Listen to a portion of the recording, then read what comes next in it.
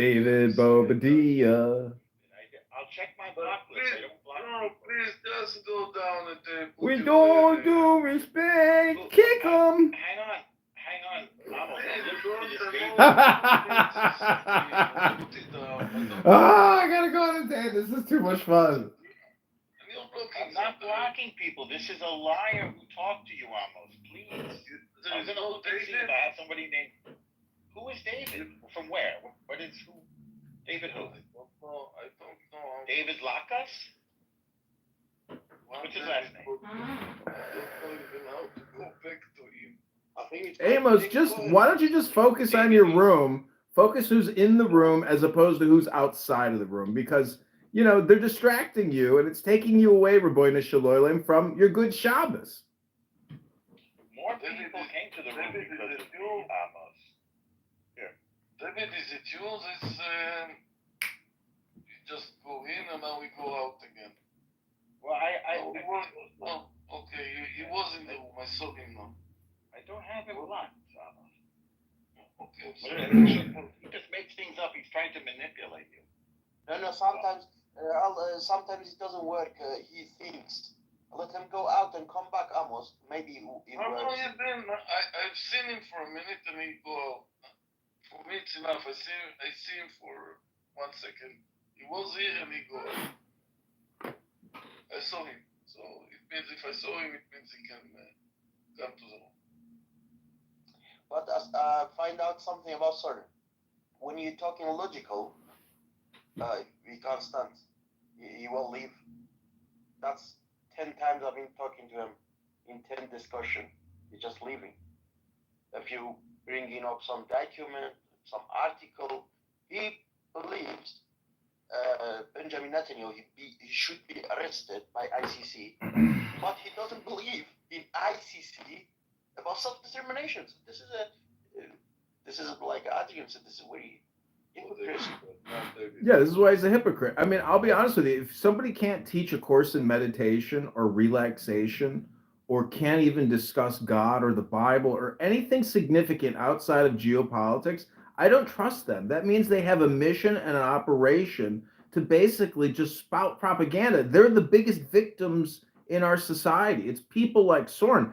I mean, you can have compassion for him to know that he's a victim of his own government, but at the same time, don't tolerate him, don't platform him, don't mix with him, don't conflict with him, because you give him the spicy sauce, the spicy mayo for his sushi. Unfortunately, this is the best logical man we can find. People speak about Bibi Netanyahu. He just canceled his flight to Poland. Every year they go to school, and I know the King of Spain will be there, and he can't go because he will be arrested. The thing is, Amos, sorry, Daniel, can I just make this point? Benjamin Netanyahu is just one person. In 5 years' time, he's gonna go. Why is Israel still there? So why you upset with him? Before you move on to a new topic, Amos, that is not true. He didn't cancel anything. Just FYI, this what the Polish said, that they might be afraid to come, but there was no plans of him coming. Also, Amos, can I chime in actually? I don't really give a shit if anyone's recording actually.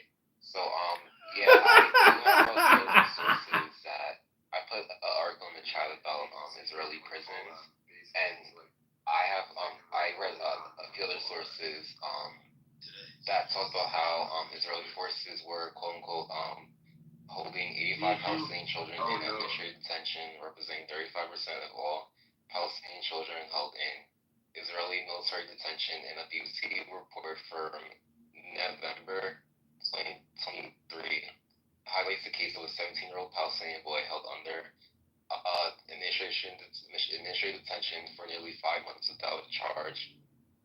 And there, the Save the Children found widespread use of physical, emotional abuse against Palestinian children in Israeli military detention. The report found that among detained children, 86% were beaten, 69% were strip searched, 60% were spent time in solitary confinement, 68% were denied healthcare. They were denied visits or communication with the family. And personally, for me, I find this just very troubling because, like, I mean, if, the U.S. is allied with Israel, but I do find this troubling because this is a blatant disregard for human rights. Yeah. What ages are we talking about? And which of those things do not happen usually? Can you list them again? But what ages are you talking about? What do you mean? He wants human rights for all the ages. What's the age difference? He wants the human rights for everyone. Because, yeah, we agree with that, but they're using their children as child soldiers. I'm trying to understand the ages. What are we talking about? Ages. They're just reading some report. He doesn't know what age. June. What are we talking about? What ages? Yeah, I mean, but like 17-year-olds. 17-year-olds. 17-year-olds will go into this category. 16. I don't 15. think the age. I don't think the specific age really matters. The report says they were like children, so I mean. John, what should the Chicago police do? Adrian, 1 second. Adrian, 1 second. I'm muted for like 2 hours. It doesn't matter because they're children. This is what you said. I don't think the specific age matters because the report states that they're children. You don't see it. Can I have like for like 2 minutes, please? And then I'll mute up again. It doesn't matter if it's like an 8-year-old or like 17-year-old. You don't see a difference. Well, I have read a report that I'm asking you for a second. You said you don't see a difference. I already said that. Yeah, I don't think no.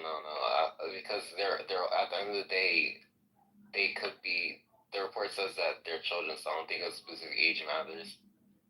Like one report, maybe you mentioned a 17-year-old, but I mean, he was held for 5 months without charge. Like I don't think anyone. Hold on. Before we can go through the list of everything you said, but let's start with the definition. And when you say children, I'm asking like what age group are you putting there? Also, 15 to 18 military age boys are included, or you're talking about 6-year-old, 5-year-old, 7-year-old? Like, what are we talking about? There is a difference. And also in the criminal accountability, there really is. And I think the problem with people like you that conflict between innocent, uninvolved children and soldiers. And I think you are doing damage to children by not distinguishing the two between uninvolved and involved, and not asking what the child did. Like, I will show you videos of children, 15-year-old children, running with knives and just like stabbing people. So what do you do with them? The problem that you should be asking, if you really care about those children, is who are their parents? Why is this happening? What is this indoctrination? And you know why they're using children? So people like you would come here and blame Israel when they arrest them. I don't know, you're probably from a country that would never arrest a 14-year-old boy. Oh, you just did like a month ago. Without charges. When someone is a kid, there is nothing like this without a charge. Every administrative detention goes through a judge, okay? Now, there are differences in law between citizens and foreigners, not when it's like on foreign land. You cannot force the Palestinians to abide by Israeli law, right? There's a military law. And if you're talking about 5 charges, can you give me like the name of the person that was there for 5 charges without a 5 months without a charge? By the way, if we took the Nukhba terrorists, okay, that we arrested on 7th of October, okay, do you expect us that they would have to be charged in order to be in prison? Like they were like in dark territory with AK-47s, enemy combatants. Like, do you think that this is like what's happening in the world? That you, like, it's not a crime Do you understand this? Like another, not, it's, sorry, it's not a crime. It's not a, how do you call it? Like a civil crime. Anyway, I think that you are being manipulated by like half truth and like manipulation of words, and your obsession with children, and while not acknowledging that they are child soldiers and that there's a huge difference within a 17-year-old with an AK-47 and a 6-year-old like innocent boy, then I think the problem is exactly people like you. Well, I would suggest against using the term child soldier because that also conjures an image of like a 6-year-old with right. AK-47. There is such a thing as an underage soldier. Wow. So when you're saying the children with a gun, they already broken the law. I mean, and there is a rule in Europe, in America, in democratic countries. None of these children have guns. They are held without charges. I'm kind of like. It doesn't mean that they didn't do anything. It doesn't mean that they didn't do anything. One second. Please stop defending terror. A Nukhba terrorist that is 17, that is held in Israeli detention right now, probably is held without charges. He's a child in your terminology, and he's held without charges. Do you think this is wrong? You said, what was that you said again? A Nakba terrorist? What? Yeah, like one of the people who crossed from Gaza to Israel and slaughtered civilians, they called Nukhba terrorists. Okay, so they had underage soldiers there. Okay, if one of them, 17-year-old guy, that killed civilians in Israel on 7th of October, if he's held right now, he doesn't have a charge yet, because there is no when we will be trying those people, the case will be huge. They will be tried like Eichmann. Okay, it takes time. So all those people that are being held, they're held without specific charges. Do you have a problem with that? Well, I just think that's kind of irrelevant because I think the 17-year-old in the article I mentioned was taken in after a military raid. So I don't. Yeah, military raid. Wait, military raid. Yeah. Military raid following what? Like a military raid. I mean, like there is no practice. So. Yes, he was taken from the home, but there is no such thing as a military raid style at pogrom, right? Where soldiers or Cossacks, whatever, come to an Arab village and take innocent children for no fucking reason. Like this is not happening. Man. And if it would have been happening, believe me, you've been reading a completely different report. Okay, the vague language without specifying age, without specifying what man. without saying that they've been held for fucking no reason. Okay, it's said in the report, and it would have been said in the report if it was the case. Man. Like the vague language is because he was taken from the home because he done something, right? Okay. And that something might have been, by the way, when can I meet you? throwing a huge stone at the car. And maybe hitting a baby in the car, by the way, like something that I've experienced as a kid myself. Like 15-year-old kids have been throwing fucking huge stones at our cars. Those houses will be raided later. Yeah, but they're just resisting the apartheid state and the neo-colonial subjugation of their lands, and they're justice warriors for peace when they throw big rocks at your windshield. Yeah, no, but again, you can not be talking about reports. John, do you denounce the Palestinians who throw rocks at Israeli settlers' windshields when they drive back home from the grocery store, John? They don't have to be settlers, by the way. If you live, for example, in Jerusalem, for example. So you denounce all forms of violence and violation of the law?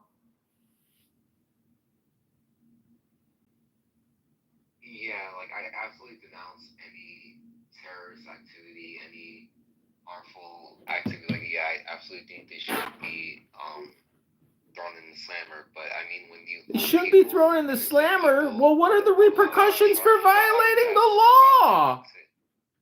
One second. No, but so let's stick to my question. Like, a terrorist that is right now held without trial in Israeli detention. Do you find anything wrong with it? Without charges? Yes, without charges. Not necessarily. Why not? Why do you think it's not a problem to hold a Nukba terrorist right now without charges?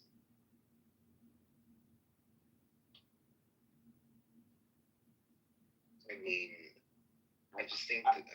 I don't think he knows what a Nukba terrorist is, so they. No, I just explained. People who crossed on the 7th of October with fucking Kalashnikovs and whatever slaughtered civilians. They will be tried like Eichmann. Right now, they are not. It takes time to prepare charges. They are held without charges for I years. understand that, but there's innocent people being held, like children being held without Yeah, they were actually trying to free the prisoners in the prisons. Emotionally abused. Like, One second. I'm trying to figure out with you, like, we have to go step by step. Before we skip to innocent children. Yeah, John, one part at a time. You can't make a chocolate cake till you get all the ingredients in. Do you hold, one second, do you hold that someone who has not been proven guilty is innocent?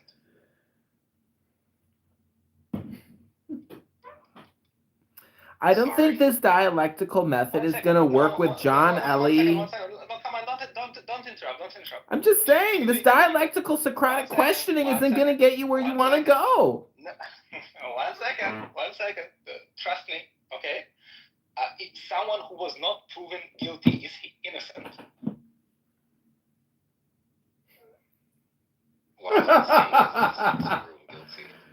Exactly. Someone who is underage. In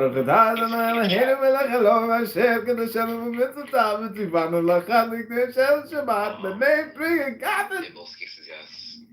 Okay, so a 17-year-old Nukba that was not proven guilty, that is held. All right, time for a hot bath, ladies and gentlemen.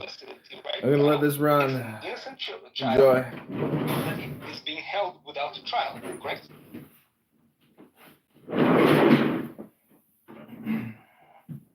I don't get why we're talking about the terrorist though in this case because Wait, no, he's an innocent child.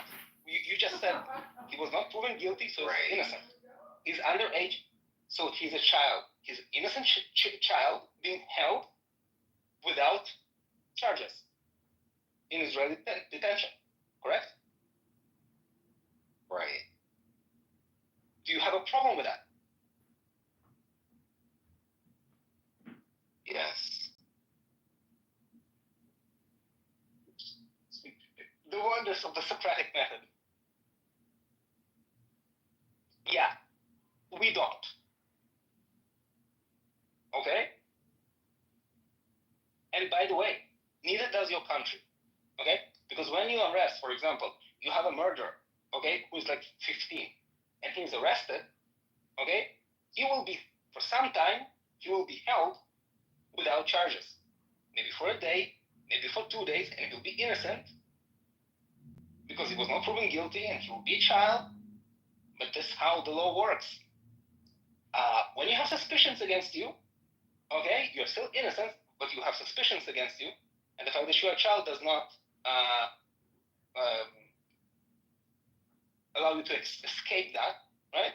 Exactly. And you're being held. And this is how the law works everywhere.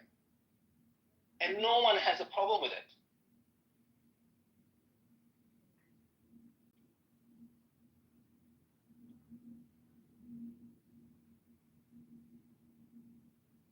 If you want, like if you really want to get to the truth, find a report, okay, where they say how old is the kid, what was the suspicions, under what circumstances he'd been taken, what happened, and maybe you will be able to convince some of us, Yeah, maybe like there is some like abuse of authority or whatever. Like, yeah, maybe he was not like held. Well, I put it in the chat though. Normal keeps deleting my comments.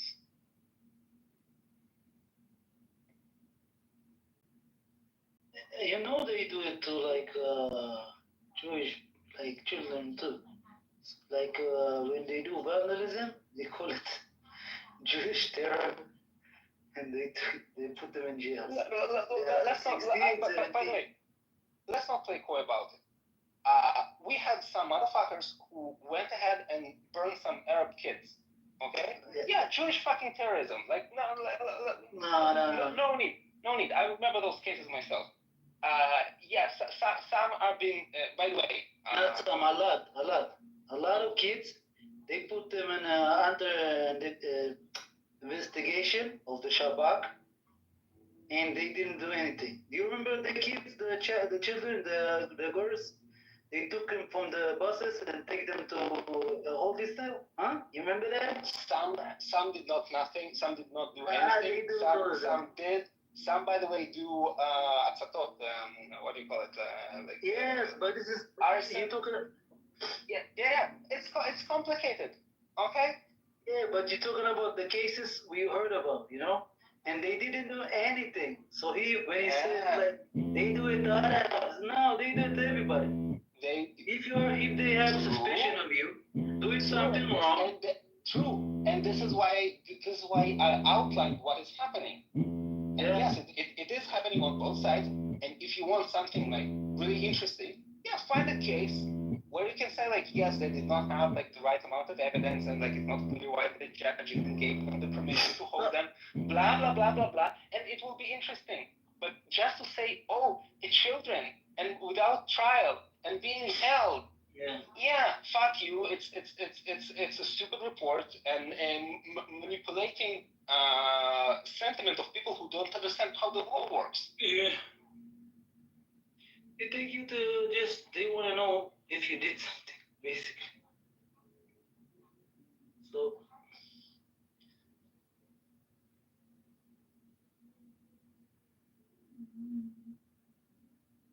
Well, I can put the report in the chat if Elmar will stop deleting my comments. No, but don't put the report in the chat. Read something interesting. Like, read something with interesting details. Who wrote the report, by the way?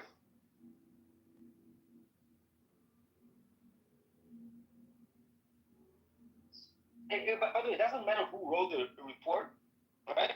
Because, like, the way that the reports are written is imbecilic. And none of them will write a detailed specific report because they don't know the specifics, or they don't want to expose the specific details because it will undermine their argument. Eli, I've had this conversation with John before at length. No matter what you say, he is impervious to any. Well, he tell him that this person was a. I get you, but at least I got him to admit that he has a problem with the Nukba terrorists being held in detention right now. Okay. I mean, yeah, of course, like, I totally disagree with, like, terrorists. I totally disagree with, like, Hamas, but, like, No. Not terrorists, not Hamas. You said that you have a problem with innocent children who crossed into Israel and committed murder again. You have a problem with them being held in detention. Okay. We now understand your stance.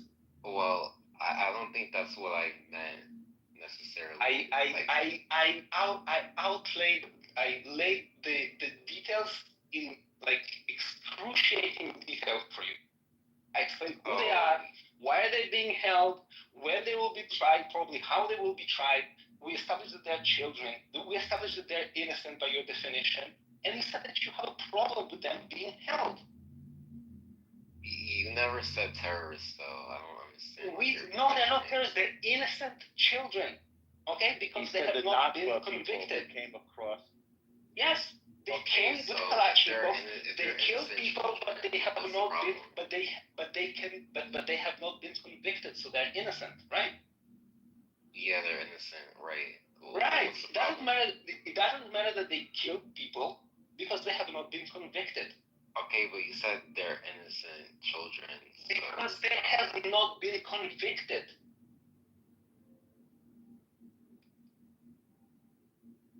They have yet to I be don't get convicted. this They're ad innocent hoc until argument. proven guilty. What do you mean? Eli, I hate to say this, he does not understand you. The point is over his head. All he's gonna say is the children. He doesn't get it. So if you catch that, let's drive it. Let's drive it into the ground. Imagine yourself. Okay, how old are you? 21 or something. Yeah. 21. Okay, imagine yourself like several years ago when you were 17, grabbing a Kalashnikov. Okay, go across the border. Wait, of a tell him what a country. Kalashnikov is. Okay, yes, a gun. You take a gun, okay, and you go with a bunch of your friends to another country and kill people there. Okay? You are captured and put in a holding facility. Okay? Are you innocent?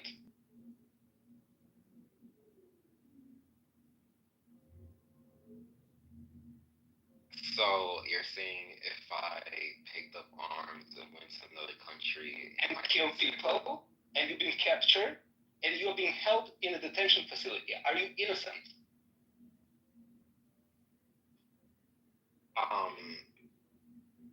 Until I'm proven guilty, no. I mean, No, until you're proven guilty, yes. Until I'm proven guilty, I'm innocent, yeah. Okay, are you a child? Well, like, I mean, 17, yeah, that Yeah. is the children. Like, when I was 17, Yes. I was, like, a stupid kid. Yes, so, yes, mean, you're like, a stupid kid. yeah. Yes, you're a stupid kid. You're innocent child being held in detention, right?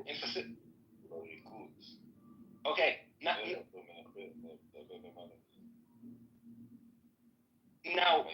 for all the time that you will be held without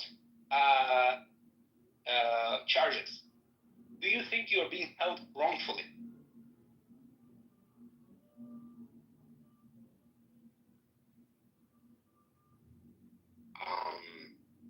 Well, in my, well, no. Okay, no. Okay, thank you very much. I just still don't get this point because, I mean, there could be innocent children. Oh, now you say there could be. So if there could be, wait. I misspoke. Okay. Wait. If there could be, you have to bring evidence of such a case. I do have evidence, and there are innocents being held. I linked the Time magazine article. No. You are in. Wait. Without charges. No. Wait, we've been over that. You are an innocent 17-year-old murderer that being held without charges. This falls under the definition. And you said you don't have a problem with it. I never said that. What? You said that you are not being held wrongfully. You are an innocent child. I misspoke because this is circular art. No, it's not circular. It's very direct. I painted for you a picture. I took you step by step. You admitted that even though that you are an innocent child being held in detention, the fact that you murdered someone and being caught and being held is perfectly okay. Right, but I have a report of a 17-year-old being held without charges. Yes, you are being held without charges, and you are 17, it doesn't mention and you are innocent. It doesn't mention they're right. terrorists. So, but you see the thing? I can omit the fact that you are a terrorist. I can go and tell someone, oh, look at this horrible country. They're holding a 17-year-old without trial, without charges, an innocent 17-year-old. They're holding him, bastards. You know, and I will not say that you're a terrorist. What prevents me from doing that? Okay, so I looked up the name of the 17-year-old in this article, and he was what do you call it? Terrorist, Nakba, whatever. Yeah. He apparently he was a terrorist, but I mean, regardless, I have read reports of people being physically and emotionally abused and believe me, we physically and emotionally abuse the Nokbas. Yeah, you fucking came to our country with guns, killed our people, you will be physically and emotionally abused. I mean, I just think that's a blatant disregard of human rights because, like, they did that, crying in a river. It's jihad, it's just jihad. Fix your own country's problem, okay? Before you start, trying to moralize what we do with fucking monsters. And what's my country? Huh? What does my country do? So you have a bunch of shit in your country, whatever country you live in, you know?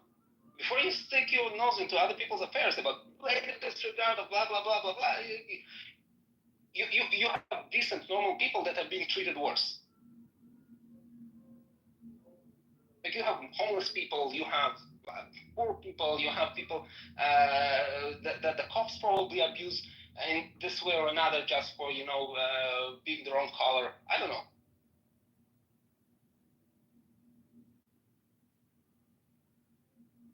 Your sympathy for killers and terrorists is like... I don't have any sympathy for terrorists. No, you said it's blatant disregard of human rights. You know, the fact that we mentally and emotionally hurt poor murderers. But at the end of the day, there could be an innocent person being held without charges. They're innocent people held without charges. They have been not proven guilty. We've been over that. But there could be people who aren't terrorists. I mean, I could read the report again, but at the end of the day, there's like children. I read the Times Magazine article. There's children as young as 14. I mean, yes, I doubt children as young as 14 throw rocks at windshields. Do you know what a rock through a windshield can do to you? I find that hard to believe because there's people like Hard to believe what? But there's people like I said, there's people like Ahed Tamimi who were taken in military raids and they were they were held without charges as well, and she didn't really how do you do know? anything terroristic. How do you know? I mean, I know her story. She was held without charges, I believe, and she didn't commit anything terroristic. Do you mean that she was not convicted, or she did not do something? Do you know that some people, okay, they've done something, and because you don't have enough of evidentiary whatever, it doesn't come to the standard of proof. They're being released because they cannot prove that they did something. Well, yeah, she was eventually released, but she was held without charges, and she didn't commit anything terroristic. Wait, by the way, if she's been released, again, if you cannot gather enough evidence against someone, they will be released. This is how it works. But I mean, she was taken. But it's not an indication if. It is not an indication if she's done anything or not. It's just an evidence of the fact that there was not enough evidence against her to convict her. I mean, right, but I think that's a blatant disregard of human rights because she was helping her. No. This is standard procedure in your country as well. police can take you in under suspicion of something. They will hold you, okay? They will hold you for some time without charges, by the way. You may have standards, for example, that they have to bring charges like in several days or in a week or a month, whatever. But you will be held without charges for some time, okay? Just under suspicion. And if the police will not gather enough evidence against you, you will be released. And this doesn't mean that you have not done something. This is standard practice all over the world. Okay, you know what? I'll just, I'm a person who's consistent logically, so I'll just say I'll concede, and I think you brought up some really good points, and yeah, I did learn something from this debate, so, yeah. Thank you. That's surprising to hear, actually. Yeah, I'm not like at this point, I can tell you something else. You can have a nuanced discussion when you understand what I said. You can say, look, for example, in your country, the standard is like you cannot be held without charges for like more than whatever. I don't know, by the way, what is the law in Israel. I think like you need to be you have to see a judge like in 24 hours, and then the judge can like extend your stay in prison for like for some time. I don't know how long they can hold you without charges, but they can hold you to some amount of time, whatever. It has to be renewed each time. And you can say like, look, but when you capture Palestinians, they can spend in this limbo longer than Israelis. Okay, you can have that fairly poignant kind of challenge. We can discuss it. We can say like, oh yeah, but they're not citizens, so there's like that aspect. But yeah, maybe like it would be more fair and humanitarian to like equate the two kind of situations under legislation. But then I can say like, look, but when they commit a lot of crimes or whatever and do like terror acts, it kind of floods the justice system, so you have to like kind of spend a lot of effort to like process all those cases. And you can have that debate, but you cannot have like this debate on the level of like, oh, my innocent children being held without charge, like that. And I'm happy that you seen some, some of what I said is like it's fair points. Yeah, because I mean, you brought up a good point about like I guess it was you did mention the point about how it could be misleading to fail to mention how the so-called quote-unquote innocent child could be a terrorist, because I mean, I did read a report and they did fail to mention he's a terrorist, so I mean, you were right on that aspect, so I think you did bring up like a good point, so yeah, I mean, I respectfully commend you on that.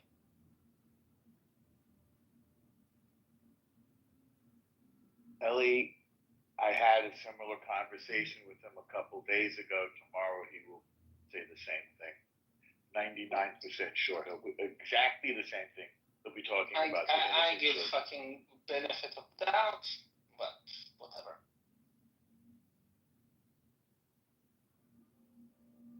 John, what's the likelihood you bring up the exact same point about innocent children in Israeli prisons tomorrow and the next day? What's the likelihood that you do this?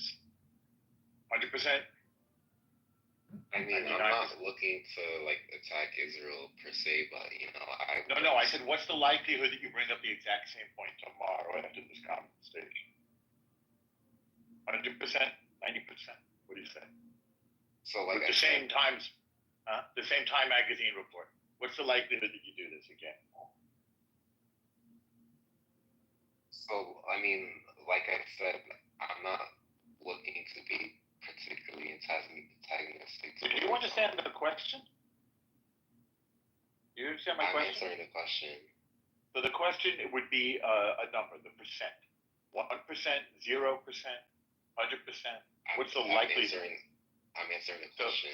so the answer is a number. What's the likelihood, the percentage likelihood? Are you going to do it again? Well, you understand the question? Yeah, I understand the question. Can I answer? Okay.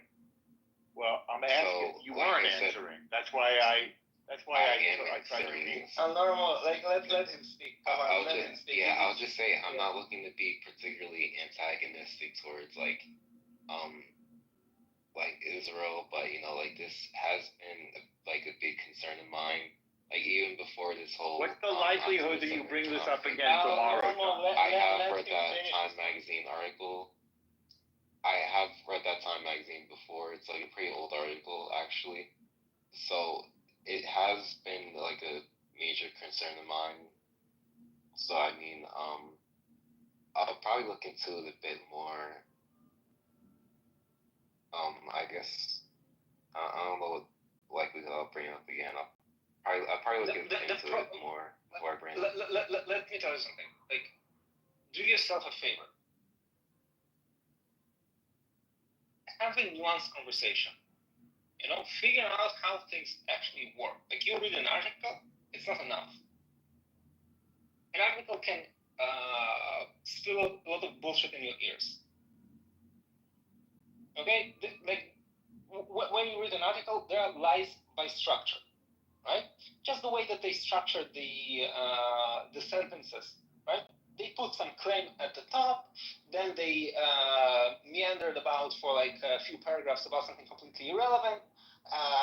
Then they kind of have like a weak point to kind of try to substantiate what's there, and then at the end they even can come to like a completely opposite conclusion that what was in the headline, and it will come like, oh, but the headline says like blah blah blah blah blah. Okay, but the article does not even support it. Like lie by structure. Okay, you can have a lie by omission. Like an article says something, but it omits very important, context. So basically, like everything is a lie. Okay? So if you read an article, you have like to do some bit more digging and use common sense and figure out like what the fuck is really going on. How truthful is it? Like, is there a context that you're not being told? What is the other side saying about it? Like, well, what are the points that have been made on the other side? Whatever. Right? So if you're concerned with something, like it's no use to just quote one article. Yeah, right. I mean, I have looked into this issue a bit, especially since the October 7th attack, but I mean, I haven't really looked into the Israeli perspective either. So, I mean, yeah, I'll look into it more. I'll definitely look into like more perspectives about this issue because this is like a bit troubling to me personally because I do think it's like it sounds like troubling in a humanitarian sense, but I can see how it's intentionally misleading. But why does it bother you on a personal level? Like what's the where are you from? You sound American, am I correct?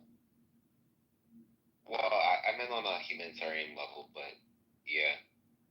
No, but you personally, are you American? Yeah, why? No, I'm Israeli.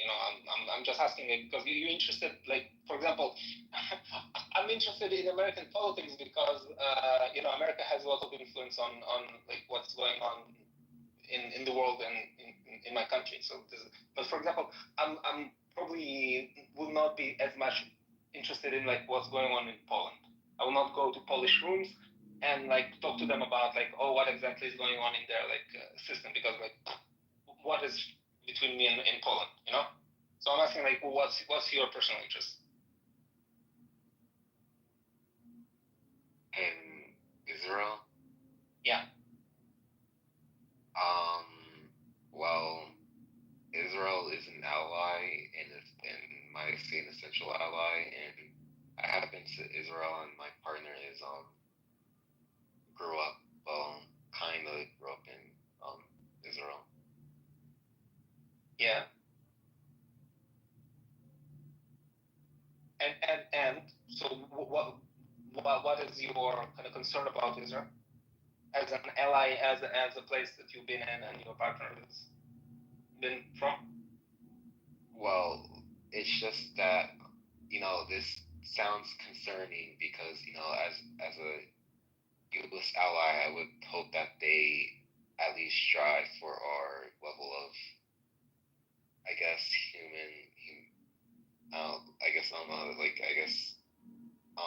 like humanitarianism. I don't know. Yeah, we kind of surpass it on most items. Like that's kind of the track record. Like we usually the first to send aid to other countries when they are like in some humanitarian problem or collapse or whatever, earthquakes, whatever. Our records of losses of combatants to innocent lives is much better than the American one. Like here it's like 1-1, while Americans like 1-7. And on many other points. America have like an issue with Guantanamo Bay, for example. Yeah, I mean, I'm 100%. Well, I was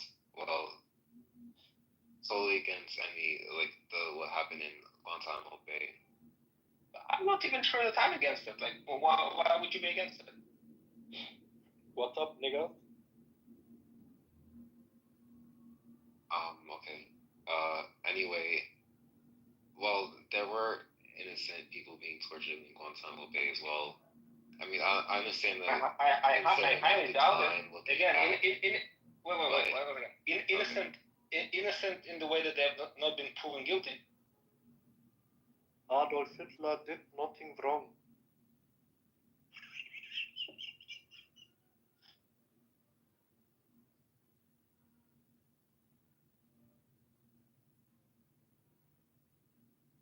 So when you take children and put suicide deaths, does that concern you? No. Wait. We'll just do this separately. And like again, when you say innocent people being tortured in Guantanamo Bay, do you mean people who had not been proven guilty?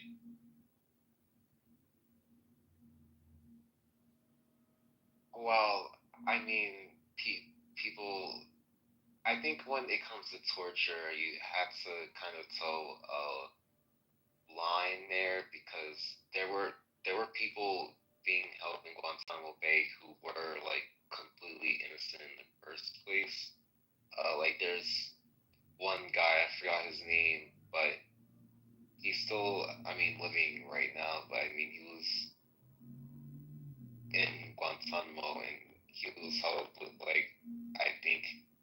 I just kind of argued there. He was like held without charges, and I forgot what link he had, but I mean, I think with torture you do have to kind of toe a fine line, like personally.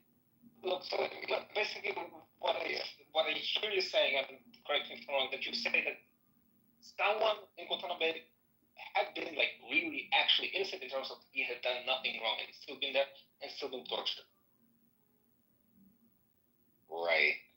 Right? In every prison, everywhere in the world, you have someone that had done nothing wrong. And I understand that, but they're not being tortured and like warded and electrocuted. Have you ever been to prison? No. Prison is a torture. Like that's prison is a torture. You're not being electrocuted. Yeah. What you mean they're not being tortured as much as people in Guantanamo Bay? Okay. And the point is the way that I see it, and correct me if I'm wrong. It's not a huge problem. It's not as big of a problem. Basically, every military, every law enforcement, and unless you're like me, an actual like anarcho-capitalist and whatever, and you want to abolish the state and live in free society, right? We can bond over that if you want, but unless you're not having this sense, you will have a prison system that has innocent people being suffering and tortured in those systems. And I would say it's not a huge problem. Like it's a price that you're willing to pay. As someone that wants like a relative orderly and peaceful society. And if you have like mistakes, yeah, you should probably investigate and you probably should try to eliminate those cases and you maybe want to learn the lessons, but it's like it's horrible America. They had one person in Guantanamo Bay that actually did nothing wrong. It's the same problem. There were multiple people held in Guantanamo Bay wrongly. I believe there was a guy, like I mentioned, there was a guy. What is the percentage? Despite. What would be the percentage of people who are actually being wrongfully held in Guantanamo Bay? I'm not necessarily sure the percentage, but it was a huge scandal back in the 2000s. And yes, it probably would be a huge scandal because in countries that we do care about human rights, by the way, when we find out that, yeah, some negligence had been done and actually innocent people had been blah, blah, blah, blah, blah, there is a scandal, right? Because we want to avoid that. But what I'm saying, and still doesn't counter that, it's not a huge problem actually. Like people who, for example, wanted to abolish Guantanamo Bay, like they're missing the point. Like you might as well abolish all your prisons by the same logic. But Guantanamo Bay is different because it affects the judiciary, yeah. Because I get it, but it's not a huge problem because it deals with people. It deals with people, okay, who are not your citizens, okay, people whom you are at war with, okay, and people who are much more problematic than people that you have to deal with in your own country. Yeah, so I should do a quick Google search and it said, since the facility opened in 2002, hundreds of detainees have been released without charges after 3 years of imprisonment. Many were deemed not exposed to any threat after review by military tribunals or interagency task forces. So I mean, when you have like hundreds of people being held, I'll teach you. It's kind of problematic. I'll teach you to read those articles. If someone that had been assessed that he's not a threat, doesn't mean that he had done nothing wrong. I mean, right, but at the end of the day, like Guantanamo Bay is like it was a whole nother level of like human rights abuses. Like they were held 24-hour, like they were literally put with like dogs, so they couldn't be able to sleep, and like they were electrocuted, whatever it is. Like I think that's a gross violation of human rights, and I think it'll definitely be a stain on our past. So yeah. I think you are. You're not getting into like what really happened, and why they had been held, and why they had been tortured, for example. Like, for example, I don't think that everyone in Guantanamo Bay had been tortured, correct?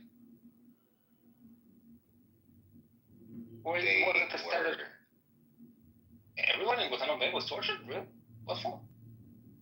Well, like I said, they were held in 24-hour confinement, and there was like loud music. There were dogs always barking, so they wouldn't be able to like sleep properly. You use torture in like Western world where like people still choose to use torture.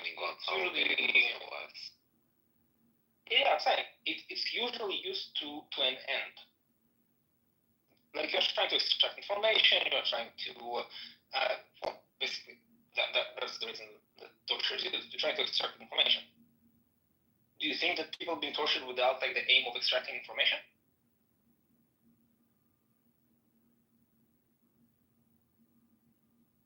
Sorry, because look, if in Guantanamo Bay there have been people who've been tortured without the aim of extracting information, you would have been reading an article with a whole debacle, right? Saying, what the fuck? In Guantanamo Bay, people had been tortured just for the sake of being tortured. But that's not the article that you're reading, right? You're just connecting the dots. You know that people have been tortured in Guantanamo Bay, and you know that people had been released from Guantanamo Bay while being assessed not to be a threat, and you make like 1 + 1 and say, oh, people that have nothing been tortured. That's not what's said in the article.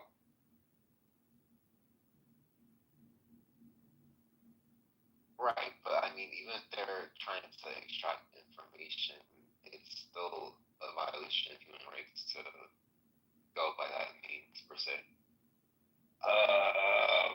Debatable.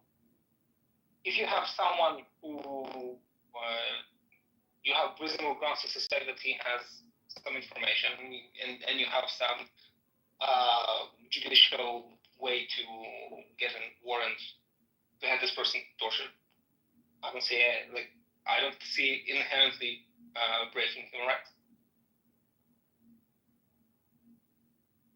I mean, but It's like a death penalty. Reasonable. But if you have no links to terrorism, or I don't see how there's like a reasonable clause. If you have no links to terrorism, and you are being tortured, it means that you're being tortured for no aim and no reason. And the debacle and the scandal would be about that, but it's not about that, because that's not what it is. That's about, because that's what happened in Guantanamo. No, wait. Read me an article when the report is saying that people with no involvement, no links, been assessed to be completely non-related, been tortured. Well, the guy I mentioned earlier, he had no links to terrorism, and he was still held in Guantanamo. Yes, but has he been tortured? So yeah, he was. Read the description. For example, okay, he been tortured. I mean, if you're held in Guantanamo, you were like tortured just right off the bat. No, just being held in prison is torture. Yes, I agree with you. Any prison, okay, but I really doubt that just by the fact that you held in Guantanamo by forces, like either you're being held for suspicion, and then it is thought that you have a link, and then you have an information, so you're being tortured to extract this information, okay, or you're being held because, well, for any case, whatever, and then you will not be tortured.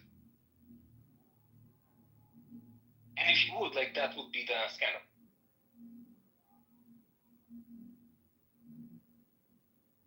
Yeah, so I put the person in the chat, and I looked at his if you look at his age, he would have been only like 20 years old at the time. I mean, yeah, 20-year-olds yeah, can that's be horrible.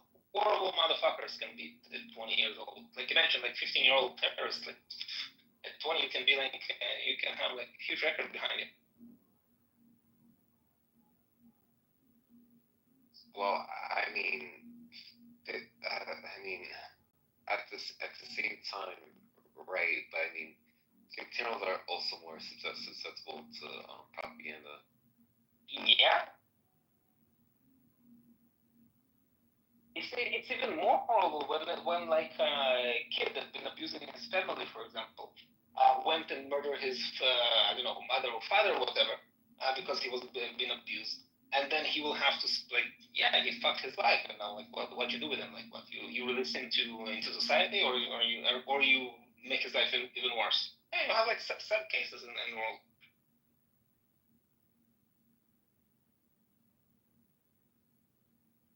You being susceptible to propaganda is it's unfortunate. Because if you will do some shitty thing, you will be treated very harshly.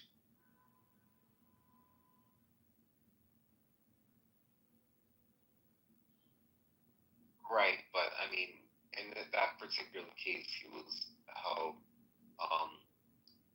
in extrajudicial. God, it's such a hard word to say. Extrajudicial. I'm a fucking Israeli. Extrajudicial. Okay, great. Extra judicial. Okay, great. But I mean, he was held with despite evidence. I mean, like despite evidence showing he had no link to terrorism. So I mean, right? No. Again, you're mixing. He was released after assessment that he poses no threat, right?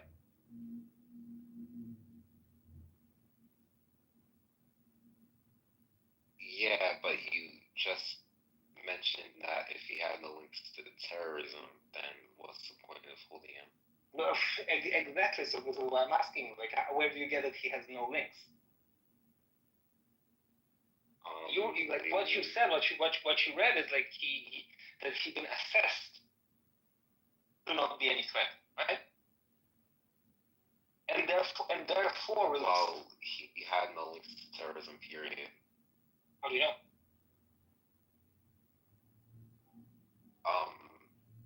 There was evidence he had no links to terrorism. No, this is not how evidence works. Well, I mean, for example, you cannot present me evidence that you have no links to terrorism. One second. You cannot present me evidence that you don't have any connection to terrorism. Sorry, what? You cannot present me evidence that you have no connections with terrorism. Like me personally? Yeah, you personally. Okay, yeah. So if you cannot present such evidence, neither can he, right? But if he had no links to terrorism, what's the point? Like, no, again, no, again. How do you know he had no links?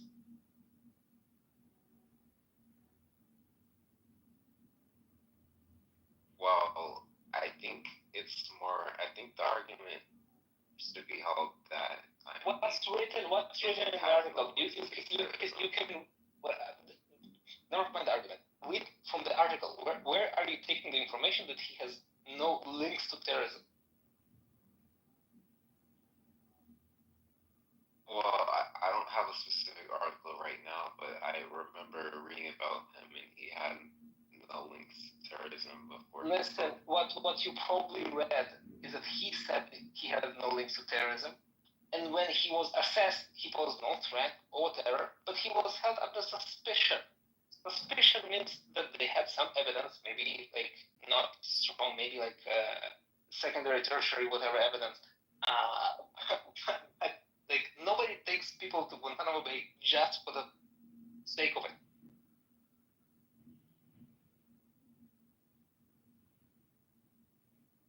Right, but I mean, if he has no evidence of that, then why hold him in extrajudicial detention? So the extrajudicial detention is, from what I understand, is like they hold everyone that he's not a citizen there, right?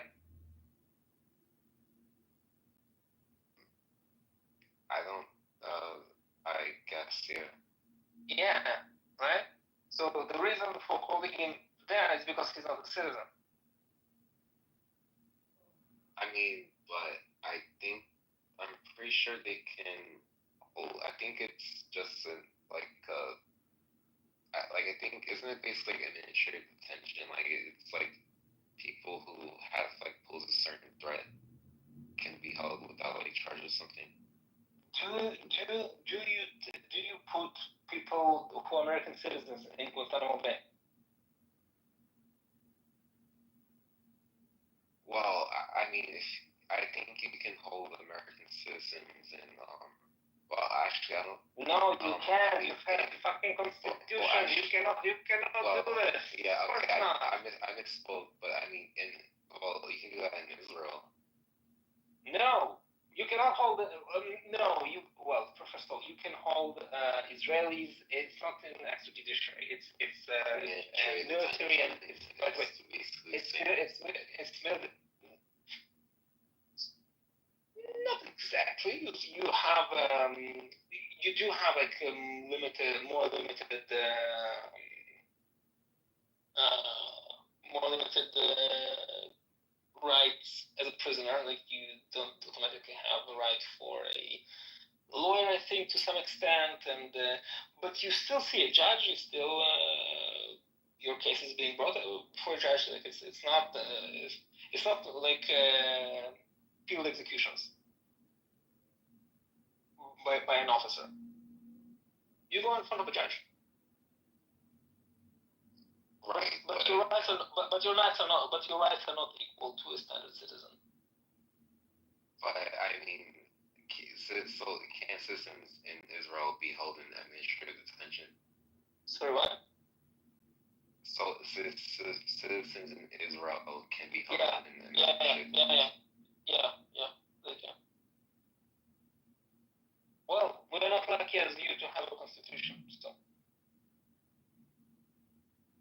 I mean, Sucks for us. well, good for you, but I mean, so No, sucks for us. Wow. Are you serious? It's a huge problem not to have a constitution. I was being sarcastic. I mean, that's in America. I mean, yeah, we are like citizens can't be held in extrajudicial like imprisonment, but I mean at the same time, I do see like an issue with people who don't have any evidence of terrorism, like period. Like if you don't have any evidence of like them being linked to like a terrorist cell or whatever, I don't see why you should be holding them in a place like you basically torture. But this is like what you're doing is like I'm really trying to make you see something.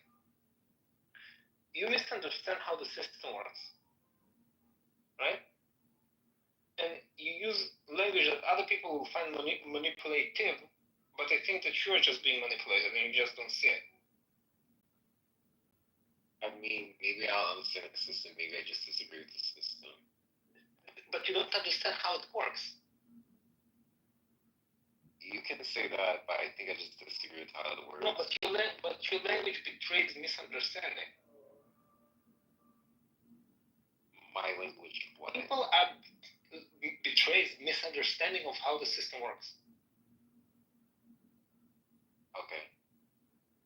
Because when you have like military or like that doesn't matter what like prison system or whatever, people are being brought in under suspicion of something, right? Right. That suspicion is a link to something that being suspected that they've done.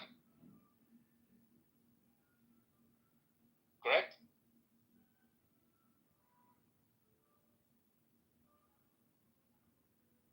Correct. It can be the case that they did it, it can be the case that they haven't done it, right? But the fact that they're being brought in, that they're not being brought in nilly-willy. Right, but I mean, so I mean, Do you have an inherent problem with people being brought in under suspicion? I'm sorry. Do you have a problem with people being captured, whatever, and brought into detention under a suspicion?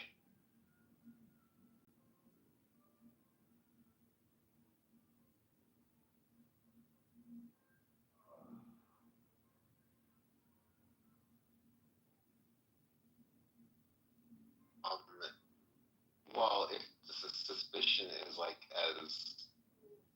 if the suspicion is weak, yeah. How do you know if the suspicion is weak or strong? Well, I'll just read his Wikipedia page. His Wikipedia page will not shed light on how do you know when you design a system. How do you know that the suspicion is strong or weak? how the prison system or the legal system designed to determine if the suspicion that you have been brought are strong or weak. Do you know? No. Very simply, every time that you're being captured, right, by police or by whatever, you are being brought in front of a judge. Someone who is intent on holding to you brings evidence in front of the judge. Like why they suspect you to be, dangerous, problematic, whatever, right? And usually, they just feel like it is not an acceptable standard, right? Because it's a judge, right? You usually have to show them something. Every system, and I don't know about the Guantanamo Bay system. I think they had judges that been signing on those orders. Everyone who had been held there had some suspicions against them. They'd been presented in front of a judge, Right. and the judge signed on them being there. Wait, was like pretty weak because they were just like. listen. I'll just So read the wait. Wikipedia real quick. Okay. He was traveling from Germany to Pakistan. He was a German resident. His parents were like Turkish, so he didn't have German citizenship. But regardless, he traveled from Germany to Pakistan, hoping to stay at Mansour Center. And he took the tab link. I believe. I don't know what that is, but regardless, in December 2001, Kurnaz was on the bus to the airport to return to Germany. Pakistani police had a checkpoint to detain him. After questioning him for a few days, they turned him over to American soldiers. Kurnaz learned that after its invasion of Afghanistan, following the 9/11 attacks, the United States had to shoot fires there, and enough money to take care of her village and family for the rest of your life as a bounty for suspected terrorists. When can I meet So you? basically, he was taken in because Pakistani police came over as like a bounty because they were just looking for like money. So in that case, like that is a gross injustice, like personally to me. What? John, man, you're really killing the room, bro. You haven't brought any coexistence to the room. Are you not reading the title of the room? Look what you did to the room. We were supposed to coexist. You've been coexisting very peacefully and silently for the past, surprisingly silently. I've been listening patiently, just waiting and timing to interject my opinion appropriately to help this young, deluded man rectify his positions and opinions. Co-fucking existence. Coexistence is the way. The way is coexistence. Yeah. Adrian, what's your YouTube channel? Go to my profile and look at my link. It's called adriandittman.com. Are you trying to plug your website? Or Bro, you're the plug, man. You're the plug. Don't you know that without you, this room couldn't have happened?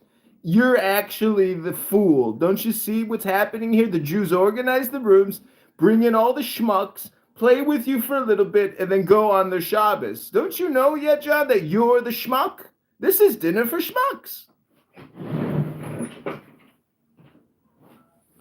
Israel, Eli, what time is it over there in Israel? Oh, fucking late. Let me check. Oh, almost Do 2 you go on p.m. your phone on Shabbat? Almost 2 a.m.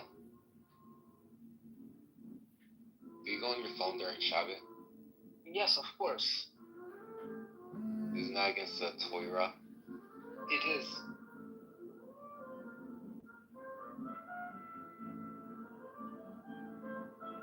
I also eat during the Ramadan, and that's against against the Quran. So are you secular or? Yes, very. Oh, okay. I'm just asking because there's actually, I'm not sure if she's religious or not, but she goes on her phone and there's a person on this app that goes on their phone during Shabbat, which is interesting because I'm pretty sure she's religious. No, they're not religious. Like by definition today, religious Jews don't hold their phone on Shabbos, and if they do, they're not religious. They may be like Masorti, like traditional, but not strictly Orthodox religious. Okay, so if I'm getting this right, Judaism basically is like a tribe, but it's also like a religion. Have you been listening to me? Have you been speaking before? What? Have we ever spoke before? Have you heard me speak about it? Who told you it's also a tribe and also a religion? Like, that's usually very I'm pretty sure I've heard concept. names before. Okay. So yes, you got it exactly correct. It's a tribe, and it's Judaism is a tribal religion.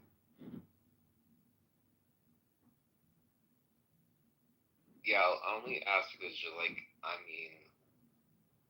I never really understood that concept like growing up, but I guess I get it more now, but it is because like during this whole like debate ever since October 7th, I have heard like people on like the pro-Palestinian side, like they say that how could Israelis say they have a claim over that land if they're not like indigenous or whatever, because like even a Japanese person can like go to Israel and claim the tribe. Because their indigeneity, their concept of indigeneity is completely messed up. Yeah, I agree. And by the way, they have some kind of truth to their madness, because I would agree that if Judaism had been a religion like Christianity, the ability of Jews to claim indigeneity to Israel would be non-existent. I think Israeli claim to indigeneity only substantiated by the fact that we have very limited and restricted process of intake, it's very difficult. And this is why they try to claim like, oh, all the Ashkenazis are converts. Like, yeah, fucking no.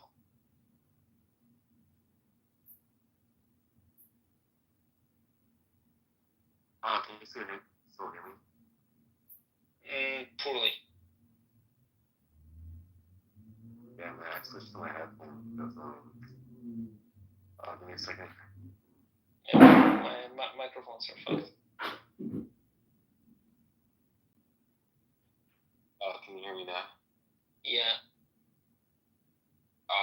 But yeah, in regards to that, like, I do agree, like, the concept of, like, indigeneity is pretty, like, messed up anyway, because I think, most of all, I think Israel has, like, a right, or, like, a claim to the land, because, they won the war, they were offered a state, they won the war, and I think should be, like, most of their claim. I think that's how most nations today, like, were, like, propped up. Like, so I don't really get this, like, completely agree with you. The indigeneity is purely like a construct of basically socialist, Marxist type movements, basically, because they see like indigenous people as more virtuous than non-indigenous people. So that so you have like poor and rich. colonizers versus indigenous. Like, so it's very like serves their pattern of thinking to paint the bad people as the colonizers and the good ones as like the indigenous. That's the whole reason that they're obsessed over that. But for them, talking about borders, legality, like how nations gain their independence, completely boring for them. Yeah, and I don't think a lot of people even. Oh, you can go on. No, go. Yeah, and like even me, like I have like indigenous, like North American indigenous like heritage as well, and I think people even misunderstand like the indigenous, like how indigenous people here operated, because they say like like we were like wiped out, we were like totally like dominated when the colonizer came here, but I mean that's just completely untrue. Look at them, the Métis, look at the Algonquin, look at the Seminole, look at the well, I don't have any. I mean, but regardless, like a lot of I said Métis. That's not really like a tribe, but that's like. Well, I mean, regardless, a lot of tribes did actually work to be in peace with the colonizer.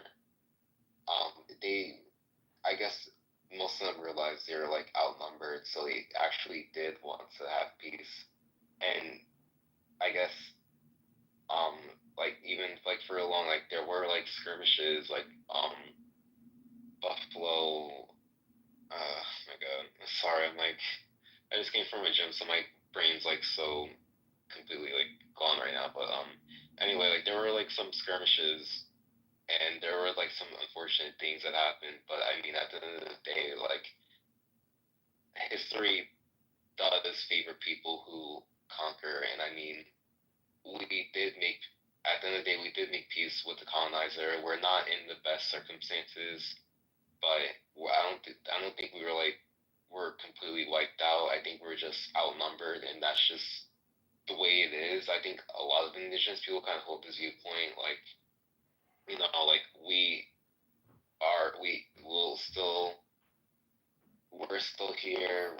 We're still the original people of this land, but we'll still like share our resources with with newcomers, because that's just the way the world works. People settle, people migrate due to like a lot of circumstances. Like even indigenous people, we weren't necessarily like the original people of this land. Like we crossed the Bering Strait like what was it, like maybe 2,500 years ago. So I think this argument of like indigenous people is like so like, at least in that region, I just don't really understand it personally, because I mean, even if the Palestinians were indigenous, from what I know, like a lot of Jews in that area, like they are indigenous as well to that area. So because I mean, and I think, we got Elon. We got electric Elon in the house.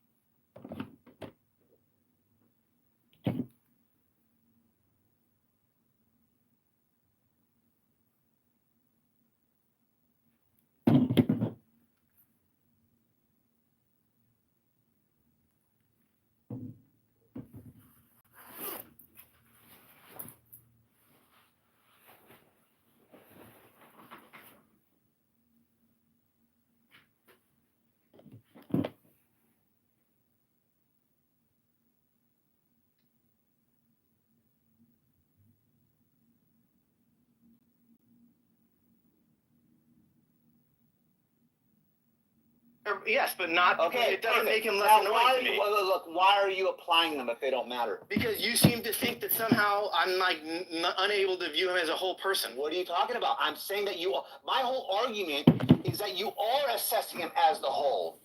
And what Adrian said today, was that she's isolating it to one quality. And you try to piggyback that. Bro, do you know what you just said right now? You just shot yourself in the foot, dude. With you what? saying that the whole time? Oh my God. You did. This is the same thing I said yesterday. Is that two things can be true at the same time. Get out of here, man. Now you're going back to We that. gotta start recording You just rooms, beat bro. yourself. I grabbed your wrist Explain it and to I me. made you Wait. punch yourself in the fucking face. Mike, bro. explain I'm it sorry, to me. dude. Explain it to me like I'm a child, because I'm I not was following. fighting for you, Digi. I don't. Well, tell me what happened. Tell me what just happened. Thank you, Mike. Good shit, bro. Explain it to me. Yeah, it's done. I'm gonna MIKE drop it. I'm gonna MIKE drop it. Great, MIKE drop it. But let's have the conversation, because again, I'm not following where you think I just shot myself in the face. Quiet. Oh, She-Wolf. No, you don't deserve a rematch after that. Fine, She-Wolf will tell me. Alright, let me go A after rematch. She-Wolf because I'm gonna get on Digi's side part. She-Wolf, you tell me what just happened. I'm gonna go after She-Wolf. Originally, what was being said, from what I could ascertain, was that Mike was saying he asked you, who would you rather debate with, right? And you said, you would rather Concrete than many other people. To be on my team, yes. So in my mind, I'm thinking to myself, Digi was not comparing any other characteristics of Concrete compared to him being annoying, or including that in his in you deciding who was the most annoying, right? You weren't considering any other aspects, just how annoying these people are. Correct.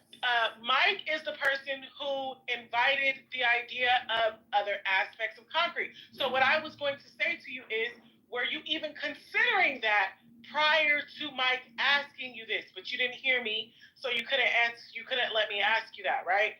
Then Mike basically got you to say that you were considering those things when you were taking in all of who Concrete is when you decided who is the most annoying. No, that's not what I just said, though. Oh my God. Again, no, let me hear it. Did you hear the meters? Wait, stop. Let me make sure maybe I didn't explain myself with the meters. Let me say this one last thing. Okay. So then I started to think, is he scaling them separately and not even though he is weighing everything about Concrete and his personality on different scales, he's not considering them all together. The funny scale is the funny scale. The annoying scale is the annoying scale, and they do not affect one another. That's what I just tried to describe. Yes, that's what I just tried to describe. Got it. So you didn't do that. All right. Correct. So, again, there's meters. Picture a meter that goes from 0 to 100. One another. And like I said, the annoying meter goes up. If the comedy meter goes up, it doesn't mean anything happens to the annoying meter. The annoying meter stays where it is. Got it. All right, let's put it another way. You have an autistic person. The autistic person is annoying, right? The autistic person is also a genius. Does that make them less annoying? No, they're still annoying. Okay, right? hold on. Let me ask you this then. If those things. But wait, Mike, does that make sense what I just described? No, it doesn't. I'll tell you. How does it not make sense? Okay, look, because I don't even care what you're saying right now. I'm trying to focus on the point. Why did you bring up his positive qualities? You asked if you were trying to bring them up, and I said, yeah, sure. No. Positive qualities. Yesterday. Yesterday, you brought them up. No.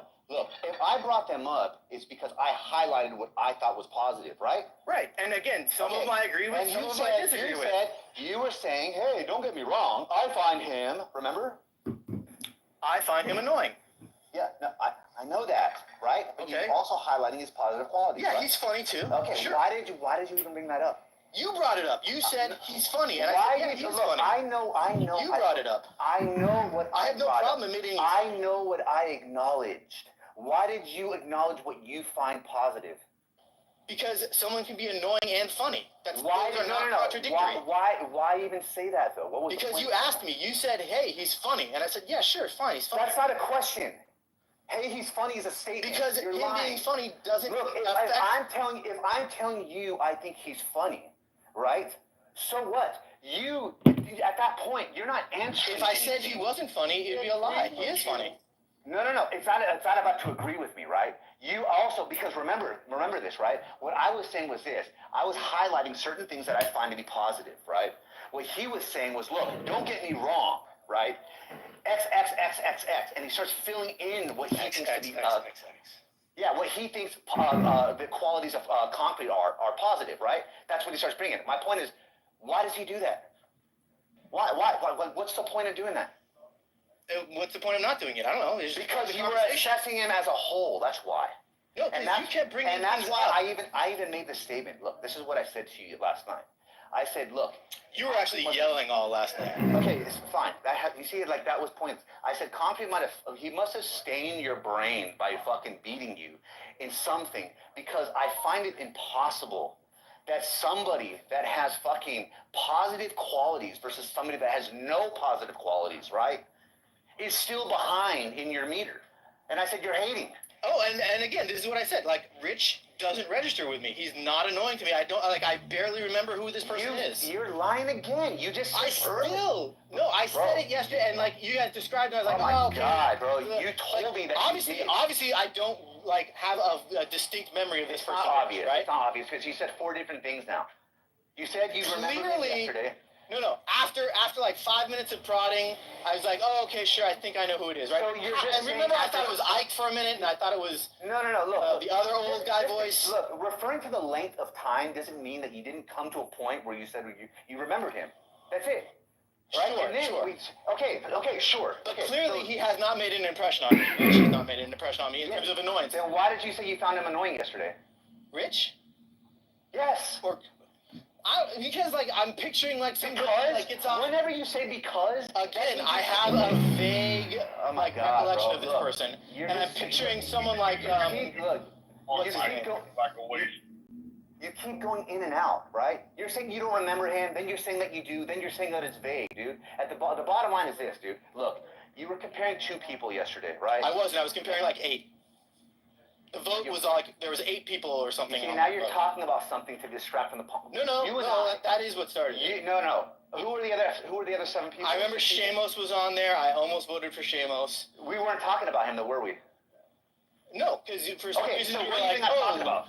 Wait, what do you think I'm talking about? You see, this is pointless. You try to do this on purpose, bro. Look, you and I were having a conversation about 2 people, right? You eventually acknowledged that you knew who the second person was, which is Rich. You eventually acknowledged that you found Rich annoying, but you found Concrete more annoying, right? And you highlighted the reasons why you found him annoying. I said, Rich, the person that I am picturing is like background noise to me, is what I said. Okay, remember that, right? Okay, I picture that background noise. It doesn't really bother me. Now you're just furthering acknowledging. But I said that yesterday. Now you're just furthering acknowledging that you know who I'm talking about, right? But I don't really register. That he doesn't register. And then you do that again. And then you do that again, bro. Because he's background noise. That's what I said yesterday. Oh my God, bro. Well, it's less annoying. If you could, look. If you could label him as background noise, it means that you have someone to compare to, right?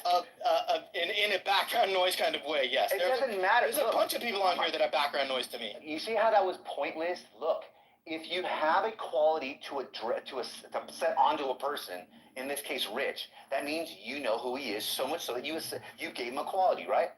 Yes, a quality of NPC, at this point, basically. Let's stop saying you don't know who he is. Let's stop saying that you don't know if he's annoying. Let's pin that down. Don't go back on that. Okay? Sure. Okay. If that makes you happy. You need this. I get it. No, you need it. Okay, Well, I'm giving it to you. You don't. I'm giving it to you. Exactly. I'm giving it to you. No, I took it. Yes, you're so raped it from me. Good job. I took it. You raped it from me. Good job, Mike. You're such a great debater. I took it from you. You took it. You your WWF. inconsistency. That this is a background noise NPC player. You need this. You fucking need now, this. Let's move on. You're a little as a whole yesterday, right? What you were doing was you were comparing with me the qualities of these individuals, not isolating like you're trying to do now, right? The only quality I have of Rich is that he's background noise. Was positive to Concrete. You didn't bring it up because I asked you. I never asked you, hey, do you find him positive? No, you were bringing it. You were asking me hypothetical questions. Hey, look, don't get me wrong. I find this guy like this, but he's still more annoying than Rich. Which means, as a collective, you'd put everything together, which is why you even said, look, what you value is different than what I value. Why would you say that? Because if you're what not I was saying values? is, you are comparing values. You want me to bring it up? You're You want me to comparing explain? values. You're putting.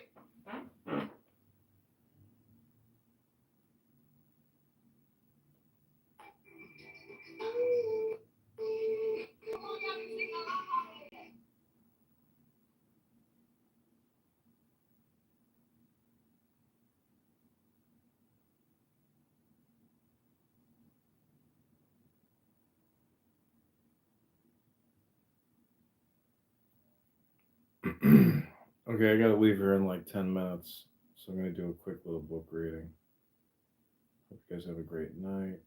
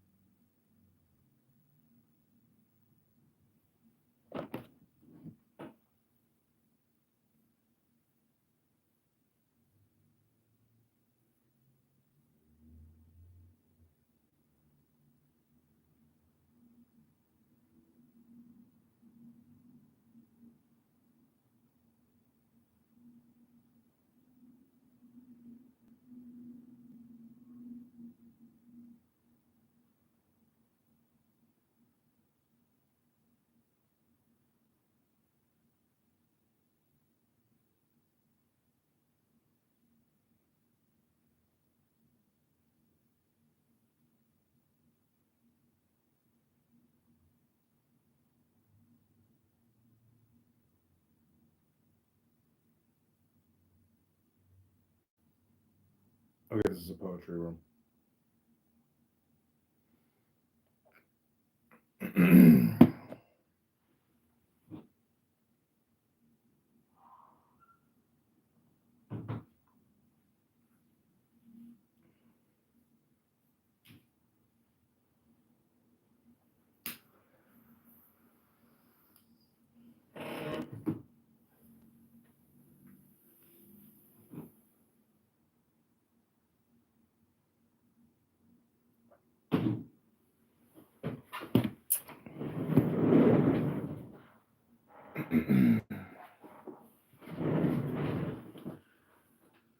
Okay, this is from Quest Magic, a guidebook for seekers.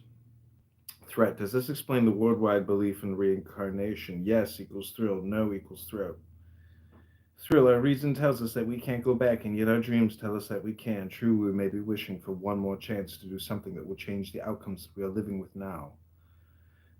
We would like, if possible, to take the shortest route across wild country, to rejoin the road to Mecca, Jerusalem, and Xanadu, or whatever pilgrimage we are undertaking. Go to throne, throat. The belief in reincarnation is rooted either in an independent truth or in some sort of inheritance of memory. But the strange thing is that, contrary to Jung's ideas about irrational memory, each individual appears to be able to trace a clear line of the person he was at each historic period. For example, the soul that was once Henry V can only remember the events that Henry V would have in his head. He cannot recall the events that were experienced by Henry's contemporaries. Go to throne. Throne. Should an occultist live a natural life? Yes equals thrust, no equals thumbs. Thrust. A life that goes against our own nature is not thereby a life that is supernatural. Neither is a life that lives everything to excess with a maximum of sensory stimuli any closer to knowing God. Strong emotions tend to convince quite intelligent people that they've been divinely blessed, that they've felt a unique phenomenon, and that their being has changed into something quasi-divine, but they are wrong. Go to Tilted. Thumbs. If the so-called occultists are harmless, you will find them either sucking up or drawing down the force at Glastonbury or Stonehenge. If they are a danger to themselves or to others, then they may be in homes or hospitals. It is one of the curious aspects of youth's spiritual insight. Getting back to nature so often implies living like farm animals and being violent. Go to Tilted. Tilted, you may protest. Aren't my own views just as useful as those of a master? Yes equals timber, no equals tinkle. Timber. Just as useful for what purpose? Such a question exhibits a certain amount of intelligence, but also suggests that it isn't being used all that well. For example, no person can ever sit down and instruct himself. He can learn, of course, but only by trial and error, and this is nowhere near as useful as you might imagine. What's more, it isn't a lesson. It is not a parcel of knowledge that has been designed for your own needs. Go to tissue. Tinkle. One meets a large number of self-taught people. Many of them have a strong need to prove their personal worth. Perhaps they hide a deep sense of inferiority beneath a strong compensating display of superiority. One way of achieving this is to declare or imply that I am not as other people, for I am special. Of course, such people are answerable for missed opportunities and wasted lives. The time will come when the beyond, that is to say, the gods, may demand an explanation. Powers that underpin the cosmos have set up a systematic way of advancing human knowledge. They are not going to be best pleased when certain awkward individuals stubbornly insist on rediscovering the wheel for themselves or reinventing the alphabet. Go to tissue. Tissue. To go back to madness for a moment, perhaps it could be caused by God. I am not just meaning in a loose, general, philosophic way, in the sense that God would be responsible for everything that happens. I mean, might the immediate cause of mental illness be a divine decision or deed? Yes equals Titans. No equals toddle. Titans, yes, of course, but to what end? Persons who are certified are also withdrawn from normal human traffic. The result is that they do not breed. They do not have babies. They are even denied normal sexual relations. Come to that, a negative force could also cause madness, according to whether the madness is divine or demoniac. And remember, it could be many other things too. The will or self is either purified and enhanced, or else diminished until it disappears, leaving behind a vegetable. Go to tokens. Total. Gurdjieff and many other teachers have stressed the importance of levels of consciousness. These probably vary not according to which vital center or chakra is dominant, but according to the dynamic pattern according to which the whole system of vital energy functions. It is not enough merely to heal one of the vital centers or chakras. One has to readjust the relationships between them. It is precisely at this point that an occult student would be introduced to the concept of life as a journey up the side of a sacred mountain. Tokens. Do flying saucers or unidentified flying objects really exist? Yes equals tongue, no equals topics. Tongue. They did not exist before science fiction writers wrote about them.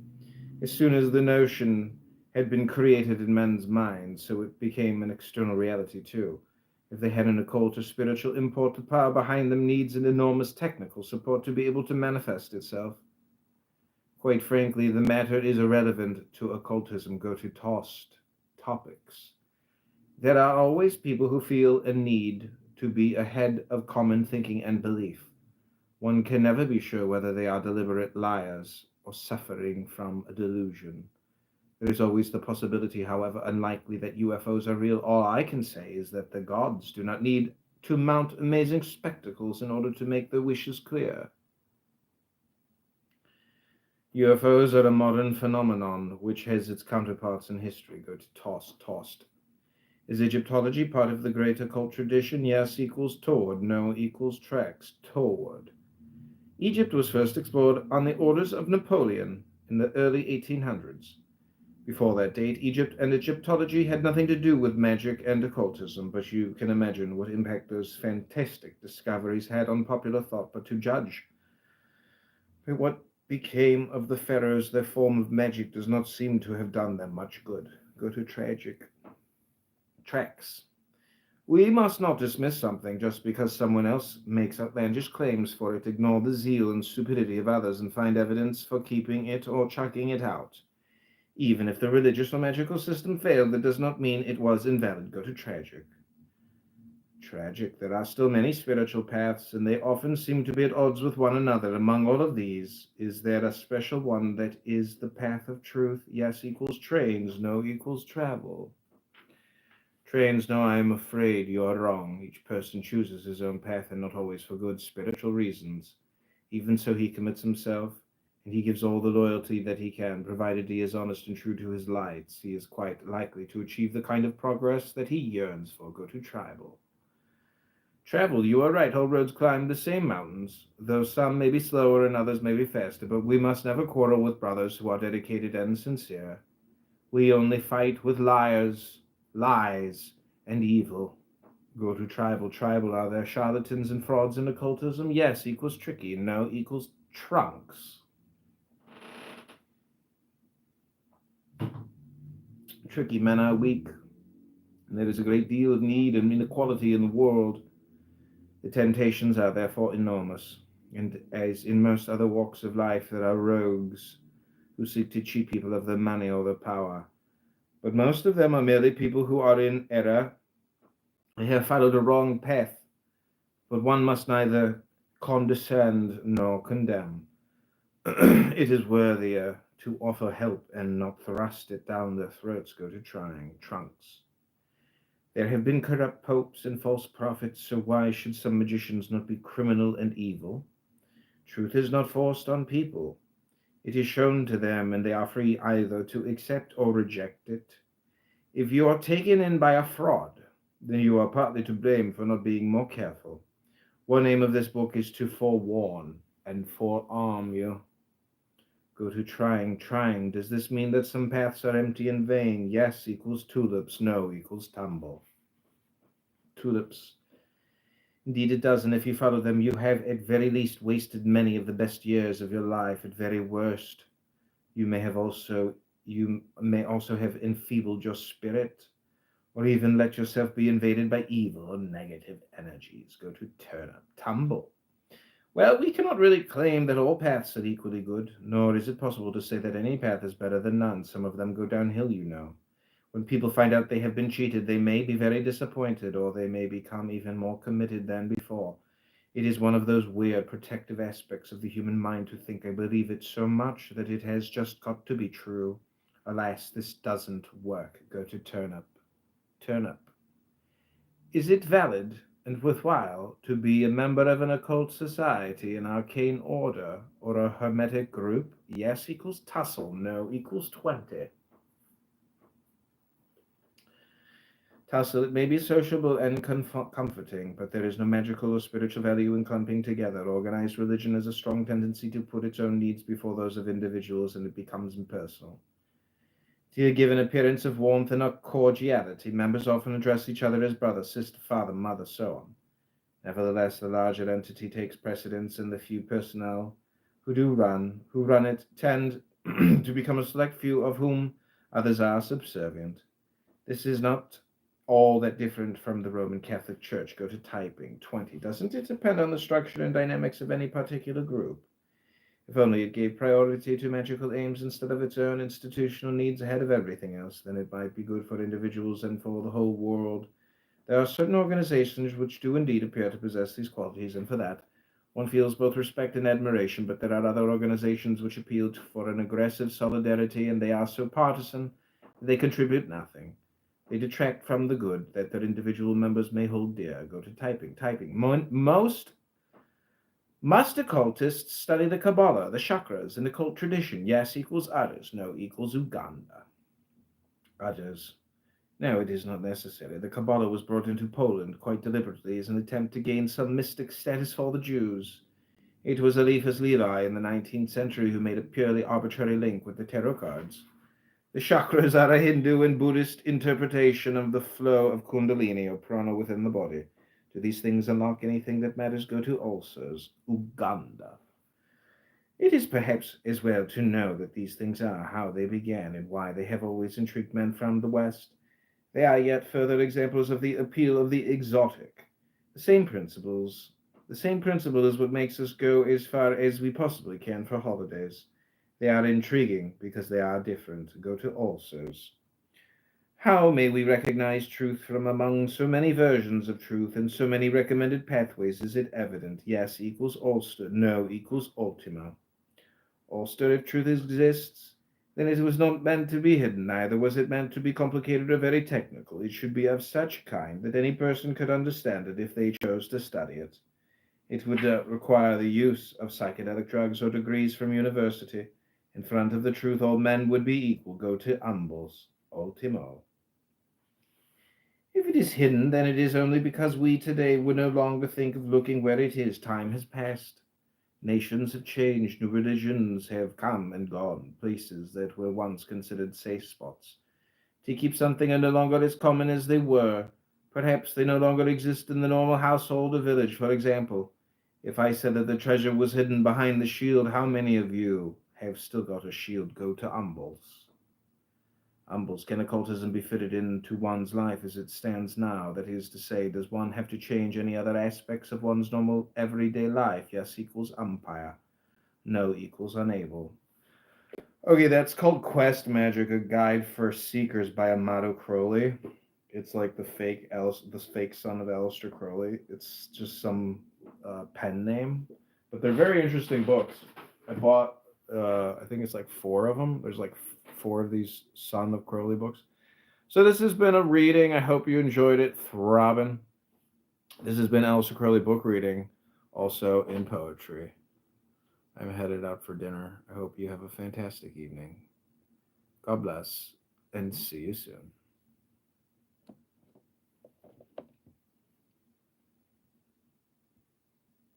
What are you doing? What, Throbbing, why are you still here? The show's over.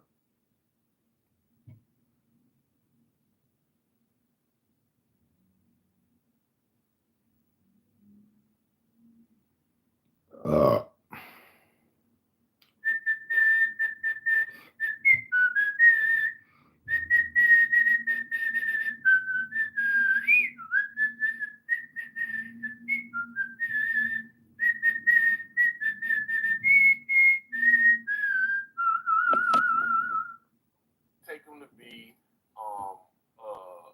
any exemplary person in any of those positive regards, which is to say, he doesn't really stand out to me. I don't look at DigiDave and say, man, this is a really like rare quality, a rare form of XYZ. It's probably just like a mundane, everyday, average version of whatever exemplary quality.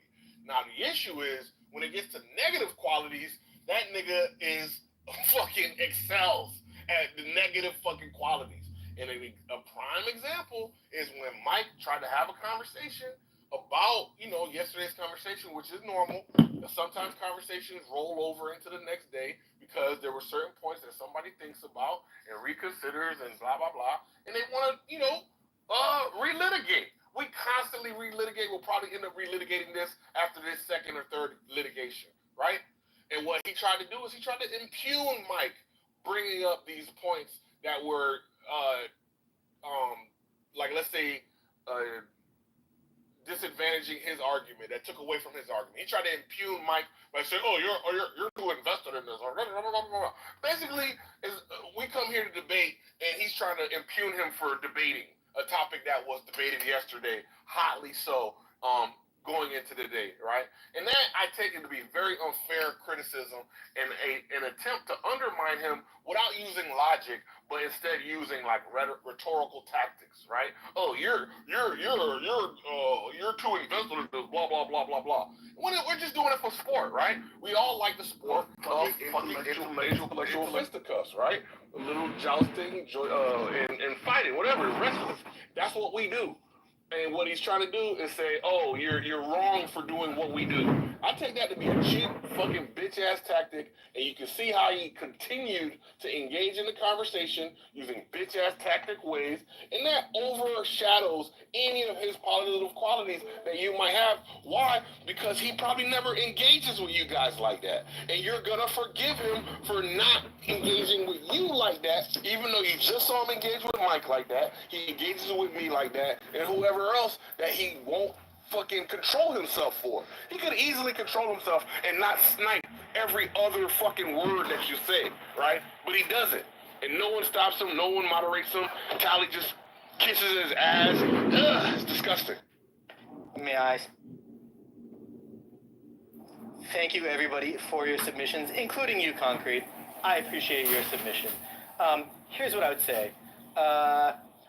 I do think there is a disagreement in terms of the value of the WWE style debate. I know that some people come here for that. I don't. I usually do find that annoying. I find Feedback Fridays annoying in general. And again, that annoyingness stays annoying even though I like chillism. But Feedback Friday is fucking annoying. That's just my personal thing. Whatever. I know Nathan loves it. Concrete, you and I have yet to have, only on occasion have we, I think, had cordial relations. And we even tried to reset once. Maybe it was my fault for being a little tongue-in-cheek with the "I forgive you," but I used that and I was trying to be sincere when I said I'm going to be Christian-like. I'm not Christian, but I'll be Christian-like when I say I forgive you and wanted to level set or reset. Did he just fucking leave? Pocket. Wow. I'm reading an article that. Wow. Well, I'm going to leave in a second, but I do want to say thank you to Nathan and King.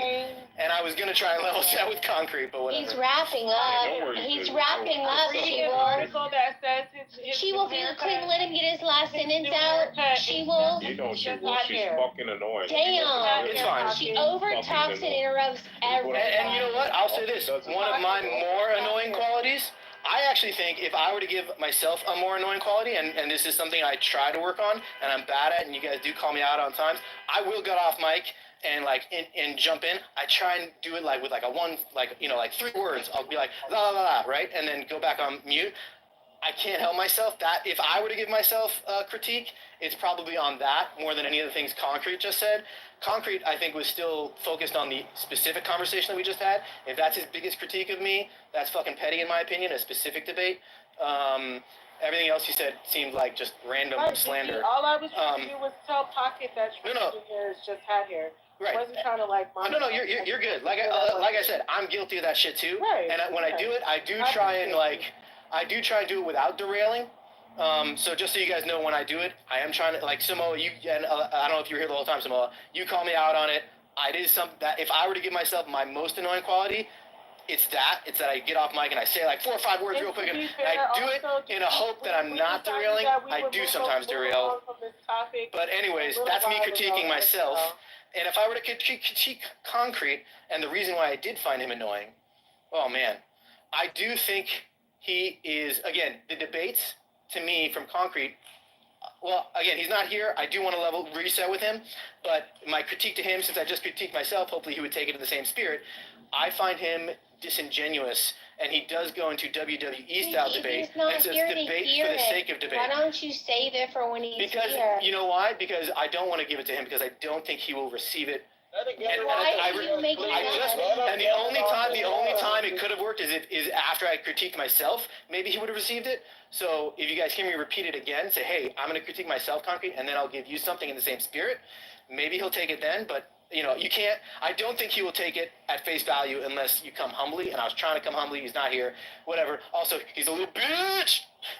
Yeah, that's also why I kind of. That was a joke at the end. It was fun. What I wanted to say to Pocket is because we kind of decided that we would move on from this a while ago. Mike, I didn't even know why it came back up. She-Wolf, you are fucking annoying. I don't know why people just sit and allow you to do this stupid shit you always do, where you talk over people and you think you're just snapping your fucking neck side to side, and that anyway, all of that fucking stupid ass attitude. Save that shit for your own turn. Why you always gotta talk over people? That's just lame as fuck. Nah, she won't be cool. Man, what the? Did you come? Yo, Louis, this is why she does that, because y'all always fucking defending not to do the whataboutism, but the feedback that I gave Nathan the other day was Sally, come on, you weren't literally you were not interrupted. speaking. What are you doing? Sally, are you serious? No, I did not. What are you King doing? was Yes, you speaking, were. and then I began speaking. This is crazy, bro. This is fucking Yeah, I don't crazy. care. Whatever. Do whatever. When someone falls out of your graces, you give them no charitability and you act like what are you talking about? Unbelievable. It's crazy. I don't see you on my screen if your mic was still open. You heard me talking clearly. Oh, what you're gonna play this weird petty game Okay, do your thing so that I can. No, continue being a rude motherfucking person. Go ahead. I appreciate you, Louis.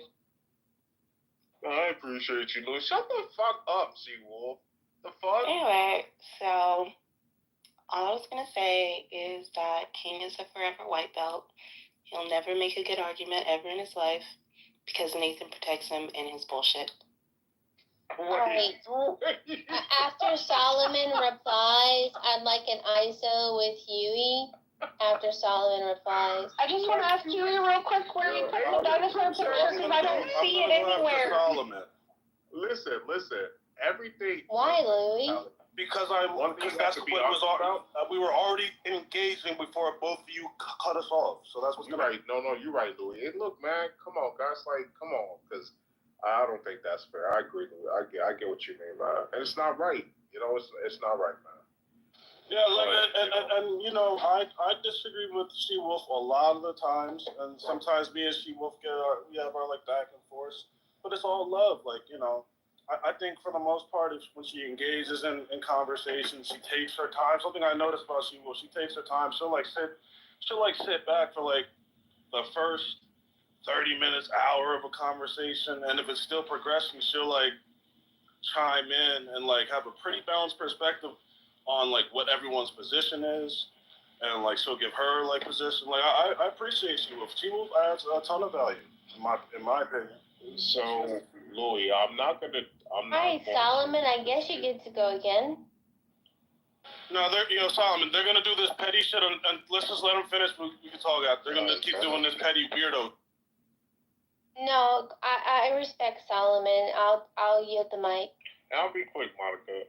Louis, what I'm gonna do moving forward, since you hold that position, I'm going to next time every time She-Wolf does that stupid shit where she interrupts people, just keeps talking over them and filibustering as if they're not speaking. I'm gonna alert you. Yo, Solomon, she's done it to me. I'm not saying it hasn't happened. Why you have to be what I'm saying is that's the behavior that is fucking annoying. I'm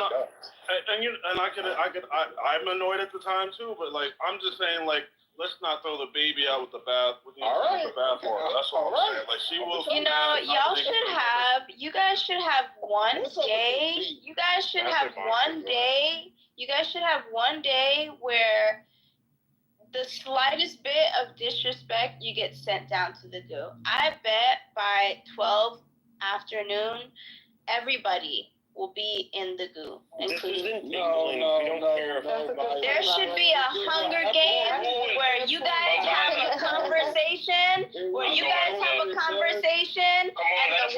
once things go left, boom, to the goo. No exceptions. It doesn't matter if you're a mod. Yeah, but it's like a Hunger Games, like killers of Hunger Games, and then that would be fucking crazy just to see, test y'all patience a little bit. I want to hear you guys express.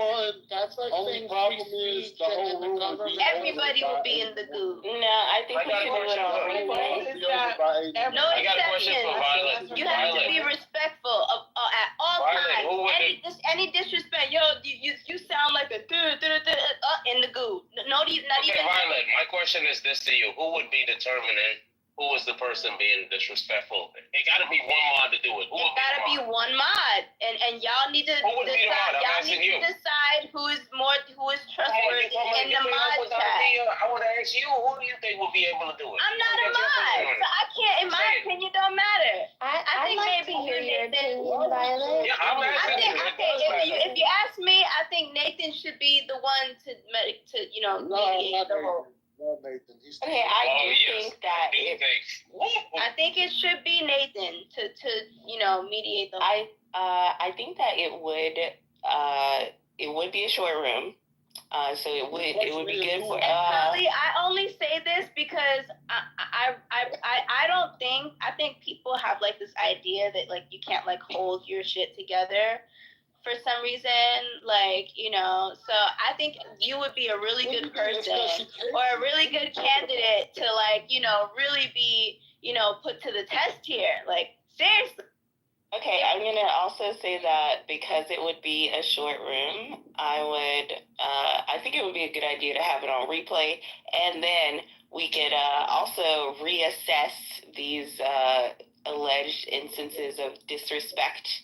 You know how people, because y'all like to put people up on the cross, up in here. You know what I'm saying? Y'all really love to pin it up, like really pin it up. Hammer and nail. And it's just so funny to see. It's just so funny to see when it happens and who it happens to. Oh no, Solomon, you're too hard. It's insane. And I really want to see Solomon. I want to see Solomon put to the test. No, let's not go into it. You said you want to see. All right, can I have the ISO to be put to the test? Are we going to open the ISO room now, or can I have the ISO with Huey? To get put down. I want the I've been ISO. waiting What's the for it. ISO with Louie and Monica? What's Right. it about? I've been waiting. Launch it. With Of who? course, I have been waiting. You said with Huey, right? Oh, with Huey. Sorry, I heard Louie. Yeah, Yes. I'm not talking My bad. Oh. I feel like Monica and Louie, I don't know, maybe there's some reconciliation somewhere. No, there's nothing to be reconciled. Different time. This is a dishonest weasel. Okay, different time. All around the mulberry bush, the monkey chased the weasel. Just so you can have some fun with Monica. Just woke up some child. All right, Huey. The first ones to get knocked down. You're a fat cunt. White genocide. Intelligible, that interjection was so valuable. I can't even tell you how valuable that was. You're welcome anytime, dear. Huey, are you around? All right, so some charges leveled in the chat. I'd like to know what your definition of identity politics is. Why? Because you accuse me of being a purveyor of it. Do you want to have this? If you don't want to have a conversation with me, we can change a topic. Don't act like you're all conversation political. with a dishonest Louis, interlocutor. sit down, Louis. Remember, you're not talking to me. Find it and pour you. No, I don't want to talk to you either. You're an immature whelp. You add no value. You only insult me. Back off. Back off. You're a fat bitch who's a Disengage. dishonest interlocutor. That's You why no said one want to that- have a conversation. You Why said are we that surprised? 20 times You today. don't want to have a conversation. Nobody is surprised about your opinion of me, and I don't want to hear it anymore. So go on mute and stay on You mute. are a And dishonest. I'm telling you do why you you wouldn't want to have a conversation with me me. or no? I'm giving you the answer. You're not listening. Huey, do you Why want to he have a wouldn't want to discussion? have a Why are you conversation with speaking you for is because, Huey? like He's he an mentioned, adult male. you are He's much dishonest more and mature than you. hypocritical. He Your has much argumentation more style, better right? debate topics That rubs and people the styles wrong than way. you. They tend to You're not want to heckling engage with me. people like that. I That's don't why. want to spar with you, Louis. I You don't. could never. I just did, unfortunately, for me and everyone listening. No one gets any value from this. Huey, do you want... Start with them, but then you said you just did? He just told me... Your thoughts on Reese's Puffs? All right. Just out of curiosity. I just want to know, like Reese's Puffs cereal on top of your head. He just Yeah, told man. me. Like, we'll talk. Did you drop us though? Wow.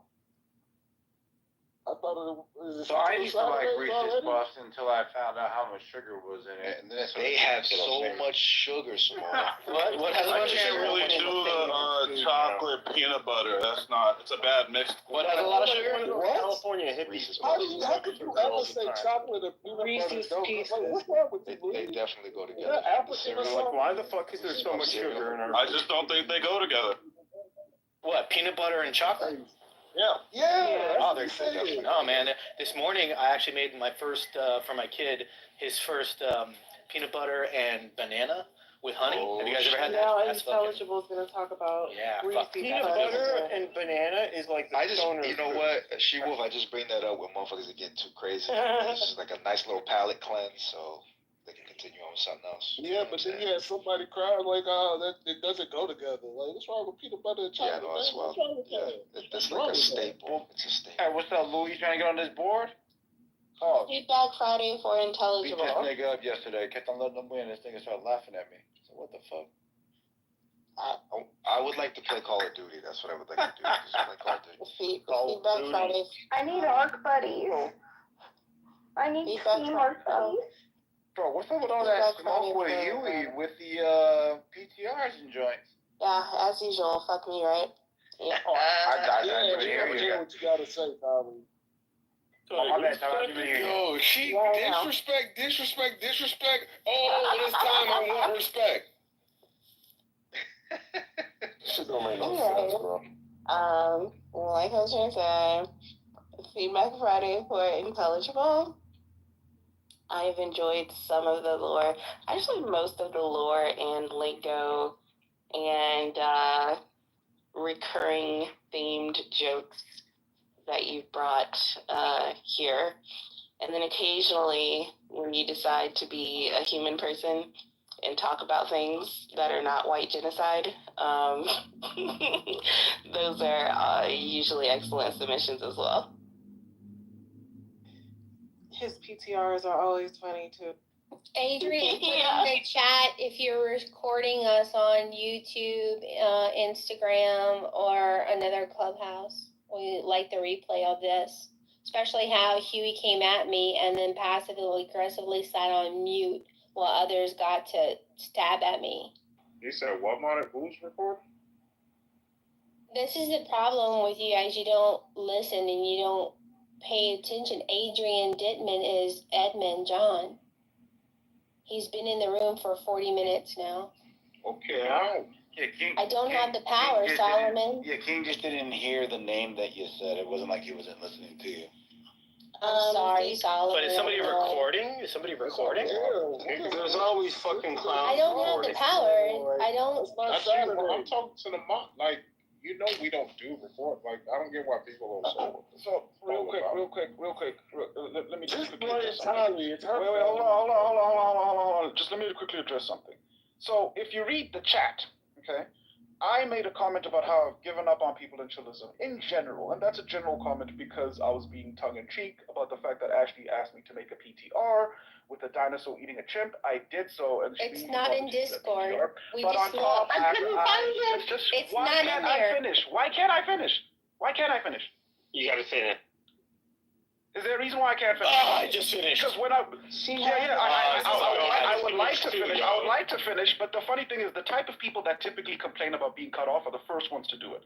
So listen, the point that I'm making is I made a general comment about how I stopped believing in people in chillism. That includes Ashley, particularly Ashley, because earlier today she did the same thing. She cut me off. And generally speaking, this week has been a very interesting week to view other points of view or that's revealed people's other aspects of their character. And so I made that particular comment. Monica, you decided to take that as an opportunity to respond to me directly. So let's read the very first interaction, because this wasn't addressed to you, but you put yourself in it.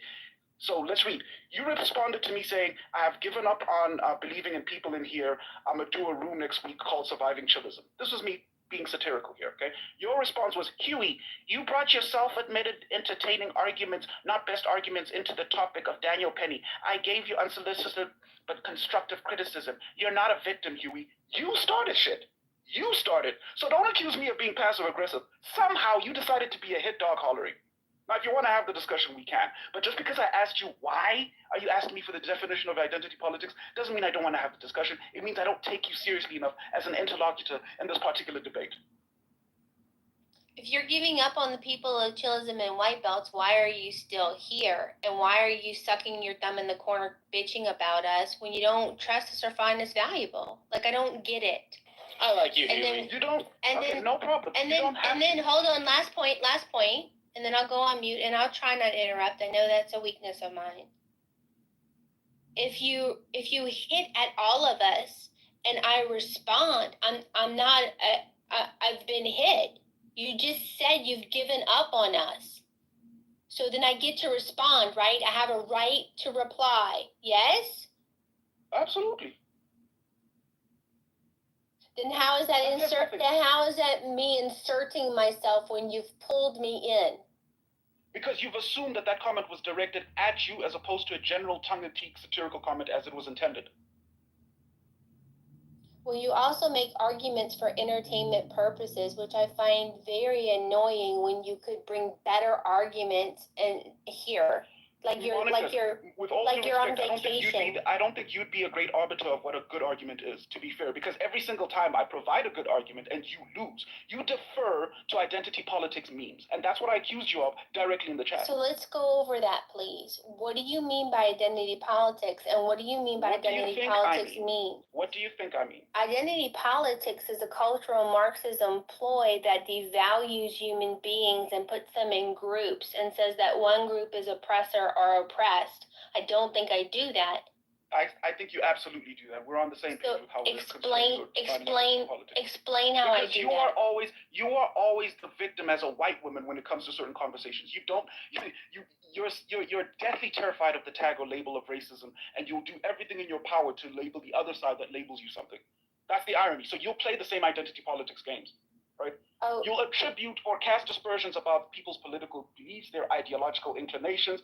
You'll attribute that, and then you'll do this weird game where you basically intimate or imply or make an implicit argument that this is relegated to certain identity groups like black people. You make it a black-white issue when it doesn't necessarily have to be. You play the female shamos game every single time, particularly when you're losing at arguments. I actually don't think I lose any arguments because I'm not here to win. I'm here to learn. I don't. Who's interrupting the ISO? It was me, Monica. All right, Concrete. So I'm gonna pay attention, and I told Nathan when I defend whiteness to call me out on it because I don't think I do. I think I defend justice. I think I defend due process. I've been a strong advocate of Roland Fryer on the app. He had weaponized Me Too when his lab was canceled because his report on policing in America did not go the way the leftists wanted it to when he found no racial bias in the killing of Black American men. So you're going to have to point that out to me, Huey, because I, unlike you, do take constructive criticism. And I, unlike you, when I have a relationship with someone on Clubhouse and I consider them a Clubhouse friend and they're telling me something about myself that I probably should know, I pay fucking attention. Bullshit, because the first time I ever gave you criticism, constructive criticism publicly, the first thing you said to me was, we know each other and I should have back-channeled you that shit. And then we back-channeled each other and I said, cool. Fair enough. That's a fair point. If you felt like I shouldn't have given you that criticism publicly, I totally understand that. The irony is you did that yesterday. You admitted your argument was for entertainment purposes only. Well, when you do things performative are you not going to address the fact? Are you not going to address the fact that if we have a personal relationship and you've told me to back channel you the public criticisms or criticisms or feedback that you failed to adhere to that particular standard yesterday, you're not going to address that at all? So let me go back and look at our back channel because what I remember is you saying something unkind. And I'm like, hey, if you have something unkind to say to me or something that I've done to you, please bring it in the back channel so I'll know about it. Okay. But no me problem, telling but it was you constructive criticism. But me telling you that when you admit that your arguments are for entertainment purposes only, then it's kind of like a wasting my time. I mean, I didn't know that you took that personally when you admitted that you weren't bringing your best arguments to the table. Monica, the actual criticism itself is not the part that I take personally. It's the nature of the person giving the criticism, given the relationship we've established. That is what I take personally. So if Concrete says that, because Concrete says shit to me all the time. Jacoba says shit to me all the time. Louis says shit to me all the time. But we have a type of relationship where I accept that to be the case because we've never established any type of standard by which I can hold Concrete to. Concrete will absolutely lambast and criticize, oh, you're not as good at debating as you used to be, X, Y, and Z. I have no problem with Concrete doing that. I have no problem with anybody doing that. But you had a problem with me doing it? Yes, because you are the person who criticized me for doing the same thing and told me to bring it to the back channel. And you just illustrated that. You said, when you have something unkind to say to me in the back channel rather. But you didn't do that yesterday. And you don't feel like what you, and here's the thing, you don't feel like what you said yesterday was unkind. Fair enough. I don't feel like the first thing I ever said to you, the criticism I lobbied your way that day, was unkind either. What was it? I pretty much gave you the same exact criticism about you being a hypocrite about identity politics.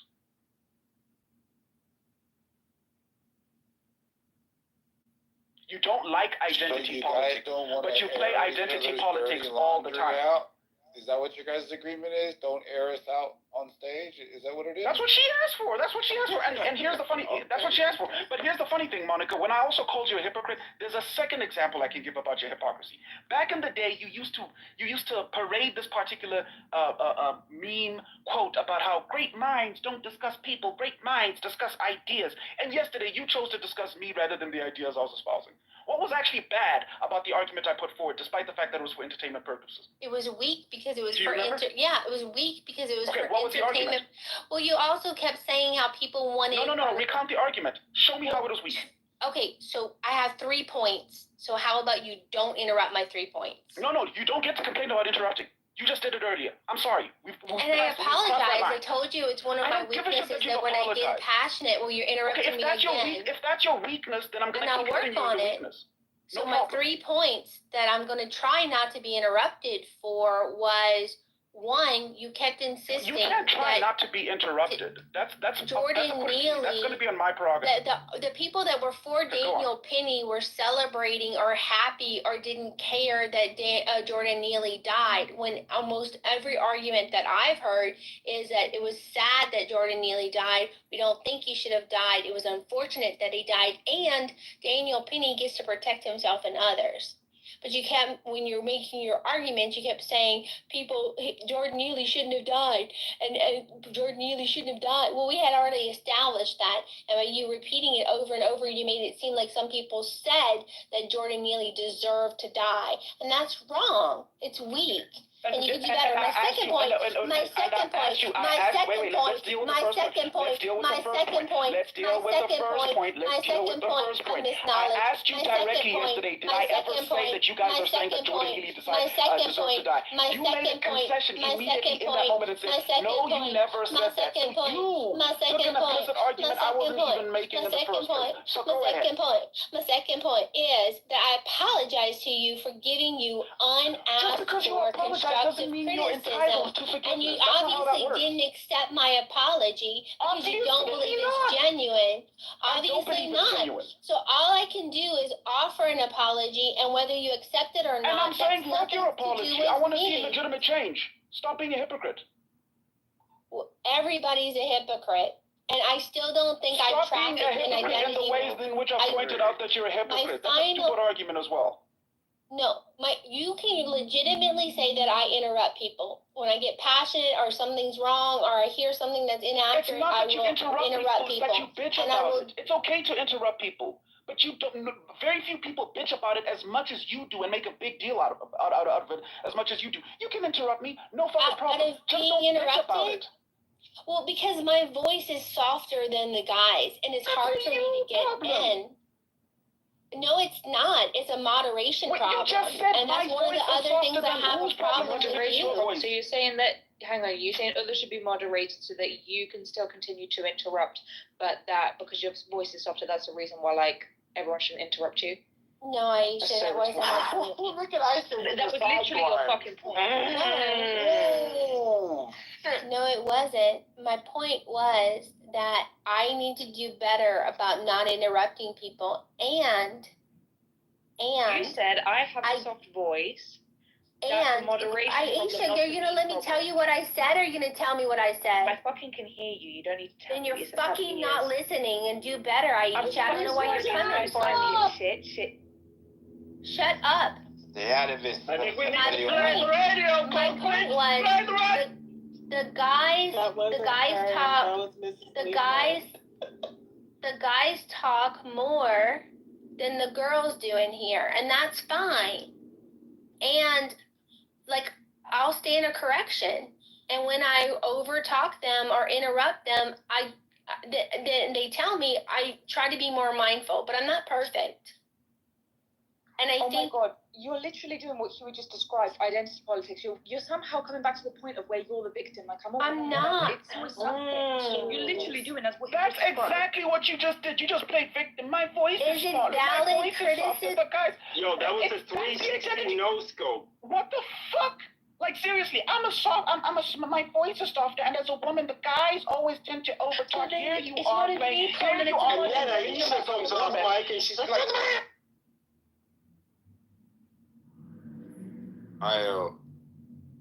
Anyone else? You know what?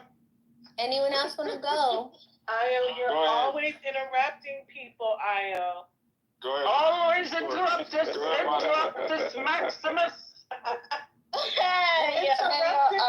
Who the fuck is casting a spell? Change your name to Interrupticus. I just wanted to say. My actual name is Uranius, so Uranius. Interruptus Maximus. Let me substantiate the broader point once again. Monica, you have literally invited me to several rooms that you've done where you criticize the left for always constantly attacking people on the right rather than attacking ideas. Yesterday, you decided, rather than concede or give me a counter argument to the argument that I was making, when it got inconvenient for you, you decided to make it about me rather than the argument I was putting forward. Irrespective of whether I was putting it forward for satirical purposes or not, you could have come back with a reply to the satirical argument I was putting forward. You could have responded to the nature of the argument. In fact, you attempted to do so, but unsuccessfully, right? I asked you directly, did I say that any of you in this room believe that Jordan Neely deserved to die? You said, no, I did not say that. You felt that was the vibe I was going for, but I never said that explicitly. And when that became apparently brutally clear, you decided to come after me rather than the argument I was making. And you criticized the left for doing that time and time again. How are you any fucking different? That's what makes you a hypocrite on another level, on another dimension. There's several examples I can give about your hypocrisy. But I land there. I'm reading our back channel right now, Huey. Okay. Is this a different account? Because the back channel I'm reading was you hosting a room and one of your moderators removing me from it. No, this is, check the Epic account. Okay, I'll look for the Epic account. And Yeah, if it's still available. I've been clipped 3 times, you know that. All right, so let's go back. Sorry. You and everybody else, Huey, so you really don't need to. You made a terrible argument earlier, bro. But you wait, real quick. Wait. But Monica, irrespective of that, you remember the back channel that we're referring to, because you're absolutely right. It's the back channel in which, you said, if I have something unkind to say or whatever, I'd rather say it to the back channel. You remember that moment that I'm referring to, right? Not making that up, right? No, you're not making it up, bro. She was made it 3 times. The reason She why said you made it up, bro.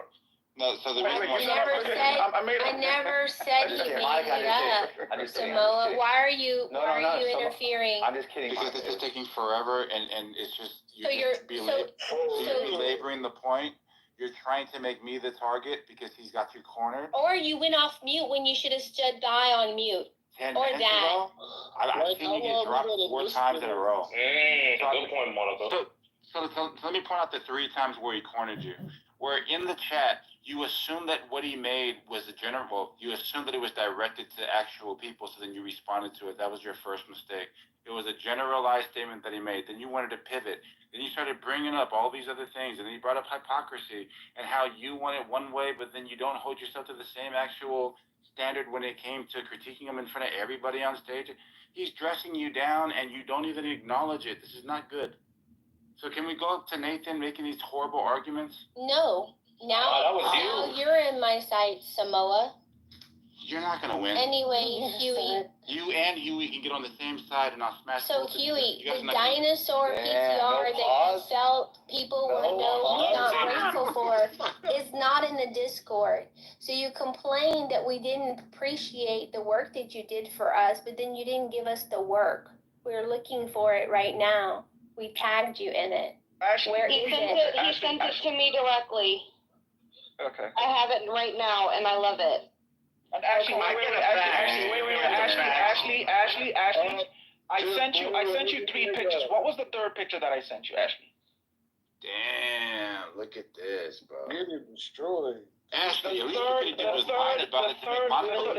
listen, I can take some accountability here, right? Because the 3rd picture I sent you was a screen grab of me having uploaded all of these chillism pictures, but it looks like on the Discord, I think there's like a cap, depending on your level, of how much things you can upload. So maybe the other 2 didn't quite upload. That's my bad. However you slice it though, Ashley got her picture, so the work is there. And you didn't ask me for a picture, so don't say you didn't send us anything. This is not an us situation. Ashley specifically requested a dinosaur getting eaten by a chimp. The rest of you can get the other pictures. The ones like Tally or Lady. The fuck are we talking about? Right. Oh, sorry. Yeah. Sorry. You're right. Sorry, my bad. Hold on, Huey. Can I offer a correction? In actuality, you did do exactly what we requested, because this morning we said we should have the monkeys in the sights and it just be a kill shot, because the original idea that we had with them just all bloodied and bruised was too graphic and made people uncomfortable. Mainly, Monica. So you did exactly what we requested. Yeah, nobody's not grateful for that. The argument was that he was complaining that his art and his work wasn't valued, and it was in the Discord, not sent directly to Ashley. It was in the Discord. So when we went to look for it, because I didn't Monica, see just it either. read out what I said in the chat. It wasn't. Why are we playing this game? Read out what I said in the chat. I'm looking for it right now, actually. It's in the Discord. Bro, it's the All accent caps. that's making, bro, it's the It's accent in that's the making Discord. it so All effective. caps. Read about it in the chat. Read about it in the, that accent is killing it right now, bro. That's so funny. I heard the same thing. Hey, y'all, I've been gone too long. What's up with this feedback Fridays? Like, what is this? No, we're just having is this some done fun. every week or what's Yeah, every up? Friday. Yeah. It's every Thursday. Every Friday you can give your feedback for the room. Every I Thursday. got some feedback. I got some feedback for Violet. Yeah, don't run, Nathan. Don't run. Is she there? Hello? Oh, Samoa's been waiting though, Lion. No, I'm not waiting. What? I got all night. It's Friday. I got some feedback for you. Okay, hold on. Okay. Hey, Monica, you know we all just joking. Come on. No, he's not. I just wanted to. He's South African. I just wanted to say by your picture that you currently have in your PTR, that I know that you would end up having a child. If it was a male child, it'll look like the one in my PTR. Hold on for a moment. I'll switch the PTR. You are This weird. don't sound good. If this doesn't sound good, can we please fill in the blanks? Yeah. There you go. Oh shit. What the fuck, Ice Cube? What's wrong with you, Lon? That's JJ Fish. I remember JJ Just so y'all know, Lion looks exactly like Wade. That's crazy. That is crazy. But I Lion looks exactly like Wade. when she cuts you out, don't you look at me to come off We my don't pedestal. even got the same nose for real, and Don't expect me to come off my pedestal and defend That you. looked like that was that looked like Yo, that the pedestal lady? that would be your firstborn son. So can we put a 1 in the chat if I resemble anything like this person, and then a 2 if Girl, we disagree? Girl, 2. I don't even have to put it in the chat. 2. Wait, 1 or 2 for what? That looks like that would be your firstborn son right there, Violet. Wait, what are we voting 1 and 2 for?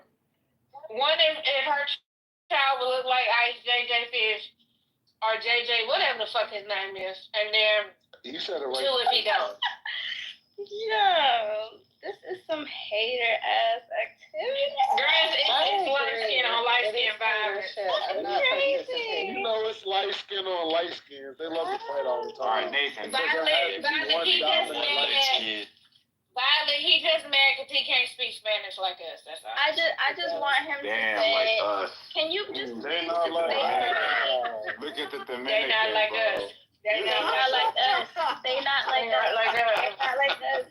Wepa! Oh, shit. How about that? Hey, now when y'all look at the picture, y'all like, damn, that really do look like that could be her son one day. No, it don't. It really doesn't. It really doesn't. You know it doesn't land when your wife even. Right, like, hold on, bro. Look, hey, I believe it doesn't. Push them off the chair. Push them right off the recliner, bro. Just push them right off the That's rocking not chair. even real feedback, Lion. Yeah. Do better, Lion. Do better. Hey, can we hear Nathan's argument? Or no? You better. All right, and then sorry. No, go ahead.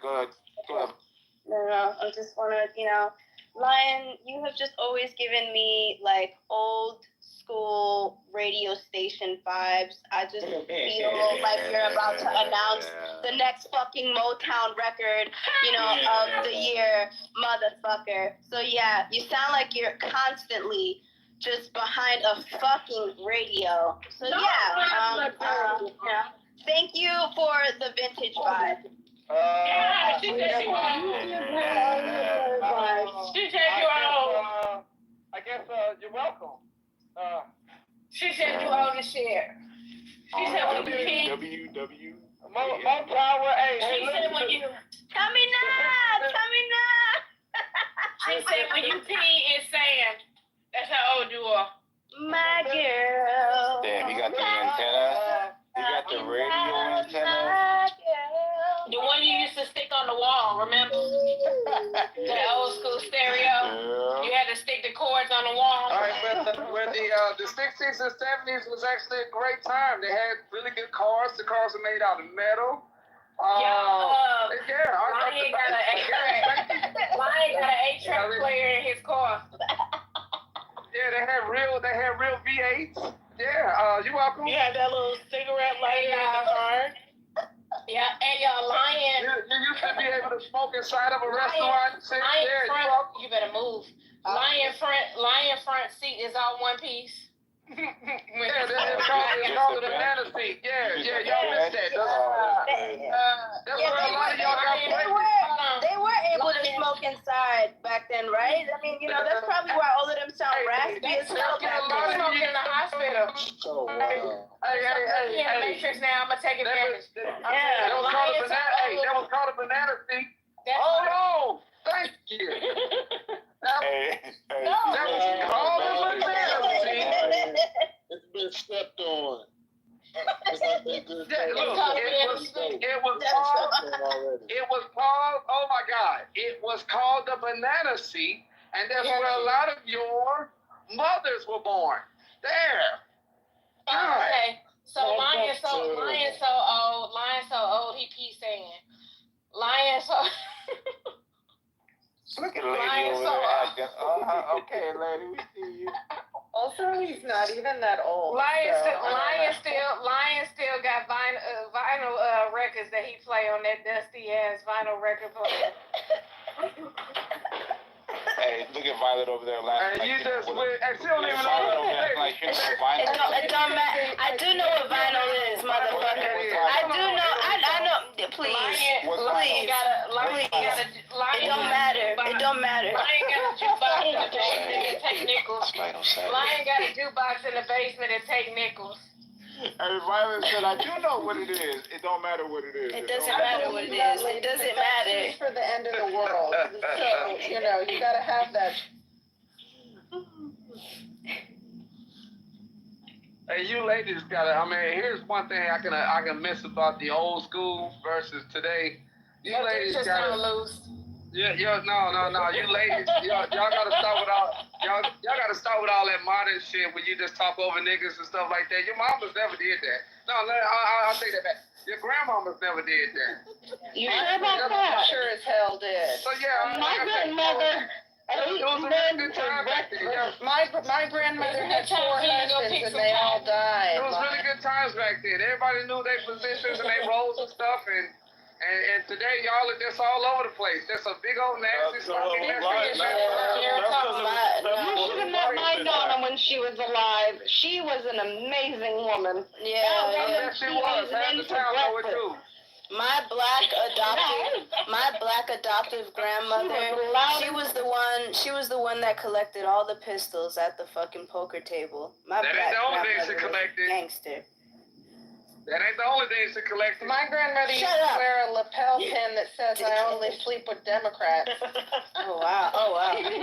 Oh, wow. She must have been a John F. Kennedy fan. That's crazy. Which woman wasn't a John F. Kennedy? He was fine as hell. Yeah, I think that's when they made those pins. Yo, he had the tings, bro. He bagged Maryland. Well, yeah, right. Ran the house. Most of our grandmothers ran the house. The men, like most of the grandfathers don't even know how to work the thermostats in their own home. Not much has changed, Sarah. Anybody raised by their grandparents in here? Anybody raised by their grandparents in here? I never met them niggas. I was Violet. Yeah, me too. Where they were. That's crazy. That's something. That's You met your grandma and grandpa who? Should have went back to Africa. What do you want me to say? I never met them niggas. Damn. Nah, I was raised by the whole hood. I wasn't raised for just my parents. Yeah, I hear. Ryan was raised on the damn street.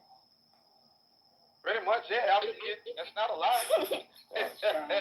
Dumpster baby. I wouldn't have like that. Cat, and he was like, you know, that's a lion. This is like the jungle. I want to call myself a lion too. Little Mufasa.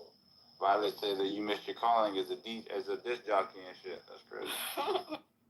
I think someone who doesn't get enough flack for being constantly interrupting people. Yeah, fourth. Your mic open now. Look at you. He can't Charlie would have some nerve to have something to fucking say. Hey, it's been about the last 2 weeks. It's noisy though, Fourth. I've been like, oh, Fourth, look at Tally, bumping heads. Tally always want to say something. Yeah, what is The background noise is distracting. It's annoying. What is your Open problem? mics are a problem. What is your problem with me, Fourth? What is the problem? He's feeling neglected. That's what the problem is. You said me and my bell pepper? Yeah. Well, the bell pepper ain't going nowhere. Hey, I got something to say. I got I have a question for Huey in the chat. You hear me? Go ahead, Wayne. Yeah. Alright. So at your age, I think that you be going to the hair salon and be getting hair extensions put in, because they don't make no damn sense how you got all them damn dreads and shit at the rightful old age of 45. That shit coming all the way up to your eyebrow line, nigga. Are you upset because your hair can't grow? That's not my fault. You see this nigga hating because this shit receded? Genetics. Don't blame mine. That's not my fault. Why you hating like that, Lion? There's your hairline going back. Which one is it, Lion? Hey, you asked the barber to shave off your pubes and then give you a hairline and then the front or something. What's going on, man? Hey, what barber shop do you go to and talk about shaving off your pubes? Like, I've never heard of one. Hey, man, I don't know. Wow.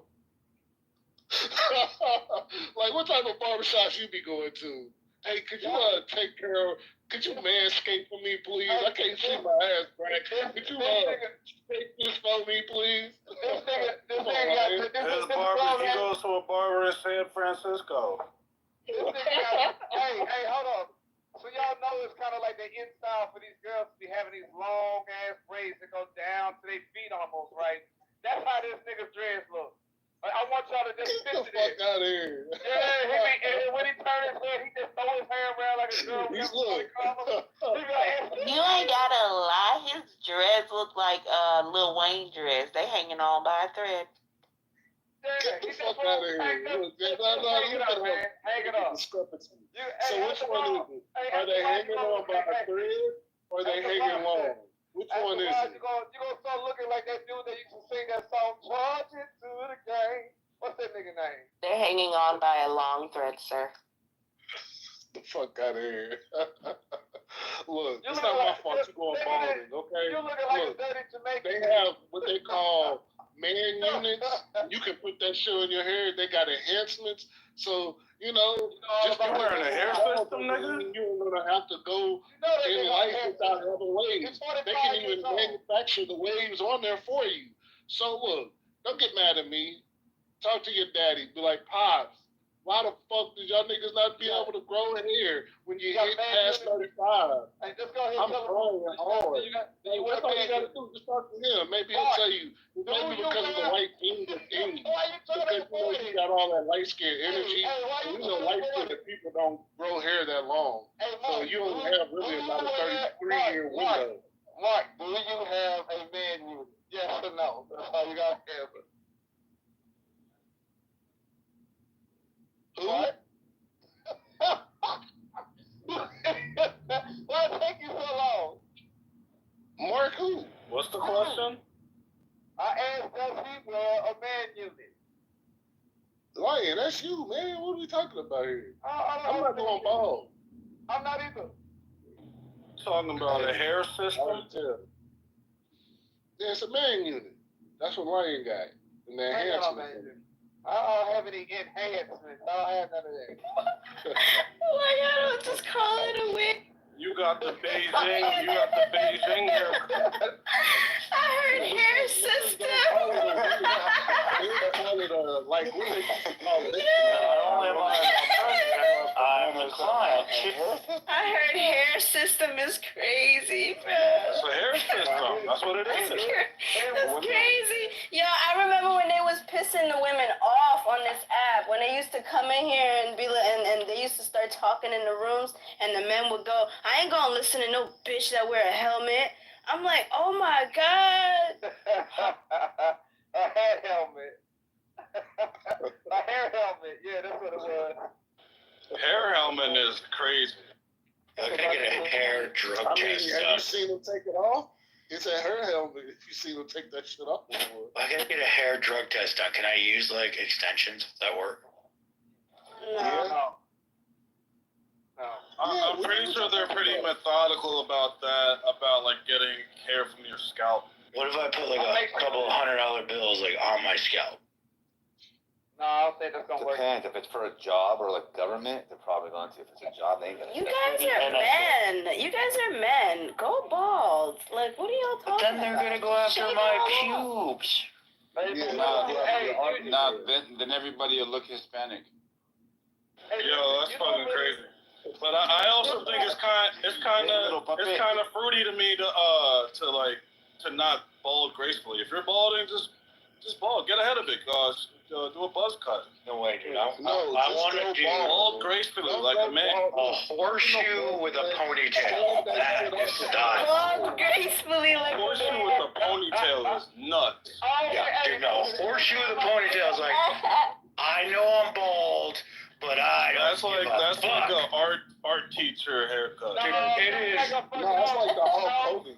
That is like it's like fuck you.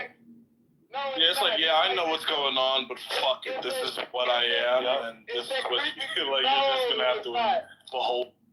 It's the creepy dude that you see coming out of Starship with the porn tapes. That's what that shit is. And that's why it's like, fuck you. This guy's like that, have that. Get the Ron Jeremy hairdo. Dude, Ron Jeremy's a rapist. He's a rapist. Who's Ron Jeremy? He's a rapist. He's a porn star, apparently, and a rapist. Oh, shit. How can a porn star be a rapist? I thought they get free action. They get paid for it. Not a rapist. A rapist. All you need how hard I tried to say the same thing about James Dean. Like, great. All you need like that is a man, and you're all set. He's a great rapist. A nice green color van, like hunter green, with the little bubble window in the back. Yeah, that wasn't weird. I like at all. Yeah, dude, you just said the rapey van was nice. That is just, yeah, you're making But it a nice sound green. You don't like the color green? Hey, I'm raping you, but at least I'm doing it in a nice van. It's stylish. And it's in season. What's in season? Rape? No, the green. Rape What never the goes. fuck? Rape never Yo, goes. y'all gotta cut it out. Like, rape has never been out of style. Rape is like bell-bottom jeans. This room is gonna close like suddenly. We're gonna be like, what the fuck happened? Like. Yeah, name a single decade where rape was out of style. Nathan, do you think we should have once a week rooms on replays? Like soft and sensitive Saturdays, maybe? When you say out of style, what do you mean, Austin? I mean, No, not Nathan? going on. Yo, talking about rape as if it's like Kurt Corduroy is insane. Nathan, are you there? Hey, I got raped once, and I'm a dude, and it was weird. Why are you sharing that in here? Nathan, Do you not know where you are? Nathan was gonna bring Do up. you understand that people are gonna call you a fuck pirate? Violet. This is why Monica's my Violet. favorite. It was That the was question Violet. that was followed up with it. This is sad. Violet. It was Monica. It was It was Monica. Monica violated me. tell us that. I love how she. Monica violated. I love how she feigns concern. She pretends to be concerned and then insults him. So people will call you a butt pirate. Like, dude, no one called him that except you. You're the only one who called him a name. No, but like usually people will be like, oh no, troglodyte. I thought this is a time in the world where we talk about these things. Hey, can we acknowledge that any man who gets raped, any man who gets raped, society looks at them as if they're a woman? Yes, you're. Wait, what? What was it? I said within society, You said that sounds so well, like you're experienced with it. Any man who acknowledges the fact that they were raped is I've seen a pic before. like a weak woman. Yeah, look, Monica, look what you just did. Like, you just butt-fired at me. I don't. No, I'm talking about the male perspective. Do the men agree that any man who acknowledges that he was raped will look at him less Well, than? here's the thing. Yes. I did blink twice. Well, no, hold on. I don't know. Wait. Is that still a stigma in today? Like, are we still judging the men for coming forward for sex? Well, I didn't get raped by dudes. No, like seriously. Well, I'm kind of curious, right? Because if a man says, "Hey, I was raped," right? I would look at this dude like, what the fuck is wrong with this dude? Like, he can't handle his business? No, he can't handle his liquor. Yeah, hold on. So for women, would it matter if they were young compared to if they were over a certain age? No, because if a woman, I'm just talking about generationally myself. If a woman were to say that she was raped, we would kind of acknowledge that that kind of happens in society, and then we would want to find justice for said woman, right? But for a man to be to be raped, I would look at him a little funny, like, damn, bro, you can't handle your business? Like, what the fuck? This dude just got... Yeah, wait. That this room is being recorded, likely being recorded by...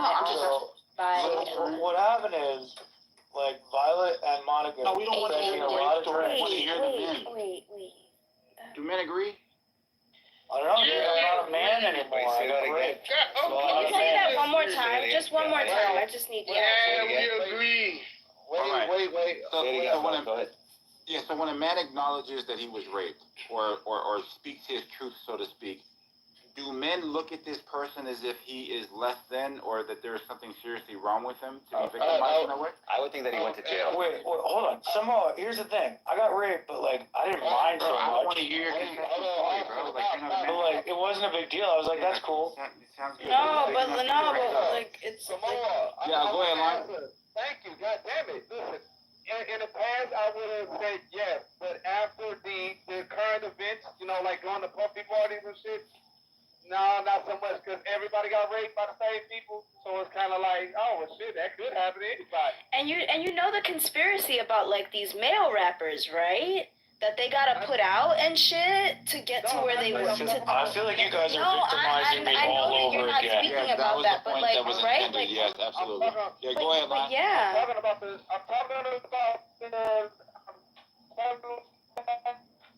Is it well said, Lion. Brilliant.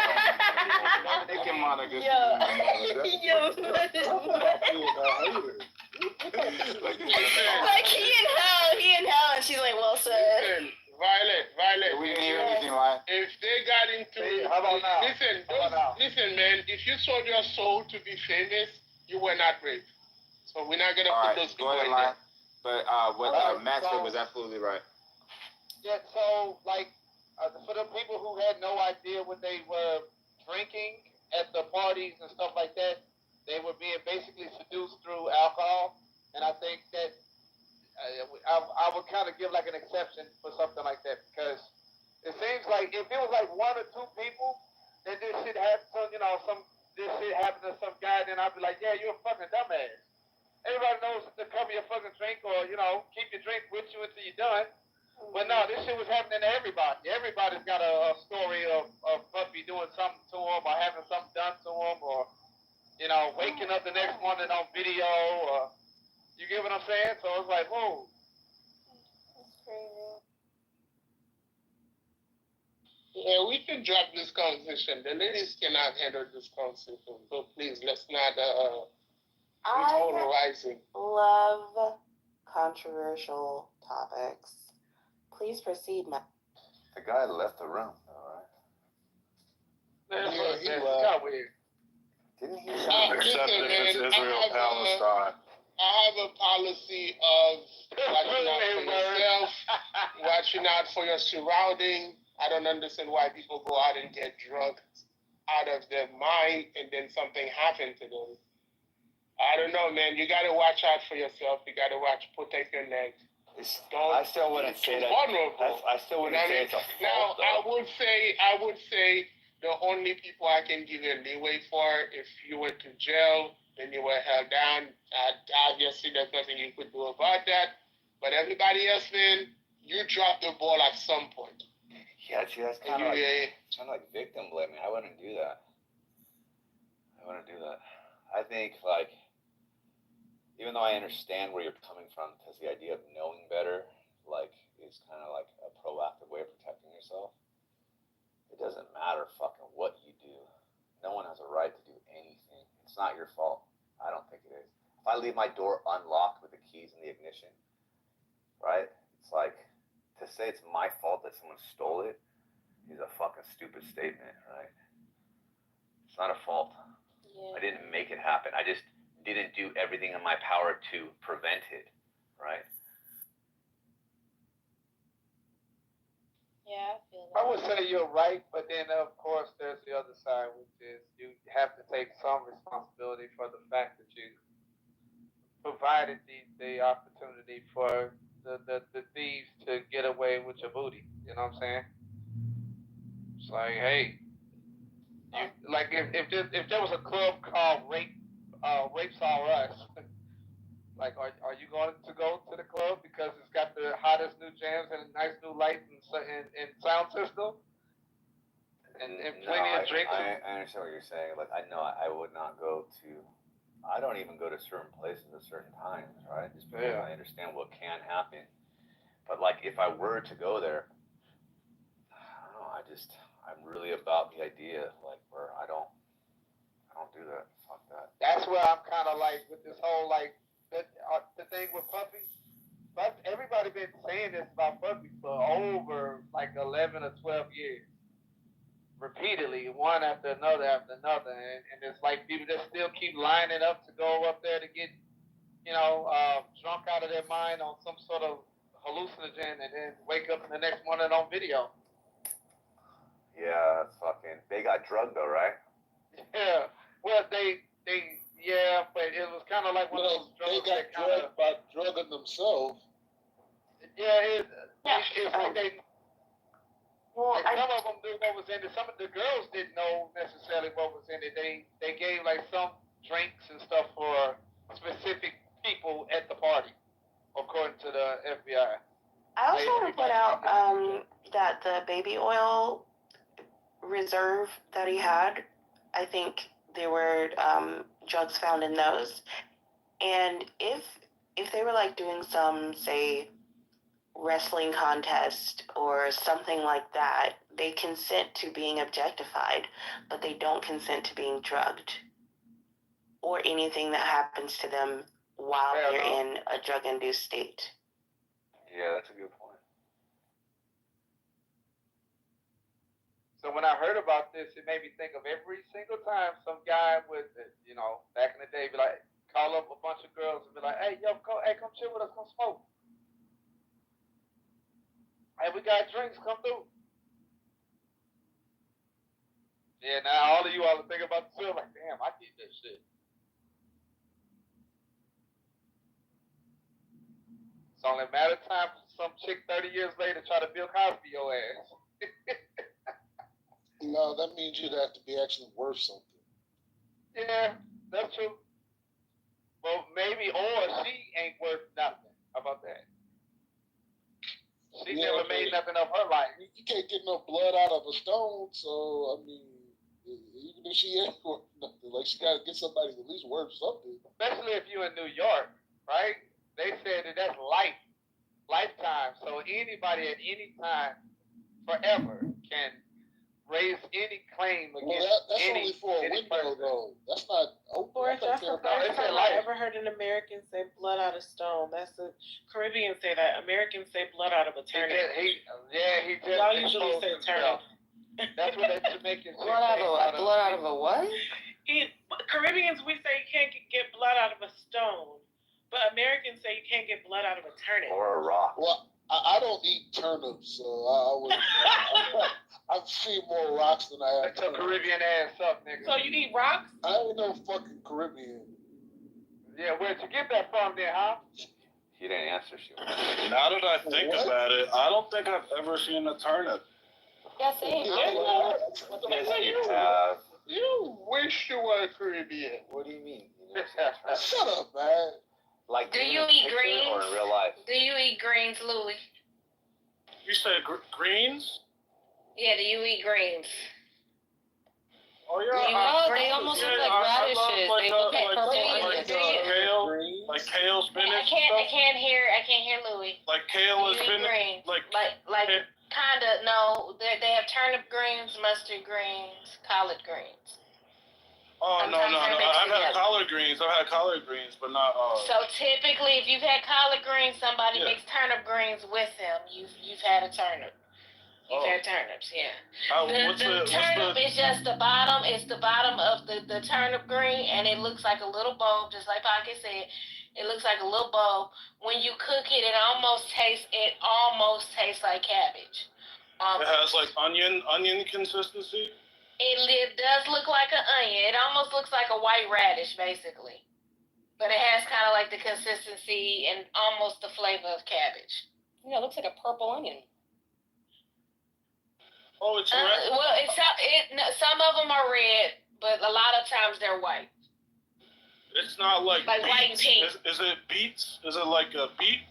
No, it's not like a beet. Some of you can get red turnips, but they're usually like white and like a pinkish color. Just Google it. Yeah, let's look at it. I'm just trying to. I just want to know what it's like. The consistency is like. Yeah, it literally looks like an onion. Yeah, like the consistency once you cook it, it falls apart kind of like cabbage. Just kind of like how kind of like a cooked onion as well. Does it like get soft like that? It's more like potato though, and it has a very mild flavor that's quite pleasant. That's different. I wouldn't necessarily say potato for I guess. Speaking of onions, I've always wanted to eat that onion from the way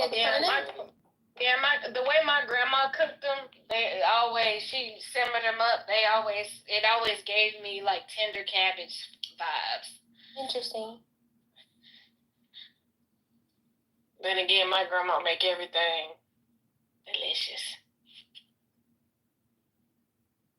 I'm seeing my grandma tomorrow. I'm very excited. I hope you enjoy every moment. Grandmothers are special. I'm flying to Philly. She's 91. I'm very. You call your grandma Mama? Yeah, my mom or Nona. That's such a Philly thing. Mom, pop up. Yep.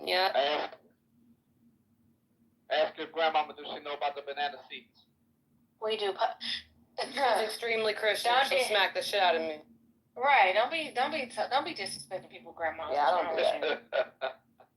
What's wrong with you? My grandma will smack your mouth. My grandma deserves a saint in her house. My grandma will smack your mouth.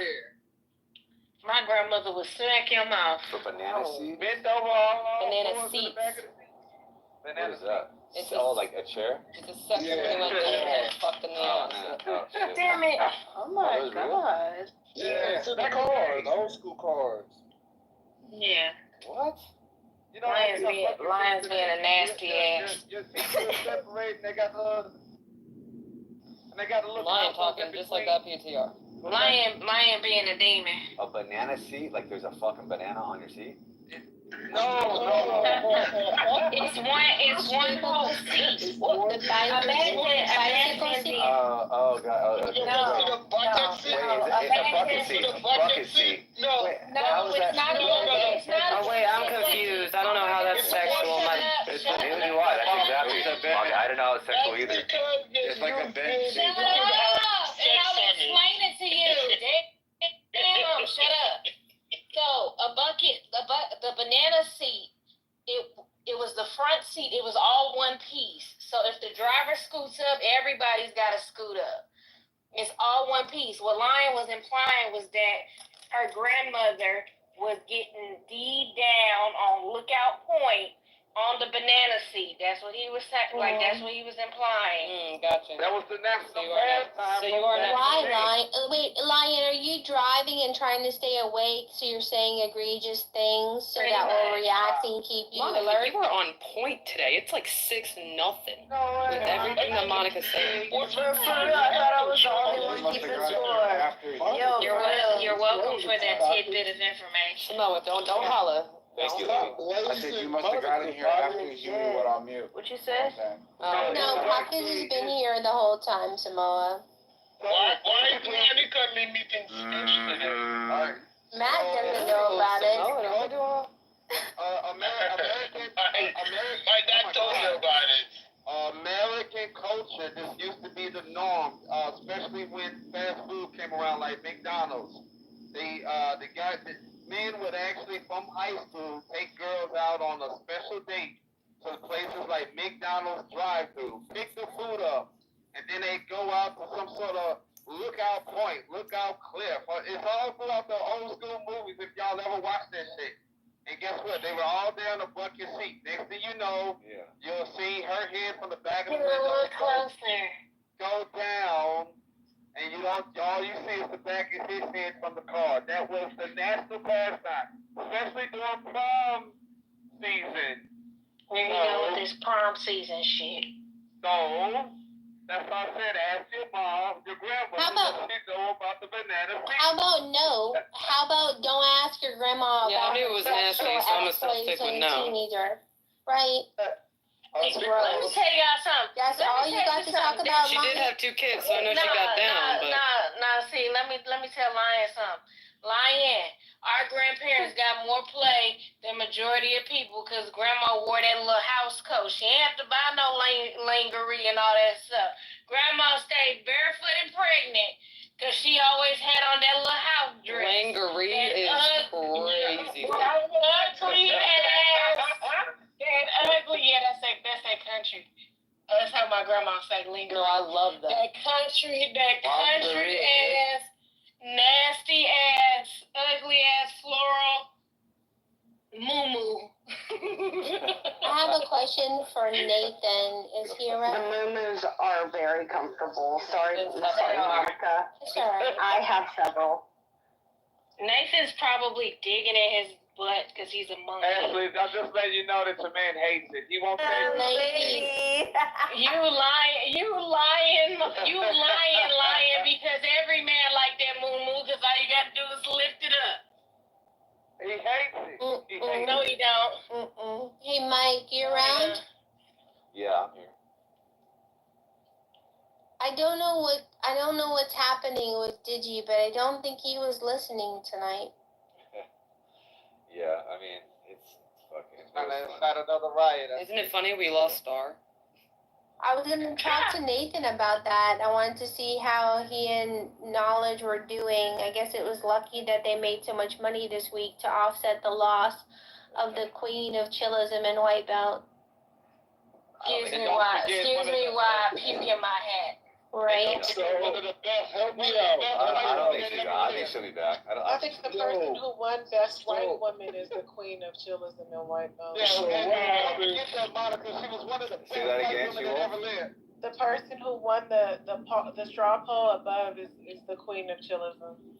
Everything she touched turned to mayonnaise. Period. And raisins. Don't forget the toppings. Now, what happened with this kill shot? So, the apes come over here again? So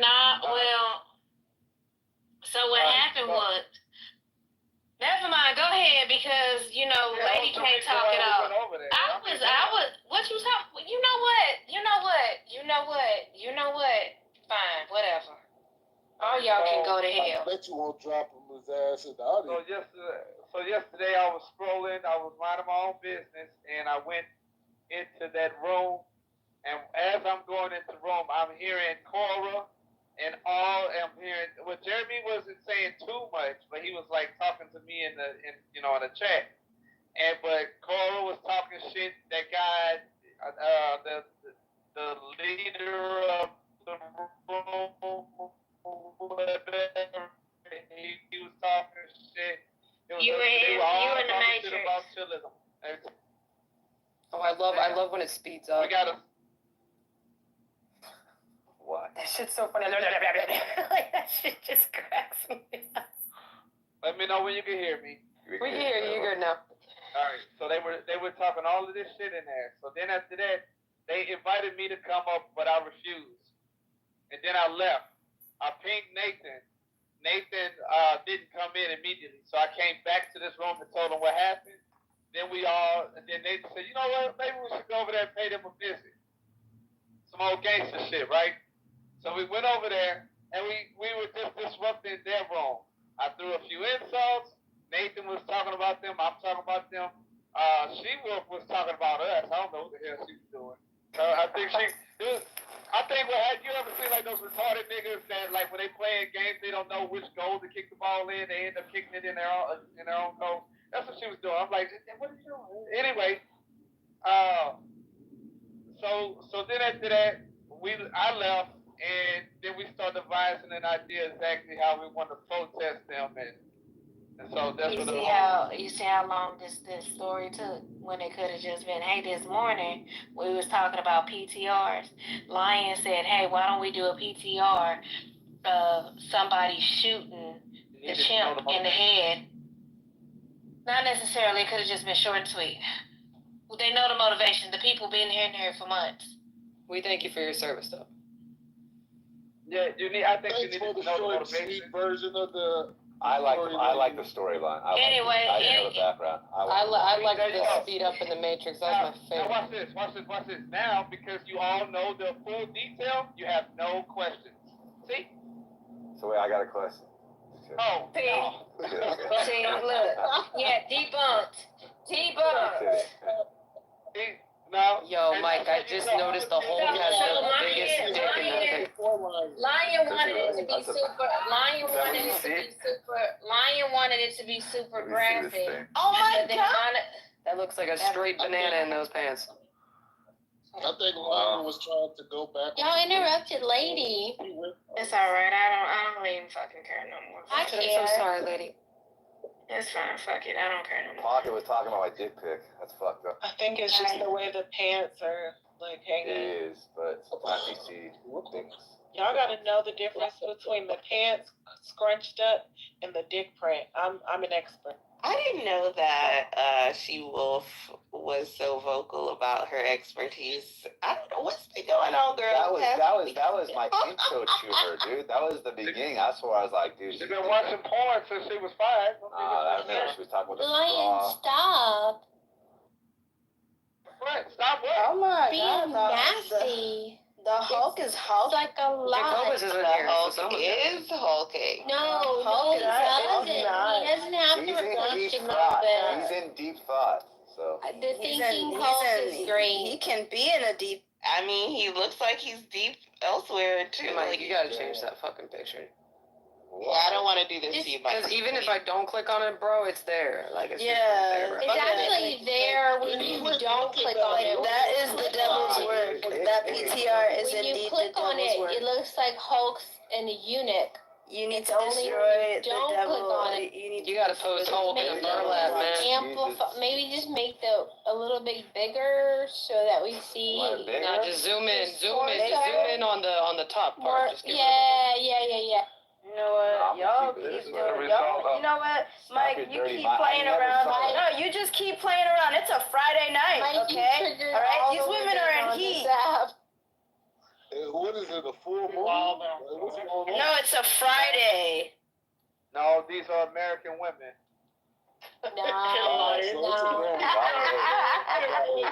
God bless. That's so funny. He's so annoying. Shout out to over-sexualization. Shout out to America. It's a sexual liberation right here. What it is. They just talk about She-Wolf. No, this is how women have always been around our friends. This is how we speak to our friends when you men aren't around. Yeah, and we compare tits too. We do that, yes we do. Yeah, we compare tits. I don't compare mine because there's nothing to compare to, but yeah. I edited it, damn it. PTR, I fixed it. Your booty in your pockets. Yeah, that's what I gotta compensate for. am I the only man that's always felt like Long as you uncomfortable can shake it, I women are guess. talking raunchy Squats and and shit about cornbread all guys? day. You gotta eat. Do you have a problem when Jacobus says that he's gonna When spit in a woman's do you feel uncomfortable, Lion? Lion, when do you feel uncomfortable? I will fight for Miguel. Lion, when do you feel uncomfortable? When do you feel uncomfortable? I've always felt like uncomfortable like when it's not with just like one woman, but like a bunch of women are literally saying what's on their mind about what they want to do to this guy or that guy or me or whatever. And I just feel like no one's saying Lion. no one's saying we want to Wait, hold on, Pocket. Hold on, Pockets. Lion, you were talking about Pocket's grandmother like she was a stripper. Why are you now uncomfortable because we're observing Hulk's PTR? I know You're it's said. It's because he's only hold on, Nathan, you there? Lion really said, I hate when women tell me they want to fuck me. Like, No, what? Pocket, it's when you've only been with one woman for 20 years, other women being sexual makes you uncomfortable. I don't really like that at all. I would say Hold on, I want to hear what that she will say. and oh, I'll go after she will. Let's say I that was again, just saying, Phil. he's only been with, and you probably can relate to this too, Mike. He's only been with one woman for over 20 years. So, like, other women even before that. being like, well, you were a teenager then, so that we can't compare. We can't compare 1995 to today. We can't do that. Damn, I wasn't even born yet. That's crazy. They were perverse then. That doesn't change anything. It really doesn't. Like anytime I've ever went anywhere and heard women like just speak openly about like what they want to do, like, oh man, I would love to do this to this, and like, it just always kind of like. Okay, but do you feel the same way about an aggressive man? Like, do you feel the same way about an aggressive man? Like when the men come off the mic and say stupid shit like, oh, you know, like I would eat your pussy and all that shit. Well, yeah, I do want to add, but that's crazy. No, I don't like that type of shit. I think that shit's really like mad aggressive. Like, and why do you even have to take it there? Like, take that shit in the back channel. Like, there's like an etiquette when it comes down to, you know, the opposite sexes like arguing. No, you're not gonna diagnose me, Solomon. I know how you talk to me. That ain't even Solomon. Like, Who is that? Who is that? No. Who is that? That was Ryan? That was Kendo? That was Kendo? Listen, you can't. Okay, no. We're not gonna act like Kendo and Solomon don't sound the same. I'm on your mind. We're not gonna act like Solomon Fourth and Kendo have like a like. If it was King, you would say respectfully. Yeah, absolutely. It's all just violent girl. 45 open mics. I got to check with you anyway. You know it, Keith Solomon was This is great. I guess we all sound alike. play it out for it. Anyway, so okay, yeah. So I think that part of the issue is the way that How many as many yeah, that many. So are intentional. You know they are. they're not. Yes, they are. You stutter. No, like I said. I intentionally stutter. Sure you do. Yeah. Okay. So I think that the way that we position good women and women who maintain purity as an opposition to women who are not good and, you know, like street women. And if you want to avoid being categorized as the bad woman, you're not supposed to admit, especially not publicly and especially not openly, that there are certain activities that you enjoy as a woman, even though they want to do those filthy, disgusting things to you. You're not supposed to like it. Because traditionally, women were never outward about this stuff. So when Kinsey did his test, when he went around the nation interviewing people about their sexual nature, he found that, yes, there were women that were willing to be or even go beyond doing certain things that men would do. However, they weren't so outward about it. As the time progressed and the generations came later, now you're starting to see that there's more women who's more aggressive about this shit. And it's not attractive. And it's not natural. It's not natural to the women that It's not natural to the women that he even tested and started to experiment with in the first place. I can't. So that doesn't. But see, there's a variable. Hey, Kendall, I want to say this. Are you crying, Violet? What's going on? Wait, listen. I can't explain it, but I know it's a double standard. I know it's not equal and all of that shit, but when you all do that shit, that they go limp. When you are the aggressor and I'm not the aggressor, it doesn't work the same way. I don't know. I don't want to interrupt you, but I'll say it makes you feel like the woman. It makes you feel like you're being pursued. That's very true, Tally. To the degree that they don't even care if you enjoy it. They don't want you to express that, you know, you're a sexual being, so much so that they can enjoy engaging with you without even caring if you enjoy it. That's because they want a wife, right? No. I'll give y'all an example. Man, I wish I could put this shit up and show you all. Do y'all remember that guy, Idris Elba, or whatever his name is? The British black dude? Idris Elba, yeah. That is Idris Elba. Yeah, he went on the View, right? And all of those old hags was like gawking at him and pulling at his clothes and talking about how, I would do this. Right there on national TV. And all of the women in the audience was doing the same thing. And if you take if you cut the camera short and look at him, he got this he doesn't look comfortable at all. Like, yeah, I'm the man. He don't got that look at all. It's more like, stop, man. What's wrong with them? Like, it's a really uncomfortable feeling to. It's just not, it ain't right, goddammit. It's eerie. Well, I wanted to also just add, okay, she want to add a lot of things. Yes, I do. I'm going to add so much. So, if you are put in the position of the person being pursued, and traditionally that is the power position, the person who is the man and approaching some, simple, demure woman who is, unwillingly participating in whatever, because you need to feel like you won something. If you become the one being pursued, that is no longer the position of power. By the way you're describing it, it's taking something away from him. It's almost like the woman getting down on her knee and proposing to you. Like, what the fuck is this? Hell no, I'm not marrying you. But I thought we loved you. No. What's this? No. You think I'm a bitch or something? It's not Lion wants to be a simp. That's what he wants to do. Yeah. It's not even that. It's just there's everybody's not compatible with everybody, right? So imagine somebody constantly that you're not compatible with and all this. They constantly talking about their pussy, their ass, all this shit, and you don't find them attractive at all. That's like even amongst women, that's kind of extra. No, but that's what I'm saying. Even the women feel uncomfortable by that shit. So let's just take I don't know if we already used this, but the cooking with Kaya, right? Wait.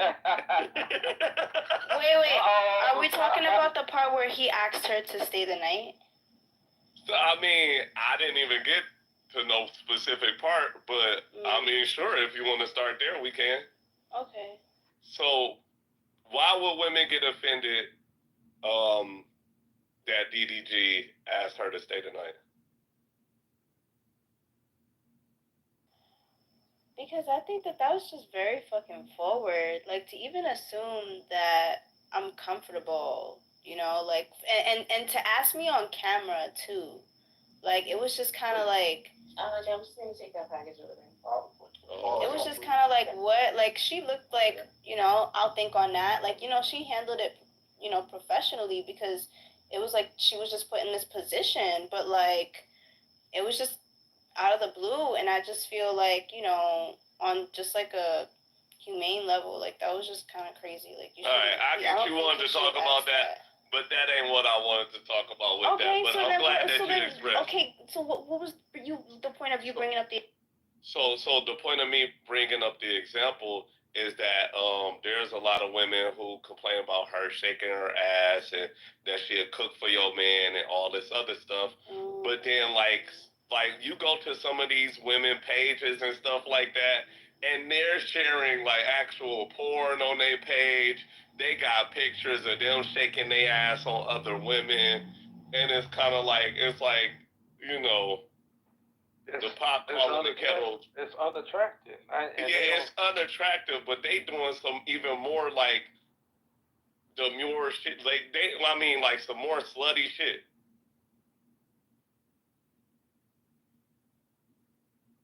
I don't know. I like that stuff. Yeah, I think the plane crashed. I'm just saying, like that's what y'all got. I see what crowd. Cover your mouth. Yeah, I was just saying, it's just really hard to. I know it sounds crazy. It's just really hard to explain that. No, I get it. Look, imagine if it was like your school teachers and shit like that. Them fat, ugly, unattractive ones. Oh, a perfect example. Yeah, that's talking about how they want to suck some gym teacher dick, and you're like, okay. You remember Lisa Lampanelli? Lisa Lampanelli, good job. Go ahead. I like. It's like yeah. All right. So Lisa. So there aren't men. She makes her whole career. Go back to your company, like. All right. Lisa Lampanelli, she's a comedian, right? She's a female comedian, and her whole career is talking about like she used to make these jokes like, I've had more dick in me than the federal pen, and it's laugh, it's funny, whatever. And she started talking about her vagina, shit like that. And it at first it's funny, and then after a while it's kind of like and she just keeps going and going and going and talking about her damn vagina. Like, all right, we get it. You got the most beautiful vagina ever. We got it. So I'm thinking about like the concept of chastity belts and how a woman's virtue essentially is to be locked away and hidden in order to be preserved. So from that perspective, I kind of understand what you guys are saying about it being uncomfortable, unsightly, unseemly to hear a woman be outside of the purview of that scope. That being said, I have heard some men say that it's a relief almost. The pressure is taken off them when someone that they are mutually attracted to hits on them. It's different. I highly doubt if you asked that guy that you were talking about, if the girl was using those descriptive nouns and adverbs the way that he would when talking, like locker talk or whatever. If he would he find that attractive, and 9 times out of 10, I probably think that would turn me on. Too far. Dude, and men pay for that. Some random. Men pay for that every day. Like, I'm not saying that I would like maybe want to marry somebody like that. Like, right. But look, I'm not gonna lie. Like, the other head will be interested to see what's going on. No, Mike. Let's just say that you're at an event. That's why whores still make money. Mike, let's say that you're at an event and you're not even thinking about anything. You're actually there for work. Let's just say that you're putting something together, right? Yeah. And some middle-aged woman with her group or whatever, they just came over and they saw you bent over working on something. They say something about your tight buns or some shit like that. And you're kind of like, Does it matter if But you're attracted? Hold on. Keep going. Hey, how you ladies doing or whatever, and then the next woman that's with her, they're laughing and cackling at themselves, like, well, I'd like to take that for a ride. Yeah. So you mean welcome to a taste of your own medicine, then. Okay, Ashley, we were doing a slow build, but I was gonna get there. Anyway, does it matter if the woman is attractive? Of course, that's all that I was gonna say. A lot of people are anti-slow build in this fucking room, and I'm because they really fucking mad at that. Look, I'll just say this. Foreshadowing. If a female did that and she's fine, I'm telling you, bro. Like We I'm not. understand the fine. Wait, Mike, if a female did what? If a female like hit on, if a female was like basically aggressive in a way that a man would typically be, like locker room talk. Pursuing you. I would if she's hot, dude. I would find that. I couldn't help it, bro. I would find that attractive because I would start. Yeah, because you're like, oh, no, a hot girl wants to. Yeah, I'm not saying that I would engage. Again, I'm not saying that. Talk about a hot girl. You're adding the. Okay, then, but here's what I'm saying. I'm gonna say. He's going on Callie's premise, not yours. No, overall, look, I'll answer yours. Overall, I would like the idea. What makes the idea better is if she's fine. Yeah, like Mike, you would never like if some like even like I'll give you like a 6.5 or a group of girls sees Mike and Mike's fucking built. So they see you and they're like, oh my god, I'd love to take that for a ride. Your first impression is never going to be yuck, no, right? Unless they were ugly. Can I clarify something? When we say like how if a woman approaches us like how men approach us, you mean like cat or like a dude actually just like basically cat call? Yeah. That's what they're doing.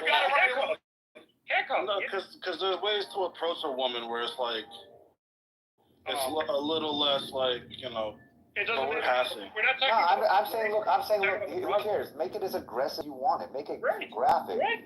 No, I'm saying like if a chick came up to me, it was like. If a fine chick came up behind me and she's like, "I'm gonna drill your ass," and I turn around. Yeah, that's crazy. That's insane. Like and a line that. Fine. I'll be like, "Thank you, ma'am." I wouldn't want her to drill my ass. So a line that I would always use was, "Hey, like I saw you when you came in a few minutes ago. I would kick myself if I left here without saying something to you at least. Hi, my name is XXX. If a woman came up to me saying that, I wouldn't take that like as she's aggressive or whatever. No, it's not taking that she's aggressive. The thing is like, would it be? It wouldn't be a turn off. Would it be? If anything, would you find it like to be a turn on? It's I gotta think it. Yeah, maybe you're attracted because she was so like. Well, let me ask you guys: has this ever happened to anybody in the room? That's how I met my husband. No. Oh, okay, good. So what I'm saying is that like, if it's happened before, again, just because something happens doesn't mean that you need to engage. It has happened. I've worked in a gym since I was 19, right? And it's like, I'm a little shy when somebody gets more forward, but it doesn't mean that like, I don't enjoy that shit. That's like. I don't like that. So as a woman, right? Go ahead. So as a woman, right, having lived both in New York City and Florida, Miami, I would say that in New York City, I don't really have to be as aggressive when it comes to trying to get with somebody. I would say like in that state, no, but in Florida, the men out here are more shy. They're more on the shy side, I would say. My experience, like try the Midwest. I would think like because I'm like by like the south, by like I'm in like the south part of Miami, and I like over here I just feel like the men are a lot more shy. So like the women have to like step out and put themselves out there at the bar and.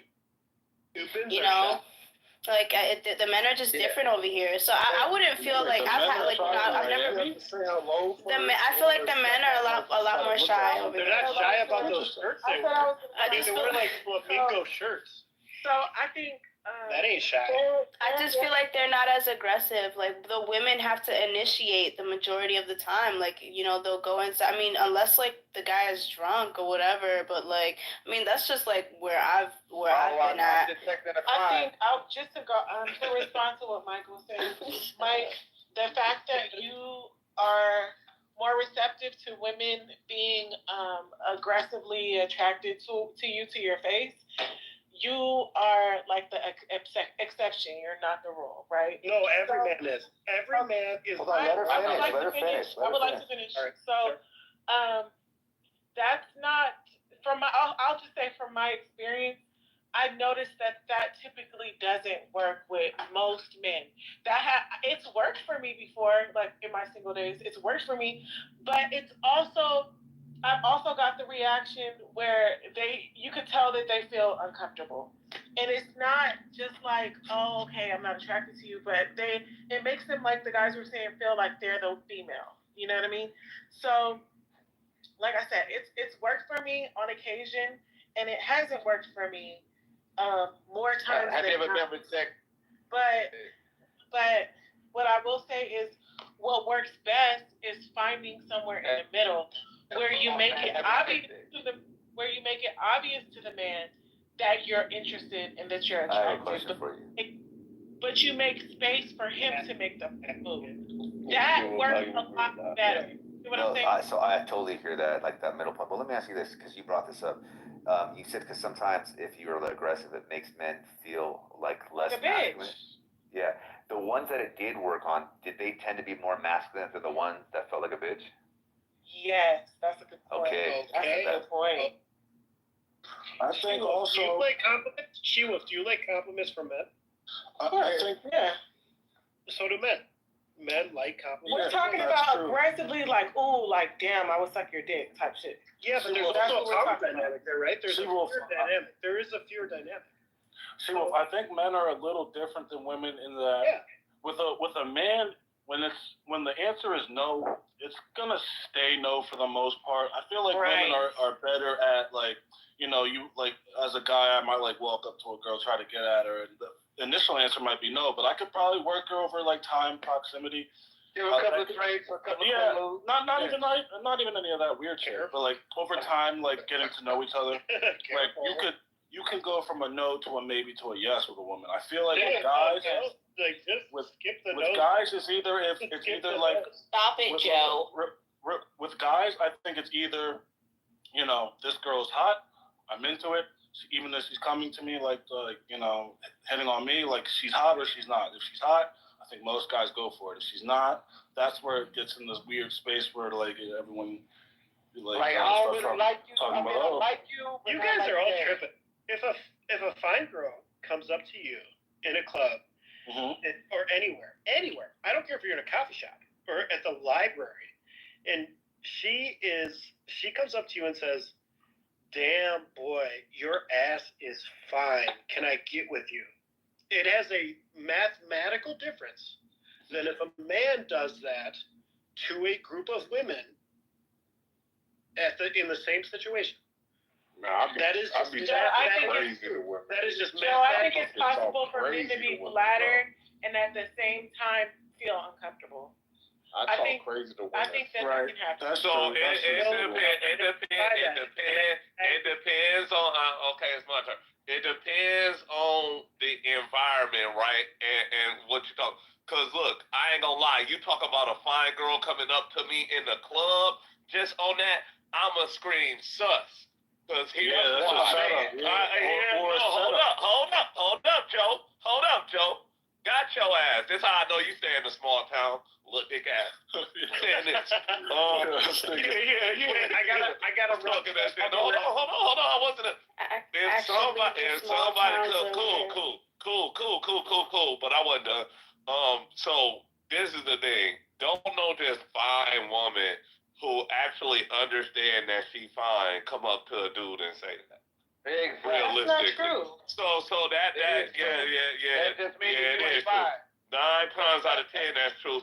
They're gonna make you jump through loopholes for the pussy. They gonna position themselves some way to where they can get your, but they're not gonna automatically run up to you like you some kind of fucking celebrity saying, damn, you fine, I'm finna suck your dick. Yo, Kendall, it's really a person-to-person thing. Some women might...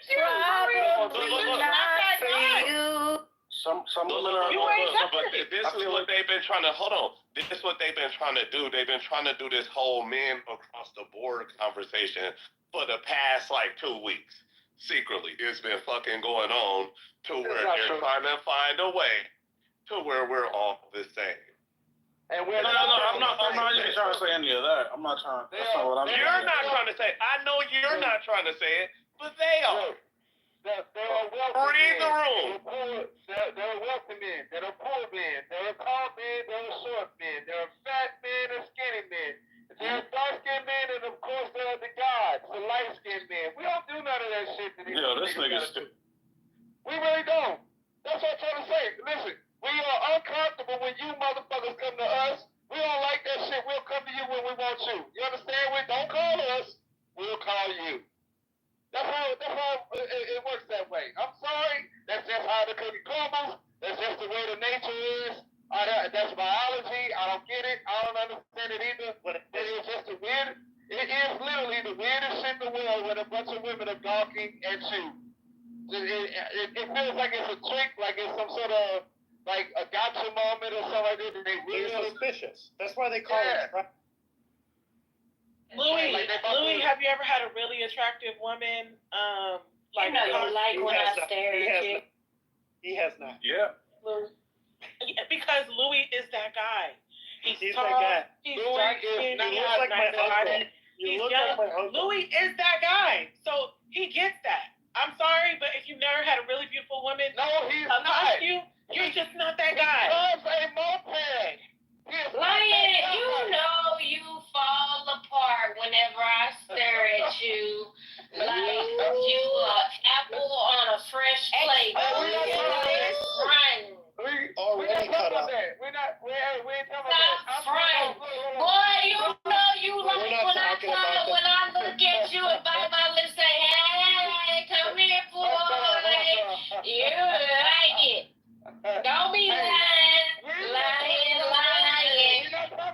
Why you always lying? I can hear you blushing. I can hear you blushing. You look Scottish right now. No, Louis rides a moped. He is not that guy, She-Wolf. I'm trying to tell you, Louis is that guy.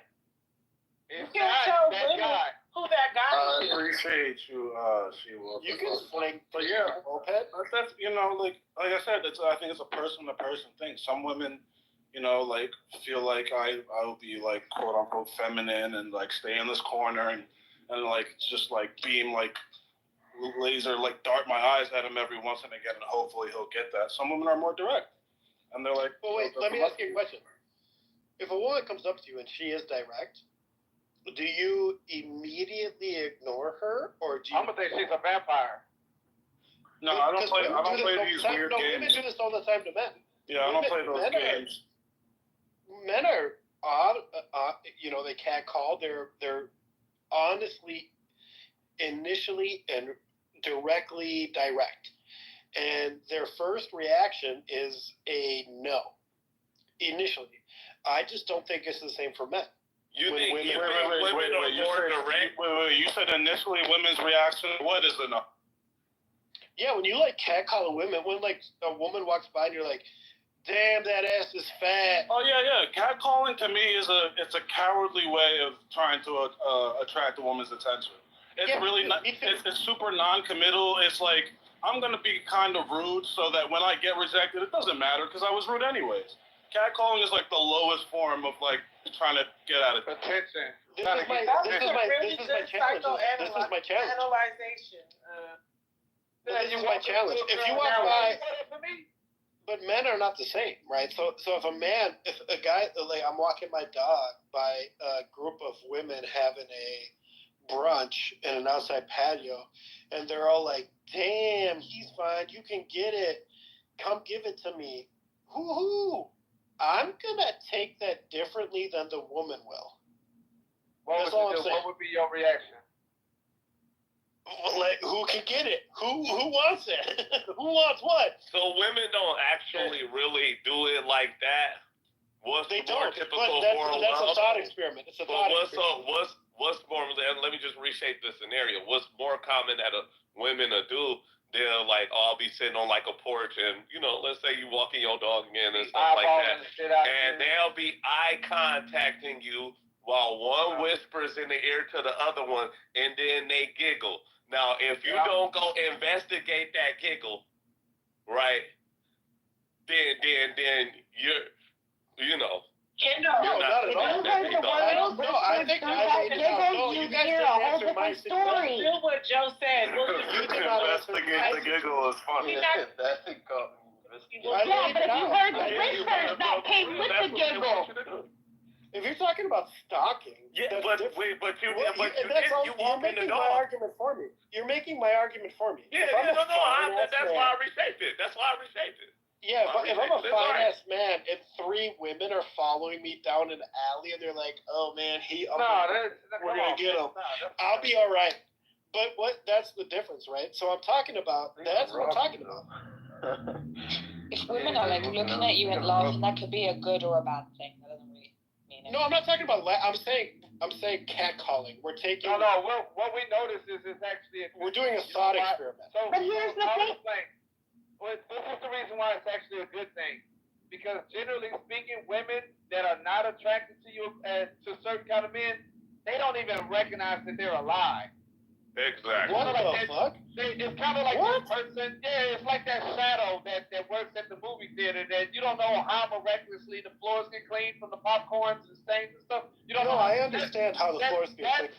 I don't think it's a miracle that someone cleans the popcorn from the floors. Hold on. Joe, be quiet. That's generally of the majority of men that women are not attracted to. For whatever reason, they don't even know. Wait, I know that. Shut the fuck up. They don't even notice those people are alive. Now, the women that stop, they acknowledging you. They're doing the whole eyeball thing where they're over here trying to catch your eye with theirs and shit like that. And then it could be 2, 3, 4 of them, all of them looking at you at the same time. And then they all kind of huddle together and be like, yeah. You sound like women that are attracted to you are zombies. Listen, like they're going to attack you. Hey, listen, if you see it long enough, you'll start to notice a pattern. Oh, dude, I mean, I'm not going to toot a horn, but I've had women toot that horn. Play that trumpet. I used to came up to your car and then she charged at 200. We got it. Listen, my point still stands as this. That part is not the aggressive part. The aggressive part is the ones who actually vocally open their mouths and tell you all the nasty shit they want to do to you, or they'll tell you that they don't give a damn that you got a girlfriend or a wife. She ain't got to know about none of that shit or whatever. You're talking about a thought.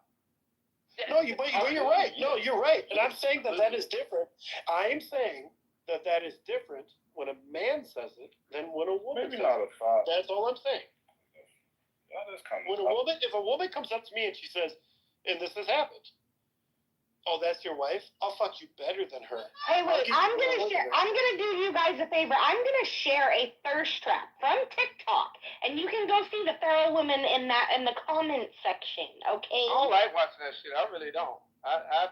It makes me. I don't want to think any less of women. It's men. It's thirst traps men make. Because men don't have fear. Men are the predator. Like women are the prey. What Ashley said is accurate. Where the woman has a different way of signaling whether she wants you or not without being vulgar. She doesn't need to come up to you and tell you that she wants to suck your dick in the bathroom. She can just come up to you and just, late night, like, mostly back her eyelashes, yeah. No, but when women are catcalling, it is not to get the man's attention. It's usually when you're with a group of your girlfriends. Right, it's a non-committal. Way to kind of just throw something out there. It's not really. Yeah, but you don't expect a positive reaction from a catcall. Yes. Men really when men are really being vulgar and catcalling women. Do they really think they're gonna get a positive reaction out of that woman? are that retarded. No, Ashley, like 30% of men are that 100% retarded. of the time they would do it. That's the difference. I feel like If it didn't work, they wouldn't do it. If men were catcalling wait for them. Wait. and vulgar, Right, and they were like, that's "Yo, like, girl, it's you like can a get it," numbers and game she was sort of like, thing, "Yeah, right? so Like, can right, you." if it didn't work once every like 1,000 times, right? Like, But for some girls, they like to be heard like from across the street, hey, baby, or whatever the fuck. Like some girls that does it for them or whatever. So sure, but for the most part, like like cat call. Yeah, I'm just trying to be a little charitable, but for the most part, that's met with like bad responses. Like, people, Hey, yo, like, baby, what's up? Yeah, like what? Oh, like no. Well, that's different. That's different. Well, then fuck you then, bitch. Exactly. Ain't nothing up. Ain't They like nothing that too. up. They like that. They like being called. You was ugly, your feet too big anyway. Like, it's, Yeah. you know, that's kind of You like, walk yeah, with that's your like, You walk funny anyhow. But what we're really talking about, we're not talking about like numbers or catcalling. We're talking about how The visceral reaction. Yes, the reaction to so let's boil this down. We're talking about You reshaping the conversation. No, I'm not. I'm bringing it back to what we're actually talking about. Fuck you. Right? Remember that? Because what we was talking about is like The initial, no, we're talking about how women react to positive male attention and versus how men react to positive female attention. Wait, was That's that what we're talking about. No, That's why everybody. That's why everyone you dumb fucks in the strip club thinks the stripper wants to sleep with you. It was nasty language. No, That's not what we were talking about. So I gave an example of Idris Elba or whatever his name is when he went on the episode of The View, and then literally every woman in the building was gawking over him and talking like they, all of this sexual stuff to him. And if you just cut for a brief second to look at his reaction, he looks like he's completely uncomfortable, like he doesn't feel comfortable at all in the building. Yeah, I'm sure he thought he was going to get raped. I'm sure he thought he was going to get raped. He looked like he was constipated. That's the difference. That's the difference. What?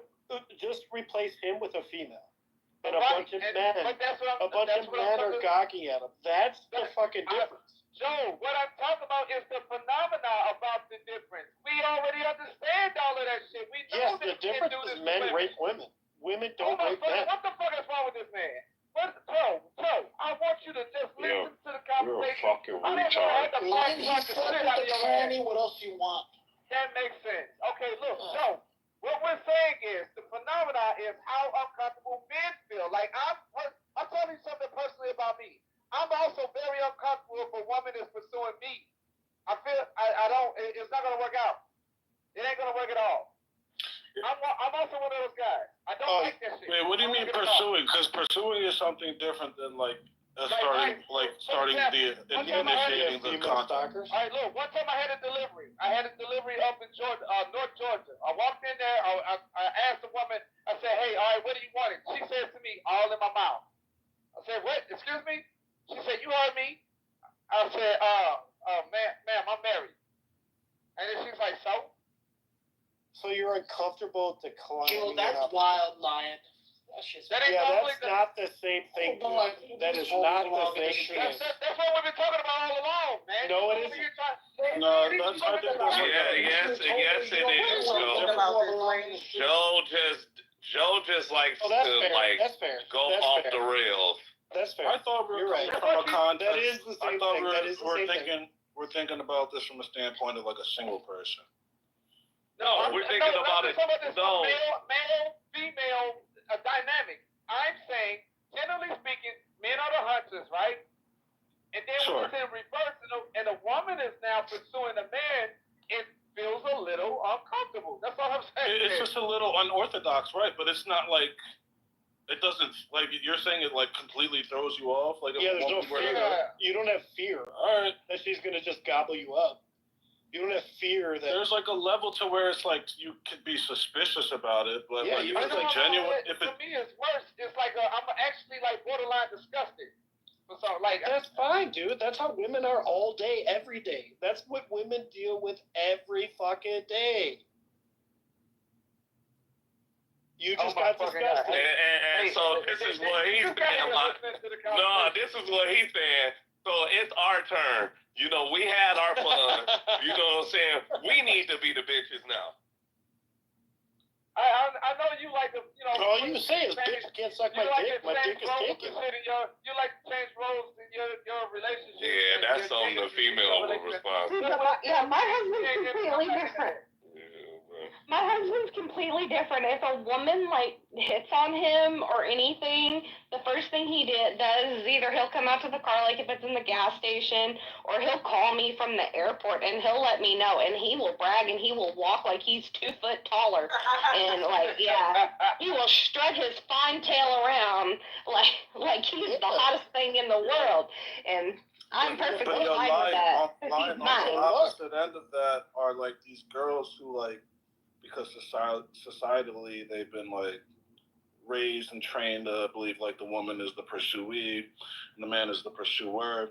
They kind of like play the pursuee role like a little too well, and like even with a guy that they're attracted to and everything, they'll like play this aloof game. That like when I was like single, that like the aloof game, like I like you, but like the second that's a whole other discussion, Edward. That's a whole other topic. I'm not saying. I'm just trying to like advance the conversation. No, let him. Hey, Joe, man, come on, man. Like you ain't gotta let him. No, he's right. Absolutely. Okay, he could be right when he finished.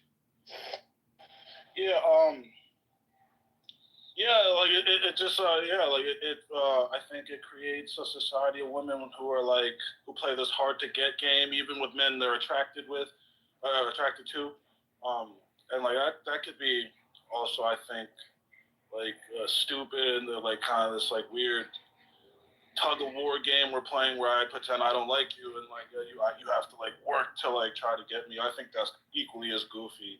Well, that's inherited patriarchy, and that goes back through history for 300 years, where the man has to be the approacher.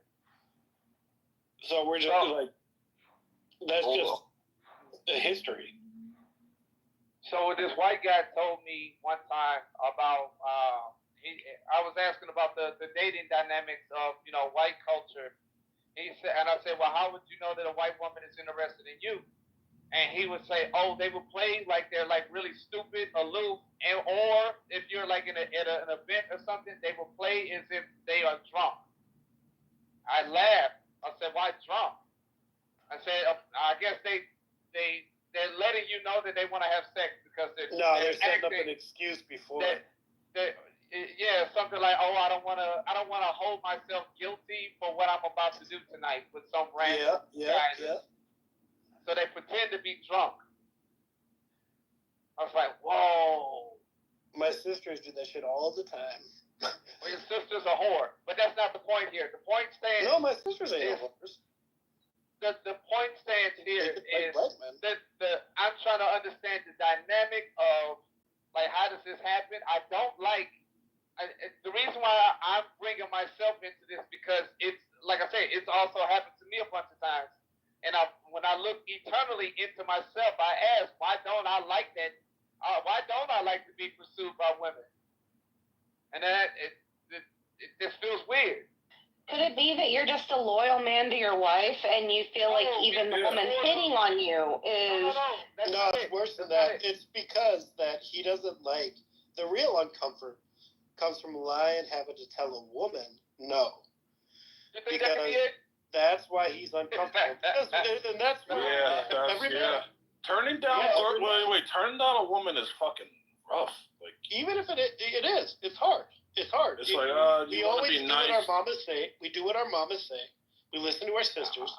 And a woman comes up to you and she's like, "I want you to do. You can please me no way else. Even and you're in a relationship, you have to tell them, no, I'm not interested. It's fucking hard." Yeah, especially if you're not cool with just being like a blunt asshole and like telling. Yeah, like I mean, you all know me enough on here to know. Do I really seem like the type that? No, but that's where the discomfort comes from. That's where the discomfort comes from. I'll be real quick and say, no, bitch. Then what is it? What else is it? If you didn't have that discomfort from displeasing a woman. No, it's not. It's not external. That's how we're it's wired, internal. man. That's It's how men are external. wired. That's how men are wired. It's not bad. The internal feeling in me is I don't like some. Maybe It's I might to let a woman down. No, it ain't got nothing to do with that. Better come from. I'm East St. Louis. It ain't nothing but pimp, nigga. We don't give a fuck about none of that. What I'm trying to say is this. Then why do you feel anything? I don't like I don't like to be pursued. Why? And it is. I don't know. That's what I'm trying to Because understand. you don't like letting a woman down. It ain't got nothing to do with letting a woman down. I done let plenty Then of women why? down. Then why? Oh my fucking God, we're talking in circles now. No, you're not answering. I don't think pursued though. Honestly, I think it's along the line because I separate catcalling and pursuing. You know what I'm saying? Because catcalling is not a bail him out. Real. Oh, come on! It's not like a real relationship pursuit. It's just I'm trying to fuck. That's like a hoe technique. That ain't no. You know what I'm saying? Everlasting. Yeah, it's like casting a fishing line. But yeah, I'm gonna reel it in 10,000 times, but I might get one. I forgot how much of a rich Joe was. Does that make sense to anybody else? He spurned out the other night. Okay, I thought No, that's what catcalling is. Catcalling is fishing. Hey, lady, hey, baby, you in here? It's fishing with no bait. Yeah, what's that? No bait, no bait, just a hook. What's up? Yeah. So, when lady and her friends was walking down the street, and oh God, don't censor this around me. Hey, no. Don't make lady uncomfortable, nigga. No, I'm trying to get her to understand. Lady already made you blush. You can't make her uncomfortable. I came down the block. Be quiet before I call Galaxy. I came down the block and I literally I pulled the car right in front of her and stopped her from going on, which that's me being the pursuer. That's perfectly my element. That's me all That ain't what happened. Right. Then she said, we have a contrasting story. Okay. Hold on. Okay. You threw the car in reverse. Yeah. Okay, Bring up the olives. So that means she gave you that look, Ryan. She was like, let me pursue this look. That's the point. Investigate the giggle. And that's what it was. And that's so what I'm that trying to means say. she initiated it. No, she did not. That's not the same. No, it was like body. All women are trying. Yes, no, that's not the same. I'm literally just driving down the street. She didn't initiate anything. She could look at any car. I'm the one who. I didn't even look at him. I wasn't even in the street. I saw her ass. I got out. I walked over there. I asked her about herself. I want to see. That's I'm pursuing. Okay. That's my element. Yeah, boy. If we flip the roles in reverse, and she's the one pursuing me, I would have sent her on the way. Wait, no, lying. No. I don't believe that. You think you don't know me? I'm not you. No, but let me ask you. That's fair. But let me ask you. In that state, so you guys like each other, right? In the what? You guys like each other. You connect. Oh no, not she. I liked her physically, but she didn't. She is acting like she's afraid of me. Like I put her in the sense that she's the shy little rabbit being pursued by the big bad wolf. So in that situation, where if she would have got, he approached you. If she would have got out and she approached you, do you think the result would have been the same or not? I just said that I would have. He would have assumed, with the background that he has, he would have assumed I was a hoochie mama. And I would have sent her on her way. See, that's. I ignored him. That's wild to me, because you approached her, it's different. She could still be the same hoochie mama. I have never approached any man. Ever. That's true. There's nothing different about her. There's nothing different about her. Correct. There's only something different about you. Oh, there's something different about me. I know. No, it isn't. There isn't. Like he approached you. Hoochie mama. But baby, he's talking about the scenario. Like I don't actually know you. You don't know me. you could have very well still been, You're welcome, sweetie. The neighborhood bust down. It could have been anything. But do you get what I'm saying? Do you get what I'm saying? I get what you're saying, but that's what I'm trying to say to you. The point still stands, though. If she had pursued me, I'd have sent her on her way. But, like I said, no, I hear you, but would you have been right or wrong? What do you mean? Would I have been right or wrong? So it's weird to me that your feelings can be different because of your approach or her approach. Yeah. How can that make the feeling for her be different? Because the approach is a characteristic that he's not appealed to. So it's a contribution. It's like it's a personality contrast. If I was the one who was pursuing him and showing a sense of aggression, it would be a personality trait that he would not be attracted to. Let's say it's not aggression. It's not no hood rat like shit. Let's just say assertive. That's hard for me, but I do understand. I do get it. I get it. Like, I don't know. I feel like there's way you could have. Lady, you could have, in that situation, you could have like dropped a little like compliment or something to like show interest. It's not super forward. It's not like, I understand hey, what let me you're get your saying, number. N-word. You know what I'm saying? I understand what you're saying, N-word, but when I tell you, like, especially my personality type, especially back then, I was very quiet, I was very shy, and I was such a bookworm and a nerd that when Lion did approach me, I literally, I didn't say much of anything. I kind of gave him, one-word answers. And he was like, can you teach me to read? I took his number, and I did not call him.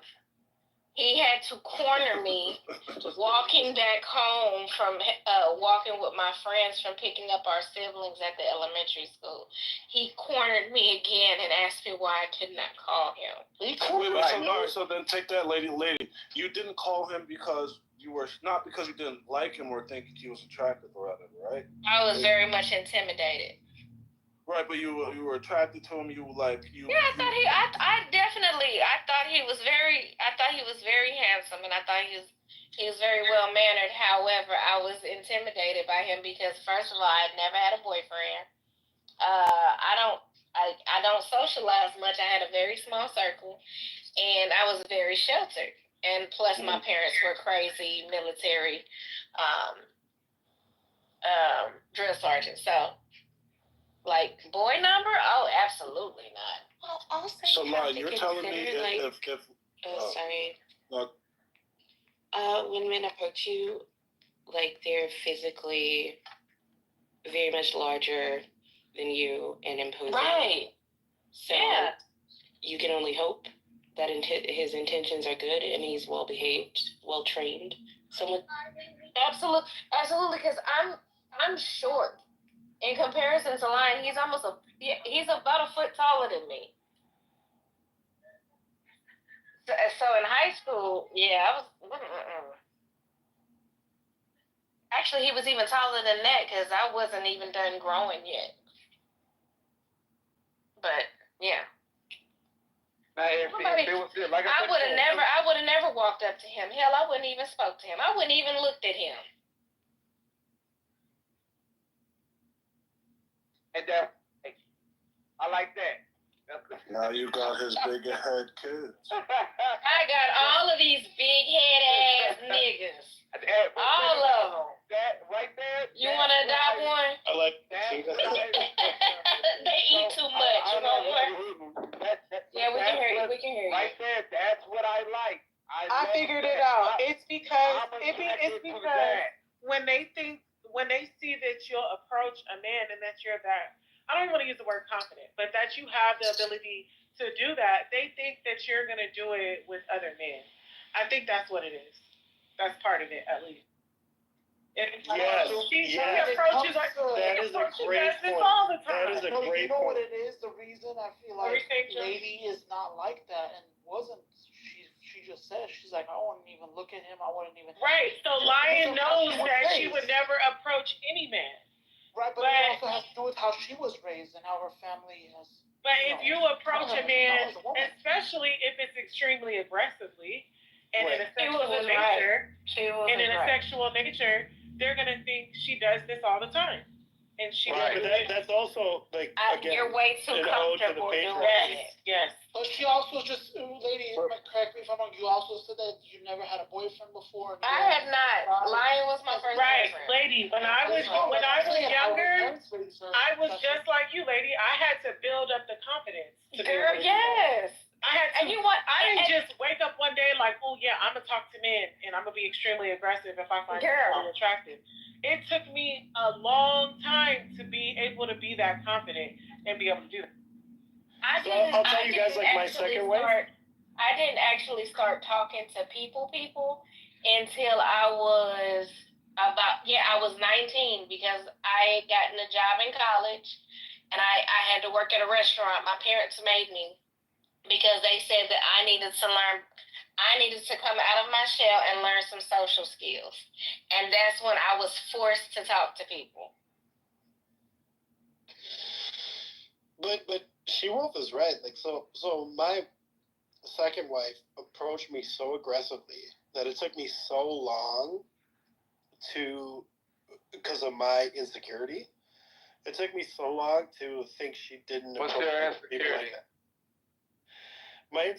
He's got hairy nipples. No, I'm kidding. I'm sorry. Yeah. I don't really He sweats from his cross and it looks like he pissed himself all the time. So I always had my insecurity is that I always had wet pants. I always had a wet spot in the front of my pants. And his back looks like fur. So I'm a Sasquatch with a wet spot in front of my khakis. But the way she approached me was so aggressive that I was like, you must do this with everybody. And that's like, men are fickle, dude. Like, men are I think men are the jealous species. Oh, yeah. We have to be. We're guarding all of our resources. Yeah, I'm not saying it's right or wrong. But if that was my...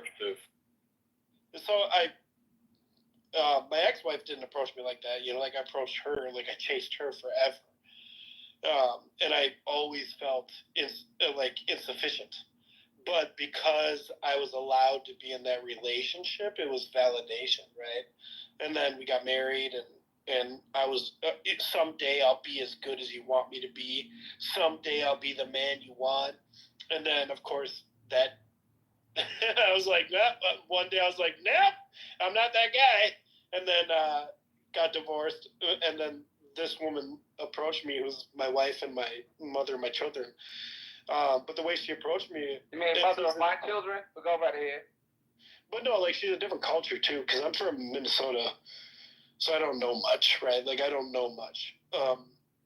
And she's Puerto Rican and Salvadorian from a different place. She's trying to get a green card. We'll go right ahead. No, she's a citizen. She's born in America, California. But the way that she approached me, for me, where I grew up, was so distrusting that all it did was hurt me. Because it wasn't about her, it was about me. It was about me thinking that she approached me so aggressively that she did that to a bunch of other guys. When probably did. But would that change anything for you? No, she didn't, though. She was actually in a domestic partnership with a woman for the 7 years she was with me before she was with me. Most lesbian women are usually kind of free-spirited, especially all through middle school and high school. No, but you can say that. But you can't say about my experience, right? So I'm talking about I'm just trying to share my experience, man. I'm not trying to, like, fucking... You can throw jokes at it or whatever, but I'm just saying I'm just saying, like most girls who want to try other girls, they don't usually start out being with girls, right? Who are they usually with first? Think about it. But that's neither. Oh, no, she was with men. Yeah, she was with men. Yeah. Totally. But that's all. So we agree. So I was saying, like, but I'm talking about my insecurities, not hers. Right. So like, it sounds to me. What I'm saying is, you got over your insecurity because it's clear that you had already moved past the fact that the girl that you are going to be marrying and all of that had already had a whole long ass life before you all decided to get together. That was just before she met Magic Mike, which is me. Now my question is, what if the previous relationship she had was with a black guy? How would you have taken that? That's funny because she was with. So my wife did some Best Buy commercials. Like she was in the modeling pool, right? Like for doing commercials, and she was with a black model before me. And she showed this. So it's funny you say that because she showed this picture of this guy to my sister. You still keep the picture? Damn. Yeah. That fucked with me, dude. Don't lie, that fucked with me. But she showed it to I got 4 sisters, and she showed the guy. It wasn't the picture she saved. It was because he actually went on to model. And he, of course, dude, fucking chiseled out of stone, fucking looks like Adrian Peterson. And she picked me, dude, because I got that daddy fat stick. It's because I have that daddy fat stick. And I don't know if it was that. You do have that nice cushion job at the bank, sir. Listen, the point. No, it's hard. No, the point is, you're right. It's hard. All that shit is fucking hard, dude. It is hard to accept as a man. It's fucking hard. Listen, as long you are good, trust me. You don't have nothing to be insecure of. It doesn't matter if. No, I put babies in her. She's not. You don't actually ever own the woman. But I'm an insecure man. I'm a very insecure man. No. But I'll say this. Listen, as long as your prenup is good and you maintain your position at the bank, you should be fine. She ain't going anywhere. All right? I don't work in a bank. What, didn't you say you were, I never said that. This is a different. Yes, you fucking did. Why you fucking lying? I'm just kidding. I'm just kidding. You said you do mortgage. You fucking liar. I'm just you kidding. said you're a mortgage nigga. It might be you work for the bank. I You're a mortgage nigga. I am. Yeah. You might be Jewish. Don't do that, bro. Sorry, I'm just joking. I detect Jewish lies in you. Anyway, so as long as you keep those things together and keep that measure of control, you're fine. It doesn't matter if she literally banks all of the aspiring models out there, the black ones, the big tall ones, the big football size ones. It doesn't matter. Even the cheerleaders, she's into those too. I mean, none of that stuff even matters. Don't even worry about it. You know why? But that's because I thought that's what you got something that all of them don't have, and that's a nice cushy job at the bank. No, but we were talking about insecurity, right? Like we're talking about women versus men's insecurity. I'm fine now, guys. Thank you, though. I appreciate that. Yeah. I can definitely hear that in your voice. I can tell you're fine. You're good. I'm totally fine. I think she loves me. But we're talking about security, now. All right, so, yeah, because still, if I walk my fine ass, but again, by a bunch of construction women, and they're like, you can get it, I'm still going to look. Okay. Well, I'll be like, okay. I think you're better off. You can't handle it. You're better off getting a cubic gold chain about 14 inches around and then some, gold rings and shit like that, and then walk around there. No, this is like Sigmund Freud. Lion, what's your relationship with your mother? With your mother? I'm actually about to go hang out with them tomorrow. We're playing spades. That's I'm gonna be dominating all of them in spades. That's neither here nor there. So no, it may not be. But so was she? Was your mother more of trust you to make your own decisions, supportive? Yeah, she's very, very supportive. But I wouldn't say that. I would say that I'm closer with her than my sister. Than my sister. That's great. So it sounds like you have healthy relationships with the women in your life. Yeah. We don't all have that. Good for you, but we don't all have that. I do not have that. I don't understand the connection with that. So yeah. So I have a mother. I have a mother who was mad at my dad for always being absent and drunk. I got an older half sister who her mother killed herself in. She committed suicide. Whoa, hold on. No, let me lay it out. This is why these things I feel like I just walked right into like when white people like to just drop this bomb of all of this like dysfunctional shit in my lap to explain exactly why they are. I didn't want to do this, Joe. Oh, that's fine. Well, I'll say then. That's all I'll say then is it sounds like you have health. Everybody's trying to do this Eminem thing. You know what I'm saying? This 8 Mile, like you only get one life. No, all I'm going to say is that it sounds like you have healthy relationships with the important women in your life, and that is going to lead to a different outlook. Yeah, they pretty much run my life. That part is true. That's all I'm saying. I don't know how many women I have in my life now. I have my mama, my sister, lady, and my 2 daughters. You got daughters? Yeah, me. I got a daughter. Oh, that's a trip, right? I got a daughter, and she is. I was trying to tell me what to do all the time. Dude, she's a fucking diamond. She tells me what to do all the time, but I can never figure out if she's wrong or right. My daughter is a diamond. Oh, that's very nice. Solomon, does Louis have a father?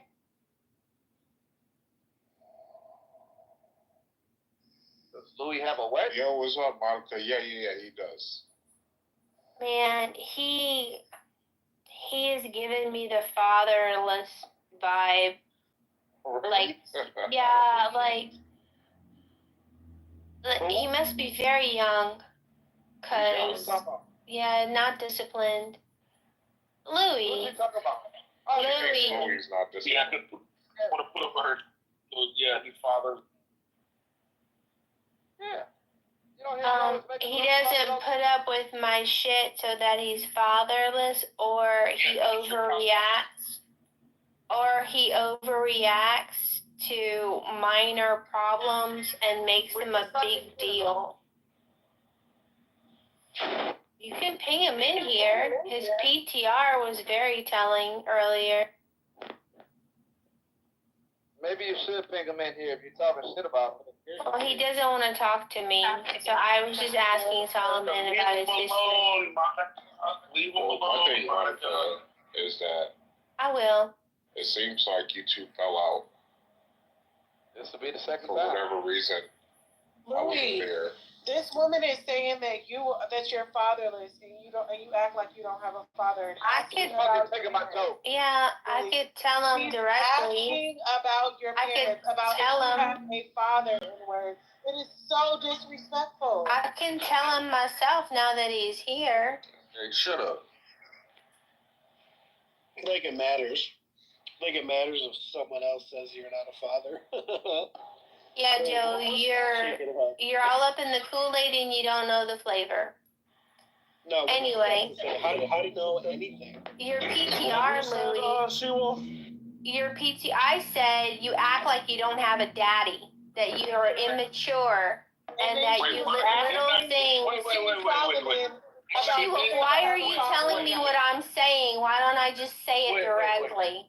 Monica, didn't I just say leave him alone? And then you say yes? She-Wolf, he came in and She-Wolf started it. Tell She-Wolf. So, Monica, what about King? You act like your name's not King. You act like your name's not King. Anybody can do that. Anybody can say that stupid shit. Yo, so let's do the movie. Let's do a Monica movie. What she really did was wait until you leave to talk about your father. Yeah. That's what she did. And I find it very disrespectful. Act like your She waited till you left, to talk about. So, Monica, this is a snake. I don't expect anything less from a snake.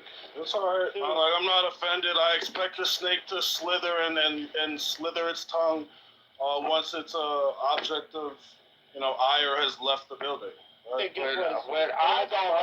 Monica knows that I'll talk shit. I'll be as fucking flagrant as I want to in her presence or not. So I don't care. I don't know, man.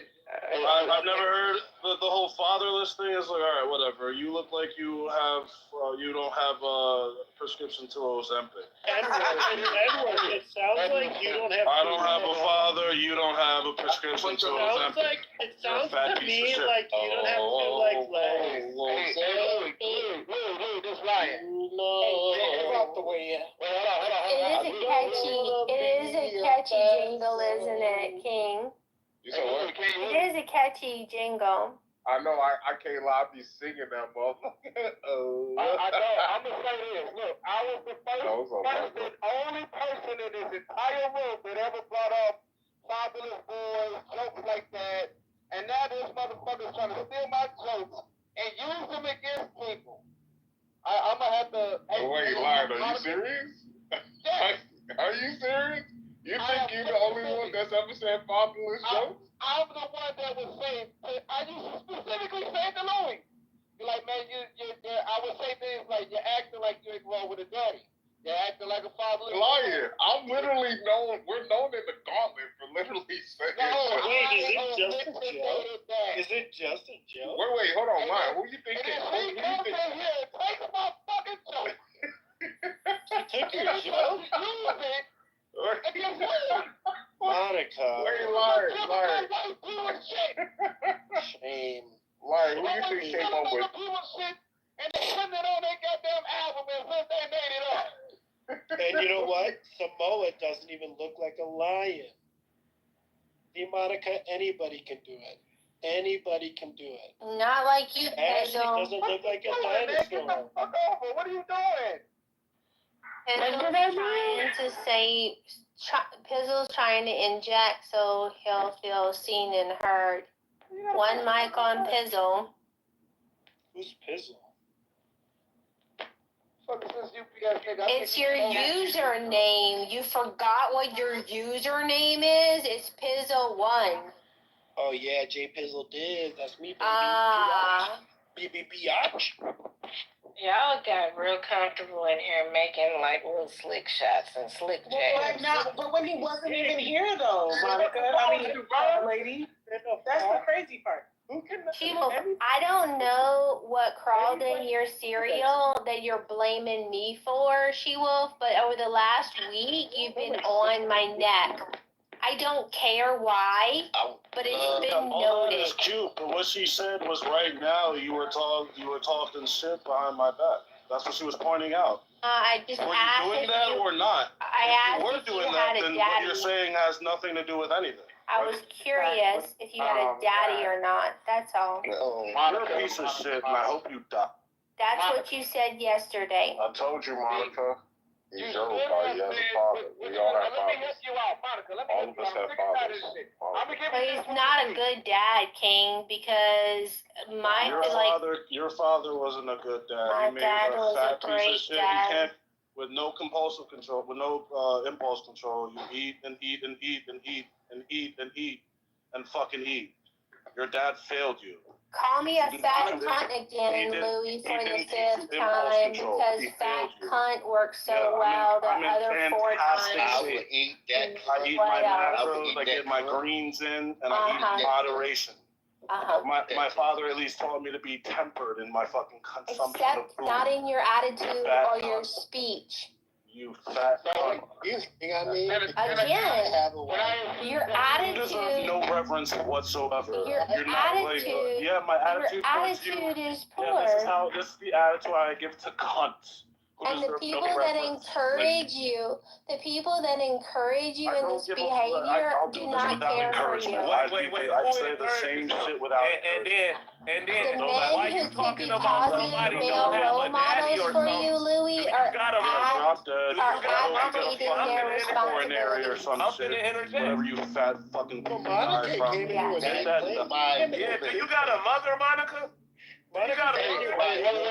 I want to help Monica out. Hey, Monica. No, y'all gonna stop. Why y'all trying to help her? She don't even know she a OG. Yeah, she a OG. Bro, honestly, when I first came in the room, your sliminess and like just hypocrisy and like inconsistency seemed to be something I only noticed. But the fact that like a lot more people are picking up on it, I'm cool on like even addressing you. You could get fucked and die, and as long as people see through the fuck shit like I see, fuck it, I don't even care. Like say whatever you want in my absence, kill yourself. There you go, She-Wolf. See, She-Wolf, you don't have to protect him anymore. He's a big boy. And that's the point right there. Wait, Monica. What you should have said to She-Wolf earlier, when you said, I don't know what called in your cereal, what you should have said, which would have been racially right on point with you, and definitely get everybody out, a little riled up. You should have said, I don't know what crawled up in your African jungle bush and died like all the babies that you aborted, but fill in the blank. See? That would have been better. Can't you just drink a Red Bull? Can't you just drink a Red Bull, Lion, instead of helping me like this? Because you're really not helping me. And you know you're not. You know what? I got a confession, y'all. I gotta be honest. I gotta be fucking honest. I can't stop thinking about starting a fucking crusade. I want a fucking crusade. I want a crusade. I want a crusade right now. I want to fucking crusade, bro. I'm dead serious. I'm not joking. I want to find a way to fucking crusade the world. Like, that's how I feel. Real talk. I'm not even joking. I want to crusade for Christ. Right now, nigga. I want to fucking Christ. Everyone who's a fucking heathen. I'm dead serious, too. I'm not joking, Lion. I'm tired. I'm over this shit. I'm trying to fight. Who wants to fight, nigga? That's how I feel right now. I'll be sure. I'm fucking serious, man. I'm so pissed off. I'm just tired of this fucking world and all these niggas thinking like they can fuck with us. You can't fuck with us, nigga, because niggas like me exist. And I will fucking crush your face, nigga. Who's Who are you talking about? Dead fucking serious, man. I'll throw a bottle of Harold's Hot Sauce in your eye.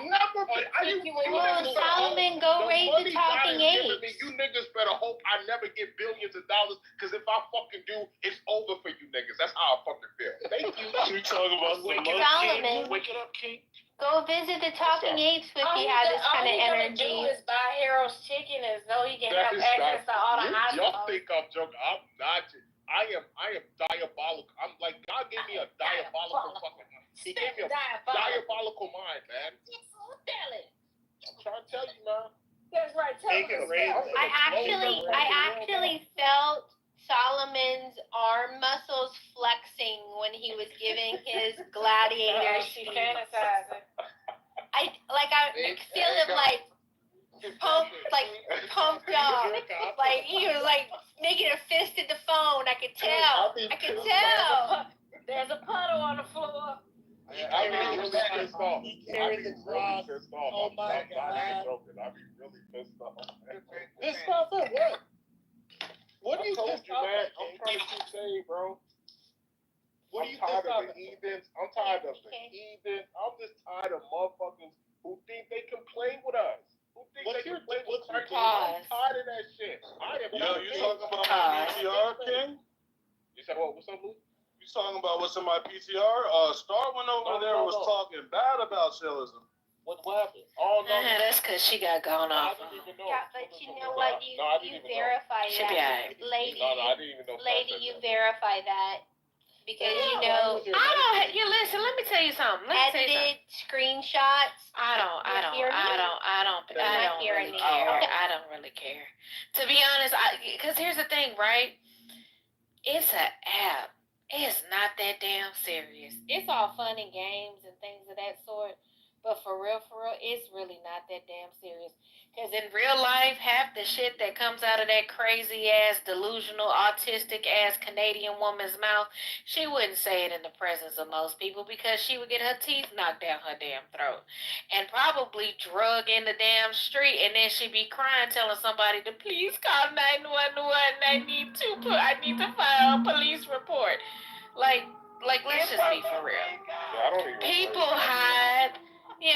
hide behind the internet, and to be honest, what really did she contribute to the room besides being temporary content. That's really all it is. Most people in here are temporary content. They'll go bounce around. They'll get tired of her over there. She'll come back here. She'll go to somewhere other room, get kicked out there, and circle back around. I mean, it's just a never-ending circle. Who really fucking cares? Yo, Lion, is this your wife? Could you talk to her, please? No, don't look like her. I think that look like your mama with Down syndrome. Oh, yeah? Oh, yeah, Jacobus? Let me go get Joyce. Let me go get Joyce so she can handle you with that elongated clitoris. Damn. She gonna smack you right on your lips with that long motherfucker while she ashes on your booty when she done. Read roast beef. I'm trying to bring that up in that conversation. Listen, cause you know Joyce is gonna unroll her labia lips and flap away with holding on to you with her toes like an eagle.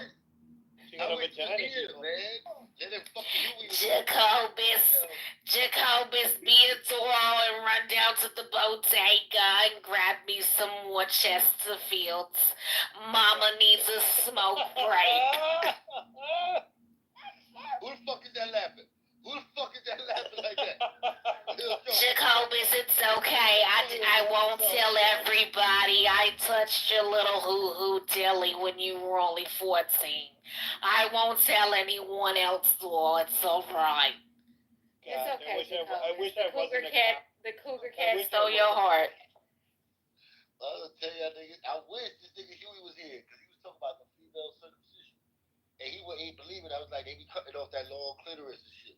He was like, nah, shit. Dude, the clitoris is not the long part. It's the labias, dog. No, that's one of Learn a vagina. Learn a vagina. She wraps you up in it like a damn cocoon. That motherfucker clean off. Nigga said what? She wraps you in it like a cocoon. Cutting out the right chord on an accordion. It's fucking impossible. What? You open up that accordion. It's fucking hard to tell.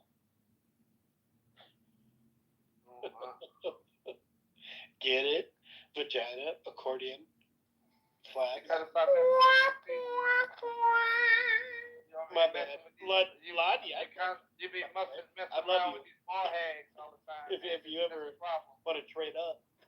Absolutely not. I like my meat well done. No pause. Oh shit. I'm underfed. Yeah, Lion. He just hit on me. I'm offended. I didn't hit. No, we talked about this. That was not a. I'm leaving. We talked about this. I'm leaving. He just said switch up. No, sir. I'm gonna lie. No, I said upgrade. I said upgrade. No, thank you. Like he's an upgrade. Jacobus laughing because he uncomfortable and don't really know what's happening. He's scared Joyce is gonna find him. No, you're funny though, Robbie. That's fucking funny. Jacobus, do you ever have nightmares? She's standing in the alleyway banging on the trash can. Jacobus, let down the fire escape door. You know you miss me. I need another dead rabbit. I need one more dead rabbit. I'm throwing up the yellow stuff. Why don't you visit me in the nursing home, Jacobus? See, I'm about to make me throw up again. I need some garlic, Jacobus. Oh shit! I need to do a spell. You ever had rubber her down with Big A, don't you, Jacobus? Oh shit! This nigga about to go. Yeah, he does. He helps her put in her dentures. Jacobus beads wall and go get the denture cream for Joyce. Yes, rub the Benjay on my body. My muscles hurt. My muscles be hurting. I think Jacobus would be one of those guys. He just kind of come off to me like that. He would be like a male gigolo out there servicing Jacobus. Jacobus, mind my corns when you rub my toes.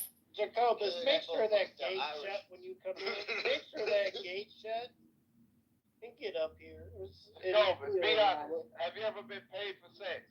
Yes, by Joyce. Are you not picking up what I'm throwing down? Everybody been paid for sex, nigga. Everybody. She paid him an extra corn dogs. all and go to the 7-Eleven and get Yes, it was the corn dog nuggets. Yes, it was the extra corn dogs and nuggets in the cafeteria because right. she was the cafeteria lady. She was. With the thickest cankles. Thick as hell, like pillowcases. Oak trees. Don't you forget about them rectangular pizzas. You got some extra. Yeah, she would leave she would leave pinched up cigarette butts on his tray so he knew to meet her out back. that's diabolical. You know what time it is. All right, you and Nozel, you won't be late for fifth period. You fucking little silent shit, nigga. The reason why I said that because I was on Facebook and there's like this couple on Facebook and it's a white woman and she don't have any teeth in her mouth, the face is all sunk in and everything. That's Joyce. And it's a young black dude, look like he's like 28, 29, and they be wearing these signs on Facebook. Ew, that's a TikTok couple. Yeah, they say still in love, and they say fuck all the haters and shit like that. And she's pregnant. I don't remember that one. I do. She is pregnant. She's pregnant, baby. She's not pregnant. They have a surrogate. Oh, they have a surrogate. Obviously, because her womb is as crumpled as the skin on her face. Girl, that womb is drier than the Sahara. And honestly, I'm not even trying to be funny. That womb is been activated. I'm just saying personality-wise, it fits you so well, Jacobus. You would be that young dude, like, kind of trapped in a relationship because you ain't got no money and no way of actually having a job or whatever, that you would pretty much be stuck, trying to live off of this woman's Social Security and whatever other means she has. And you get the haunted house. When she dies, you get the haunted house. And then you got to sit around and pretend like you just so madly in love with her and you doing these little these little TikTok challenges and shit like that with her old ass. Yeah, I can see you doing that for some reason. I don't know why, but you just fit the bill to me. Performing haunted cunnilingus? Haunted cunnilingus? Like over here playing Twister on the floor and shit with this senior citizen. Butt naked too, nigga. With my dick hanging. Playing Twister with the Exorcist, bitch. About on red. My dick on red. How are both your hands on red? Yo, I just came from the gym, and this shit is the crazy. Watch out for chlamydia, bro. I'm just looking out for you. And the ringworm. And the ringworm. I'm just looking out the ringworm. Thank you. Wipe down the equipment. Welcome. The ringworm. Thank you. Anytime. Thank you. Yeah. I just came from military. So, believe it or not, there was this big booty girl stretching in front of me. And when I say in front of me, I mean I was there first. No, she was there first, but she wasn't there. Her bag was there. And I went to the stretching machine. I'm stretching, and she literally was standing in front of me, bent over with her big old booty. And she had on those shorts. You know those shorts that go, you know those shorts that go up the booty, where it defines the booty? Yeah. And so, okay, and there's another dude standing, the butt crack shorts, yes sir.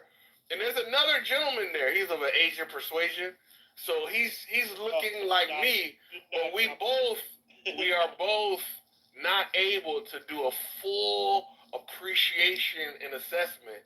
And so he looked at me, and I, in my discipline and my understanding of the assignment, was thoroughly not looking. My face was turned away from the booty, and no expression of satisfaction or amazement was on my face. It was a stoic face.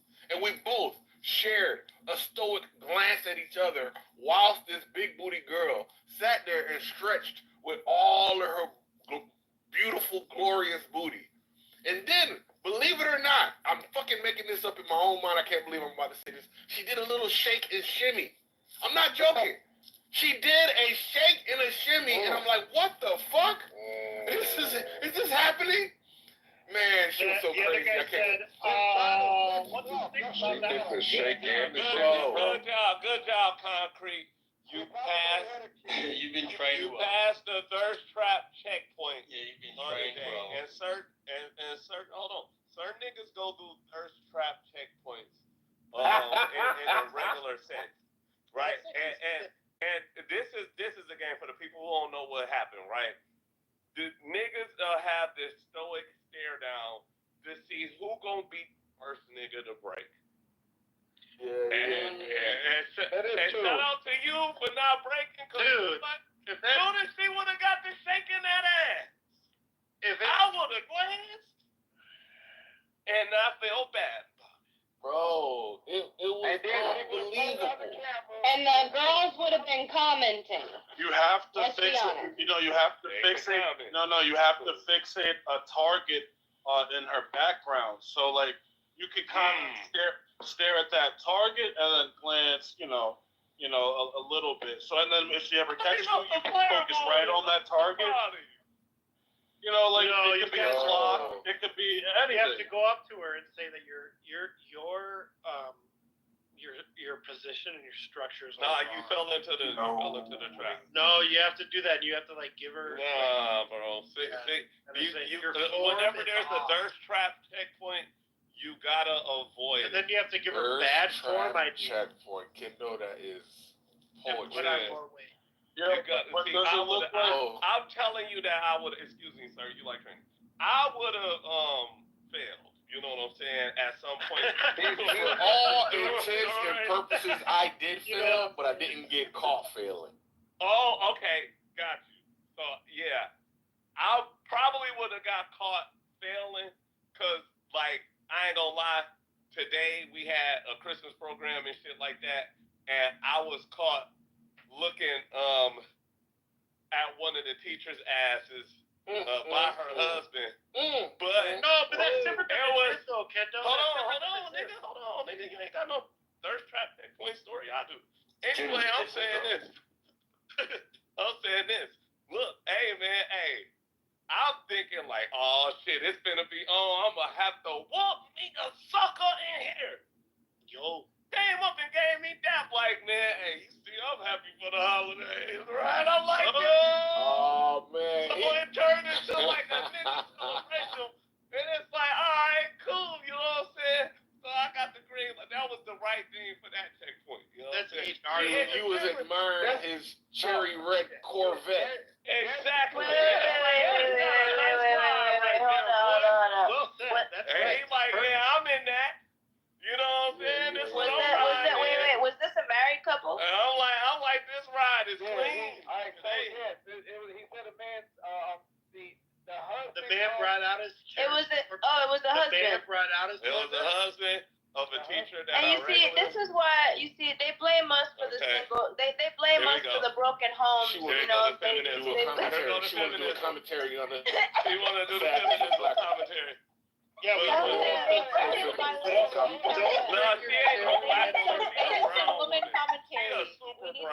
blame us for the broken homes, you know what I'm saying? But then look, this is how they treat their wives.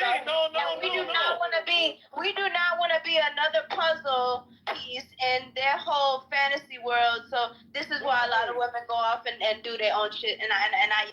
So what do they? Hold on. Why she brought us here? What do going off and doing your own shit look like? It don't look like me being passed around by a whole bunch of bozos. Yeah, describe that without describing a hoe. What would you call what you just described, sir? A married man. Does that sound like a marriage? Does that sound like a holy matrimony to you? There's no I just want to comment on what Kendo said. Kendo, it sounded like this gentleman acknowledged your amazement, and he said, "Let me tell you what you're going through, young buck. What you're witnessing is a 1992 thick. Was she a brown skin, red bone, dark skin? Oldsmobile. None of the a woman of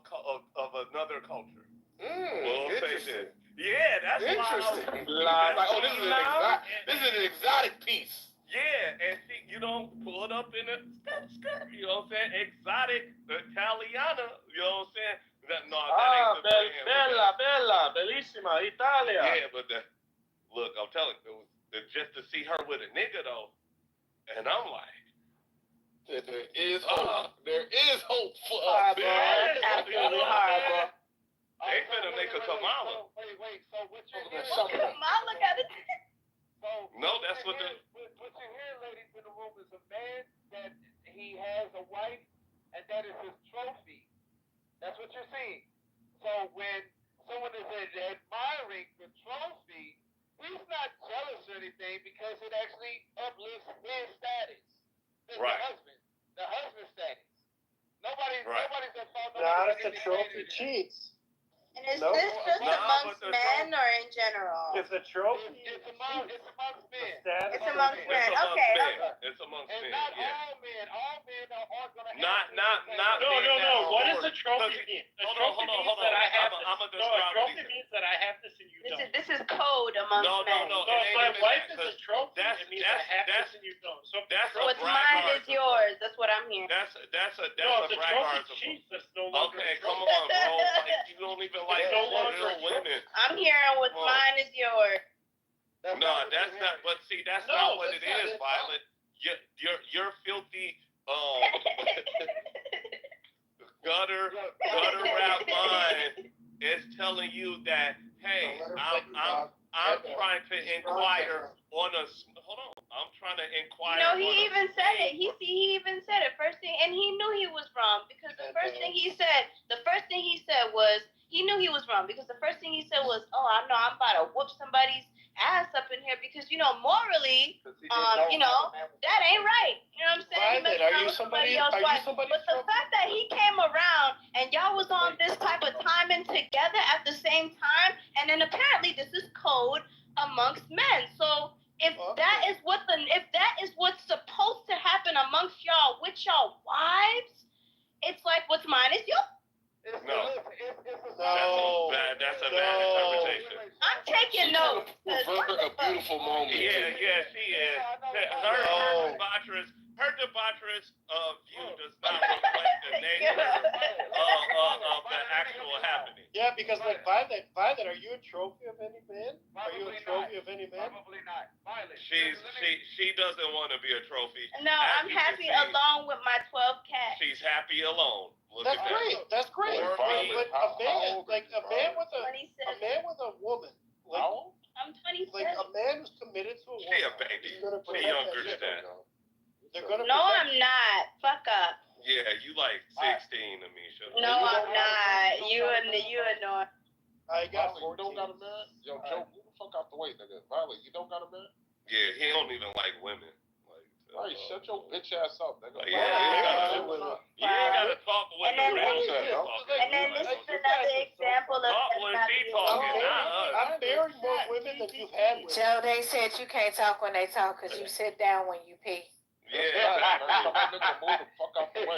was the one. Hold on, you was the nigga that was telling Lion that like it's okay to do bitch moves and shit and be pursued. Like shut up. That's crazy. That's not what I said. Like This shut is up. what happens every time. Like shut up, bro. Like I'm your favorite it's villain. Friday, but don't get me on it, bro. Dude, I've married more women than you've been with. Never. Hey, look. Dude. Hold on. Let me say this. Listen, Don't try to. You guys don't got numbers Don't like have me. that You don't have hard numbers race like with me. me because You don't have. You be with You don't have. You gonna win. hold on, Violet. Listen, I'm gonna put you up to speed. How did this turn on me? Oh my fucking God, nigga, shut up.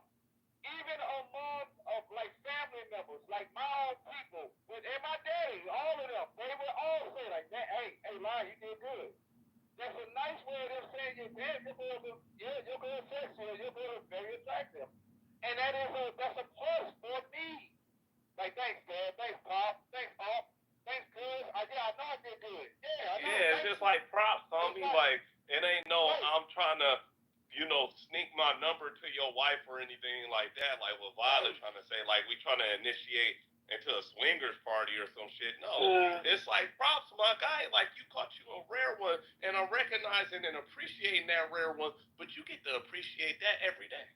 Right. It's not like they ain't. Well, I don't know, man. But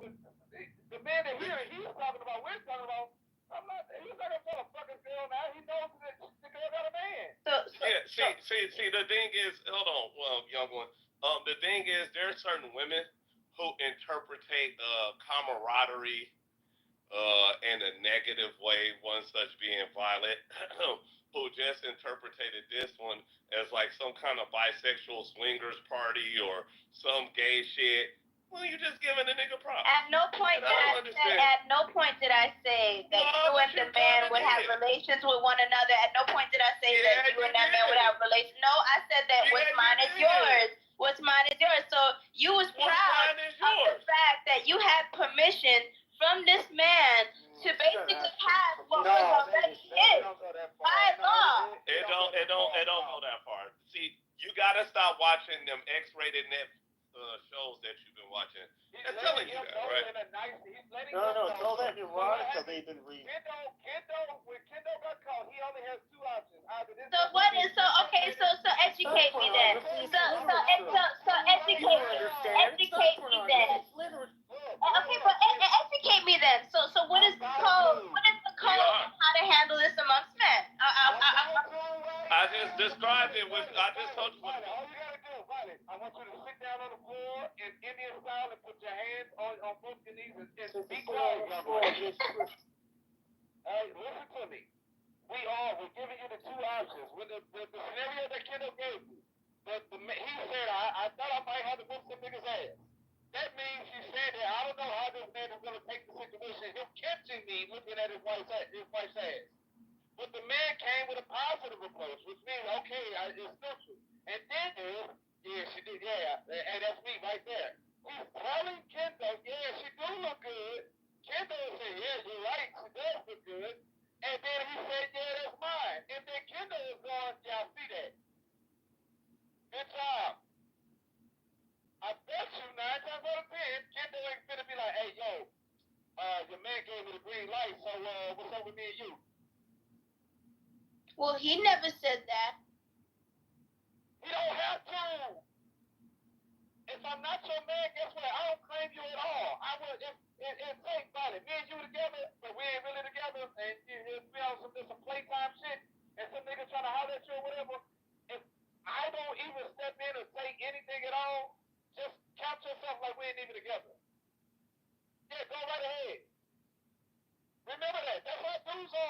Here go the real key factor lie. Did you miss the part where I said that she was married, Violet, or it don't matter? No, I heard that part. Oh, so that wasn't taken into. Yes, it was. A nigga that's claiming you is always gonna claim you no matter what. Okay. And they might do it in a positive way, or they may do it in an aggressive way, depending on the guy that's pursuing the girl. Most of the time, we're gonna be positive about like, hey, I know, bro, I know. She bad in the motherfucker, I know. Yeah. But really, what I'm saying to him, what I'm saying to him is, that's mine. You step, I'ma hurt. You understand? That's how it works. And he gonna back off, especially if he respects me. Especially if he knows me. He like, all right, no, that's my people right there. That's how it works. That's how you get the protection that you get. Guess what happens after that? You are out in the public or whatever. That same dude that thought you were so fine, and another nigga think you fine, that dude is gonna go to the other guy and be like, that's lying. And that guy gonna, damn, she bad. Yeah, I know, bro. But yeah, that's lying, girl. Oh shit, good look out. You know why? Because I don't want to get shot by lying. I don't mean no problems with that nigga. That's what happens. That's how the world works. She know how this goes. She was one of the dirty. She was one of the dirty Kendo names. It's interesting learning about, just the different ways that y'all men deal with each other in certain situations. It's really like, because I feel like a woman, some women wouldn't expect that. They would just. Do you got a lot of men in your family, Violet? Yes, I do. No. Yes, I do. Yes, I do. That don't mean they gave her the game, though. That's the problem. I'm very close to calling cap, but then maybe the type of men that's around are either when you guys come up with a solid diagnosis for why I am the way I am, just let me know. So I'm not trying to diagnose you. I would say that you was in a coma. That's my first idea. The probably born out of some sort of test tube. One of three. Oh damn, she a human experiment. Oh, what movie? You have a movie recommendation? Yeah. So anyway, speaking of movies, you know what I'm saying? I got a movie. No. To recommend. No. We're looking for and romance like movies.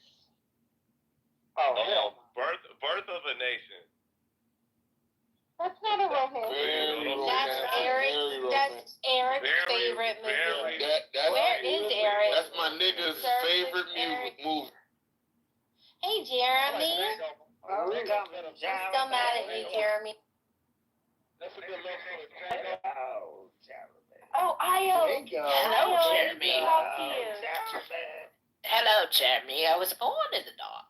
Oh, damn. Where'd he go? Is that Jeremy from the Talking Apes? That's Jeremy. No, that's Jeremy. Yo, Kendall, did you hear that's about Jeremy from Chillism. He always be chillism. Kendall? Did you hear about our investment? Yeah, I heard about the investment competition. I'm down there. You getting in? Like, I'm down there. I'm down there. Want to get in that shit, boy. Come on, man, get in, bro. Hey, man. We all doing it. You know what I mean? Start with a little something. Actually, what's his name is doing virtual. He said.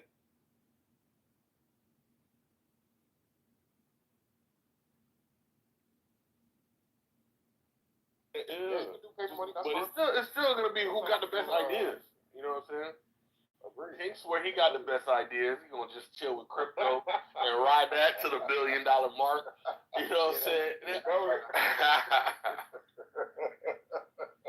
I swear, Lion Swiffle guy, he got the best fucking ideas.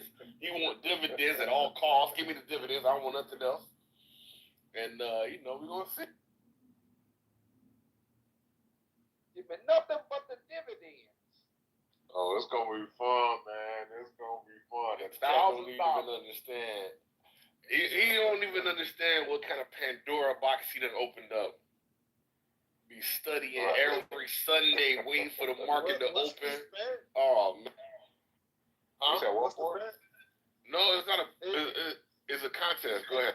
It's bragging rights to prove exactly who's the best investor in the room. You got $1,000.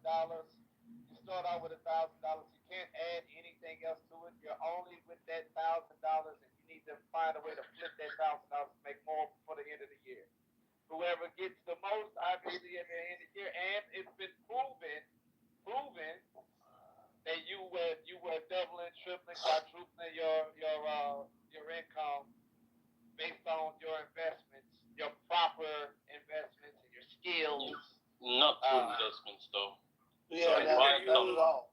What? Forex and all of this other shit too. I think it should be anything. I think it should be anything. You can hope for is 3%. But it only it can be anything. But the only stipulation is it's gotta be proven. You gotta have a record. Yeah, of course. Yeah, that'll be. Yeah, and you can't add nothing to it or. Correct. You can't. Only $1,000. You can rebalance, but you can't add during the rebalancing. And what I said was, it don't gotta be $1,000. That was the first number I came up with. But if you want to do 100, or 500, I think everybody should be able to participate, and it'll just be the percentage increase. Just depending what. But what are we investing? What's going on? No, what are we investing? Or 10% or 20%. Whatever you want, bro. Whatever you want. You just need to flip it. No, the best return. The best return on investment. Joe, you're doing a lot, Joe. That's return on investment. You can invest in anything in capital markets, but it has to be the count and the trail record of your trades has to be knowable. If you don't have one, you are disqualified. So everybody's hearing it. If you don't have a record of all of your trades, you're disqualified. So this is for all of 2025 then? Yes, sir. Yes, sir. Checking quarterly or monthly. In January, yeah. Starting in January. Down force? Yeah, why not? Yeah. You're not gonna lose anything anyway. You're not gonna lose anything. Can we trade the black market? You can pair up with people. You can ask people for advice. You can pair up with people. You can copy people. You can, if people are willing to say, "Hey, this I put my money in this." You can ask questions. All of that, bro. It's all open. It's all it's all free. What about black market? What about shadow economy and black market? Is that That's the whole point. We want to make money together. Like we want to make black market, bro. Come on. Good luck. I predict. Hey, he said if I flip this dope, he want to flip cocaine. You can't flip cocaine and try to compete, bro.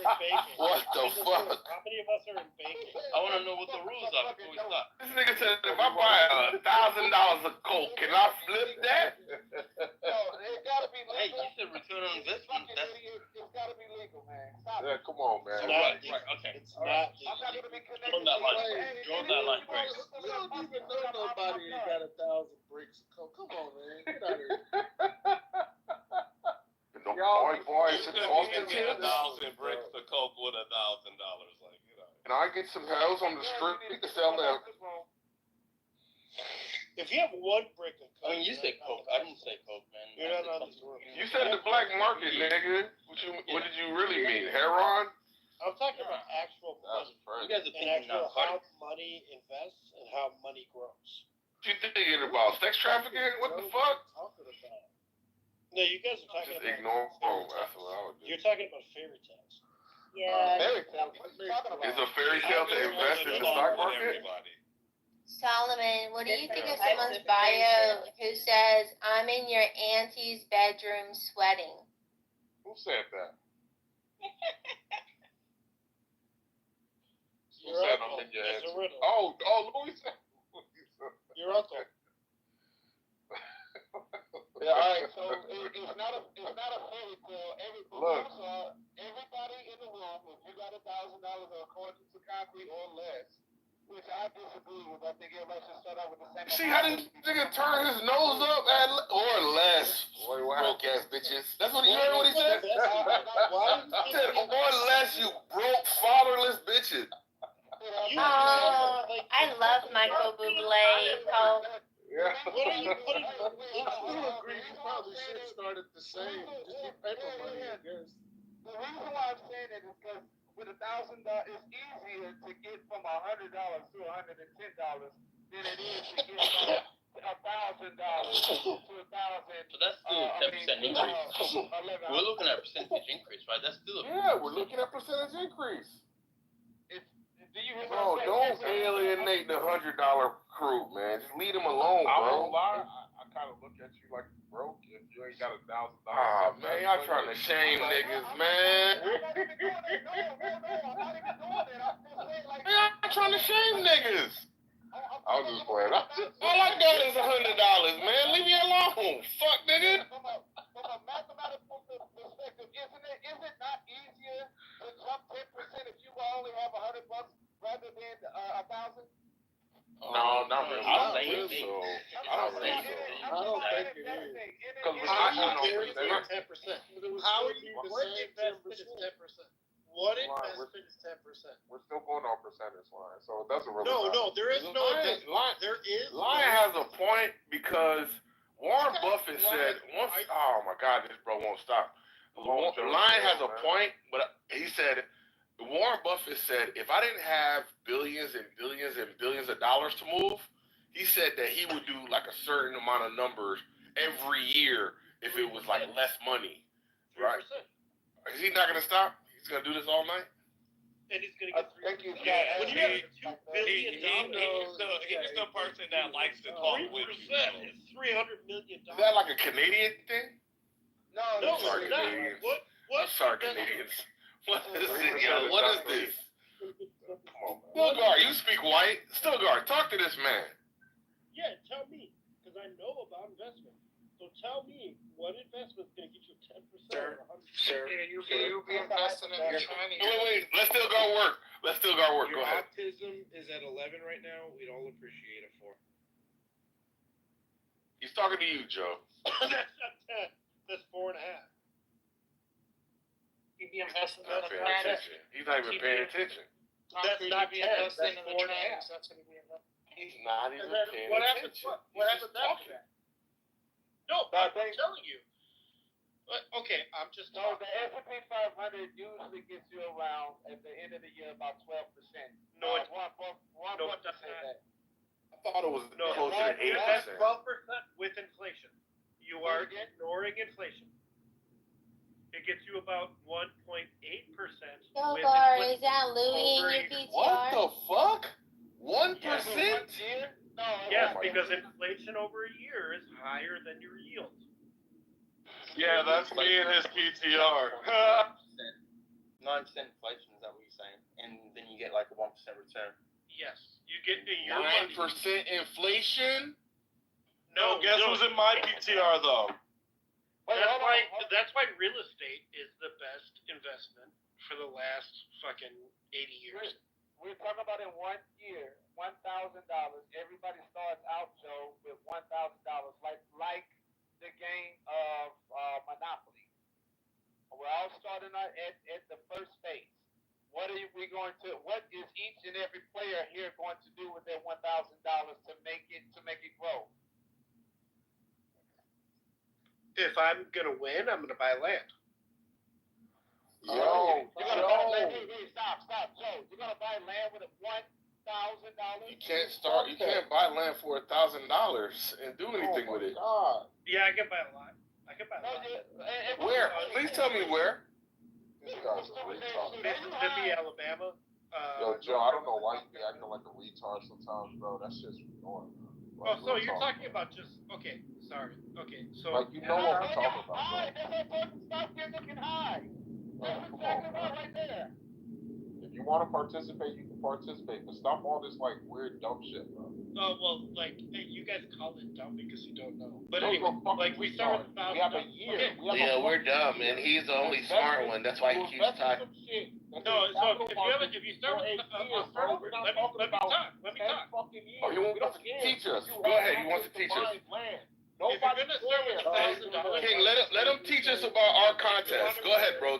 Tell us about our contest. Go ahead. You want to return. I fucking hate people like Joe, bro.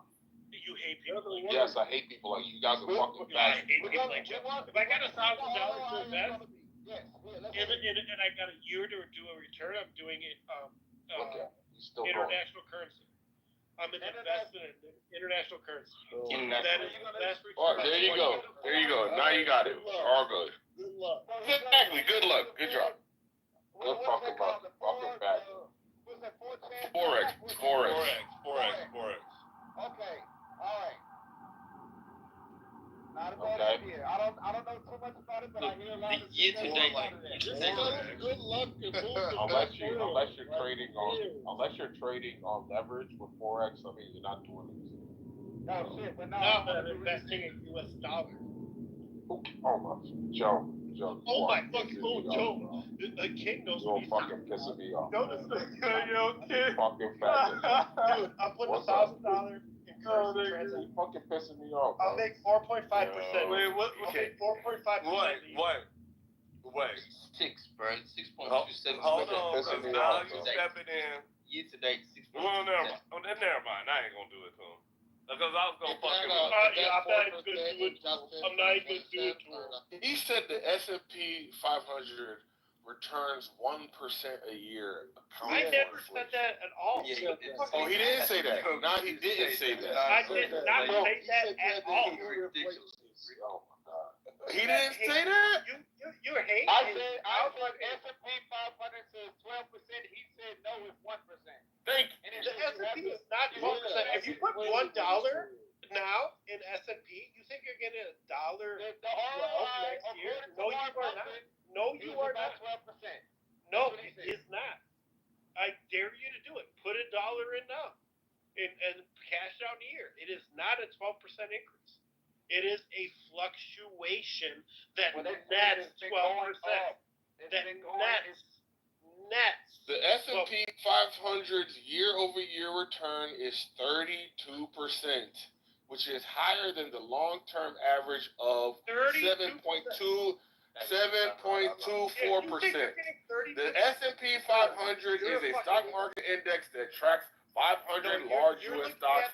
Oh, no, you're right. Joe's right. I'm sorry. Let me just not talk to ChatGPT. You're right, bro. My bad. Oh yeah, Joe, don't knock it. You think that you could put $1 in and get 32%? 12-month total return, 33.89%. Annual return for 2023, 24%. Joe is right, ladies and gentlemen. It's 1%. What is going on? Did Samoa say he's gonna be involved? Samoa, you gonna do the contest? What was in it? Why aren't you rich? Samoa, are you there? You got it. Who was he saying? Why are you rich to? Who was he saying? He's talking to me because I just quoted what ChatGPT said. What's the contest? Get the fuck out of here. Oh, Samoa. So what we were talking about is get a bro. Just chill. Just Google it for yourself, man. That's what I did. No, Google anything. Oh, he already knows. All right, you already know, bro. Can we talk to somebody else now? Is it okay we talk to somebody else? You want to talk about somebody who knows what they're doing? You are not you are trash, bro. Shut up. You are trash. Be quiet. I'm sorry. So Samoa. God. Jesus Christ. You guys this guy won't shut up. Okay. Get your 32% S&P card. Samoa. So the idea. Samoa, the idea is that on January 1st. We're all going to start with a new trading account, new investment account, and we're going to start with $1,000 or less, whatever you want to do. Some people are doing paper trading, some people are doing less. But, let's just say $1,000, and then let's see who's doing what in terms of performance month after month, and then ultimately by the end of the year, who has the greatest, who is increasing their pot the best, the largest. If you crap out, you crap out. So there's no new money into the account. It's just $1,000, January 1st, 2025, the year of Trump. And no bet, or it's just bragging rights and not a bet. It's not a bet. It's bragging rights. Because you're gonna go into medical. You gotta go into medical. We just want to do something together. I do have some questions though. Hold on, let someone get it out because he just heard it and he wanted to ask. No, I mean, so I can do that. I was thinking about what Lion. I think Lion's gonna talk about it right now about that promotion that you put up $1,000 and then you get 15 free. Wait, what? Oh, my bad. Them niggas is squatting already. Can't you see that shit? Them niggas is squatting. Solomon, did you hear what happened with Nick Fuentes? Yeah, bro. The guy who came after him shot 3 people before and then he evaded the police and killed because doxing is bad. We should pay attention to the people who dox people and help them understand. But okay, y'all go back to cryptocurrency. I'm so sorry for having a topic. Yeah, because we really needed a topic because we didn't have a topic until you gave us the topic. Great white woman. You're welcome, Concrete. We were talking about this. This is what we were doing. We're arguing about the parameters of the rules. All right, so look, Concrete, this is a question about it. So, how do I say this? What about margin? I don't know nothing about that. What is that? that? You can leverage. That's up to you, bro. Borrowing money? You just need a trade. Borrowing. Yes, leverage. All right, so let me explain that. All right, so margin, King understands. So let's just say this. I take my $1,000, I put it into this account, and with this account, I press the on button on if I'm willing to accept leverage or not. And they will give me a percentage of what of my money that I've decided that I put in order to leverage to buy more shares on the exchange. That's the easy way to do it. I take leverage because it's still percentage gain. It's still percentage gain. And it's not new money. It's you trying to use debt, and I just take that to be a part of the strategy. Yeah, I take that to be the strategy. Yeah, because it's still percentage gain, so nothing has changed. All right. You can use as much money as you want, but the percentage gain is still percentage gain. If I crap out, they're just gonna give me a margin call and then shut the account down anyway. Exactly. Yeah. You don't want to crap out, bro. That's going. Imagine Lion getting ridiculed for 12 months straight. No. He gonna kill his money. You're out. If you lose the money in the first month. Oh man, that's gonna be sweet, Lion. I'm gonna enjoy that. what I'm gonna do. As soon as you lose all the money, I'm gonna just move everything to like a no-brainer type of like the S&P. Just leave it right there and ride out for the rest of the year.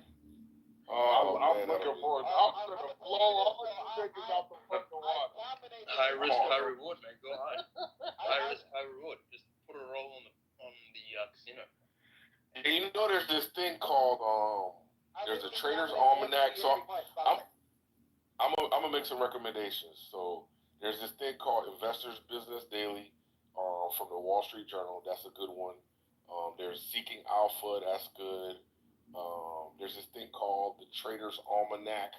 That's good. Just for like tips and information. And there's this other thing. There's a bunch of books, but I'll tell you to buy low and sell high. Yeah, but you still they've been studying this shit so well. They tell you what time of the fucking month to buy, which month to buy, which month to sell, what time of the week to buy, when to sell. Yeah, so I mean, I don't want anybody going into this blind. I think you should do some studying, So well, people can ask questions. That's why this is supposed to be a learning experience for people too, man. Don't be scared, y'all. Like, come on, man. We want everybody to Concrete brought this up. Let's all, as a community, let's get involved with this, man. Make money together, So if you got questions, you want, something, blah blah blah, just let us know. Okay. Yo, Adam, you finna do it? Yeah, I'm already in some stocks, but like. No, what I'm saying is separate. You got to do a new account, separate account. Yeah. Yeah, hell yeah. Different account where I can just see my percentage increase. Well, I want to make sure that we all put up on January 2nd because it's a holiday. January 2nd, the account being open with a deposit of $1,000. Yes, bro. Yes. Yeah, I suggest we start working on that now. We start, start working on whatever setups you got to do. Yeah. I'm just gonna open up another account. I mean, What do you use now? I'm already with Vanguard, so what I'll do is I'll just open up another account and just push the G-ball, so then we can see the date of deposit is a fresh account. Right, but you can't buy nothing until the first. Yes, can't buy anything until the first. And you don't have to buy anything on the first, which is to say, don't feel compelled to start immediately if you still like thinking things through. You watching the market, because I think next year is going to be rocky, ladies and gentlemen, which is going to make it even more interesting. Yeah, for you niggas. Wait, can I? Point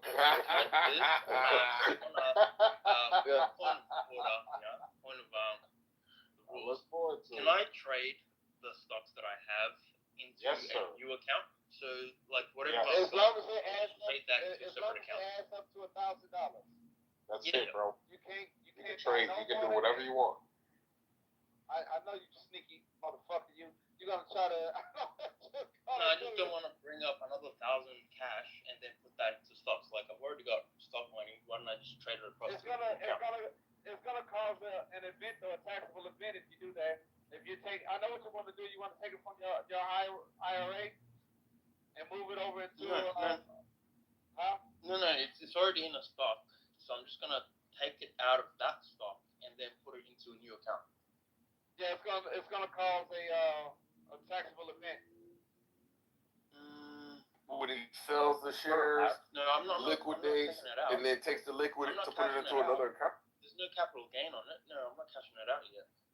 No. I've done this before. I have multiple accounts, and one of my 401k account, I transferred the stocks, not the money. I transferred the stocks themselves to another account, and I have to pay taxes on it of 10%. So what you've probably done is trade it to cash and then trade it back to stocks. No, I did not. That's where it triggers the capital gain. I did not. And it was even on the same platform.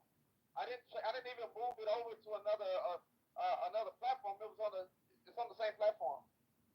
Good look at. I'll look out for that. It's gonna be a taxable. I have been called Fidelity. I spoke to them for about a good 10 minutes about this. I even said how stupid that shit was.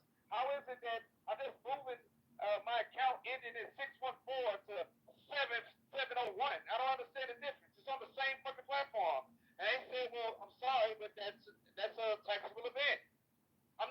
any money, ma'am. I'm sorry, but that's a taxable event. SEC rules. Wow. All right, I'm looking out for that. Good looking out for that. All right, so I guess we're all good now. All right, so Joe, you can go back to Jim. So the police Oh, shot. he left. Police shot Nick Fuentes' would-be killer. We're gonna have to redo the most annoying member of Clubhouse poll now. Thanks to Joe. You know what is crazy? These liberals, leftists talking about how this is Elon Musk is running everything and Trump fell for his trap and all this bullshit. Like as if Trump's gonna be second fiddle to Elon Musk is crazy. Right, he's definitely a A-type personality. Yo, what's going on with the app, bro? I keep getting moved down. This shit is crazy. I moved you down, Nathan. I did this to you. Save those weird ass arguments. Oh, you did? Why? That's the reason why. Yeah. I didn't fucking move you down, Nathan. You know it. Shut up. Oh, I don't know.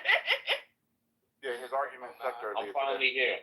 I'm here to say, derail every fucking conversation. Yes. Nothing. I am so excited. So let's talk about Nathan, that are you okay with your heartbreak? Are you okay with your heartbreak? Hey, hold on. What got broken? I gotta find out if you're okay with that heartbreak that you've had. I don't know what you're talking about. When you were trying Anyway, when you were, on so much.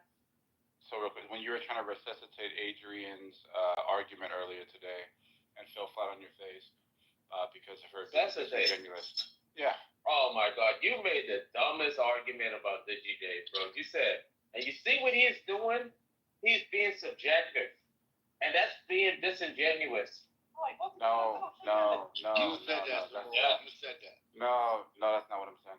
What I'm saying is when concrete and knowledge, when they were doing their like when they were in battle mode, right? Digi was there, and he said, "This is the thing that fucking annoys me the most. What the fuck is this? I hate this shit more than anything. This style of back and forth, right? So this is the reason why you bring this up, is because that's what he's already acknowledged as being the most annoying thing that happens on this app." My headset died and I missed everything, bro. But we don't have to go back and forth, bro. I think it's a hype thing.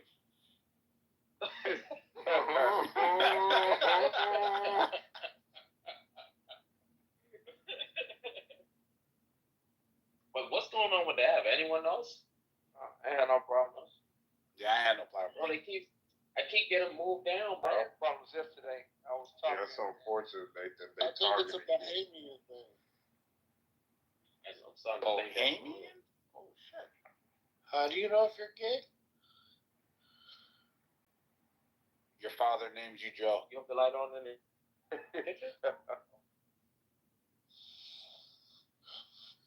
All Joes are gay? Anyway, we should do our next raid when our fallen star is when our fallen star is there. I don't know. I heard She-Wolf went over there during the raid and forgot where she was and started fighting against the home team. Yeah. I think it's called telling y'all about her, an own goal. I think she just started closing her eyes and swinging. Man, She-Wolf is a snake. She's conflicted. Find out. She's a snake. Think she's a snake? Yes, bro. She's a woman. Of course she is. They've been listening to Snake since the first one, bro. Oh, fat. Oh, man. Yeah. I was like, damn. Yeah, that one. I would have been on your side. Way back. It goes way back.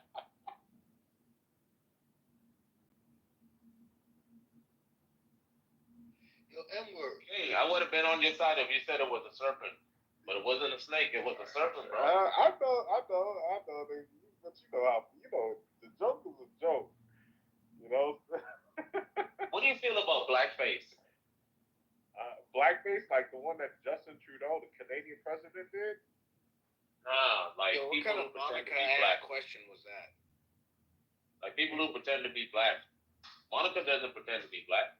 Oh my God, still dog, bro. Stop being in the Kool-Aid when you don't even know the flavor. Yeah, Bro, stupid. hey, Bro, I'm not saying Monica pretends to be black. What I'm saying is that was a Monica question. You came out of left field and you were like, "How do you feel about blackface?"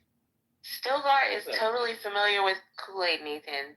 Cool it, okay? I literally just bought some Kool-Aid. Stilgar is a good guy, but his whiteness annoys me so fucking much. It's not bad. Cereal, Stilgar is white because there's Yo. like pure whiteness in here. What are you talking about? So if Stilgar's whiteness bothers you, Digi Dave's whiteness should make you homicidal. It does, bro. It does. It does. I snapped at him a couple of times before too, bro. And I felt so bad because I only snapped at him because he was white. He came in with that goofy ass white shit. And let the truth be told. Damn. Samoa was there. Nathan, is there anything we can do in your time of more? Wait, is there anything we can do? I was giving my joke. He was right in the middle saying his joke about targeting a white guy named Digi Dave. All right, go ahead, Monica. Yep. Go ahead, baby. Go ahead, baby. Nathan, how can we help you in your time of mourning? The Queen Star has now an ape crown, and we want to get you through this difficult time. You and knowledge. I guess the funding from Kazi might soothe the pain. Did you enjoy your steak and lobster dinner tonight? Oh, me and Lana didn't go out, man. Wait, he reneged? We rescheduled. He's a renegger? What? Whoa, that was pretty close, bro. What was that? Monica shit. Did you hear that, bro? You caught that, Samoa? Bro, renegger? Whoa, I was like, whoa. Hey, Monica. Oh. Monica. That nigga's Mexican. How the fuck could he be a renegger? Renege. Ain't that what she said? That's what I heard. Monica, I just want to say this. You got me just now. That's crazy. Did you hear that shit, Monica? Anyone want to go on Discord, man? She said knowledge is a renegger. I'm going to stop painting. I'm proud of you, Monica. All right, go ahead, Samoa. Go ahead with your weak joke.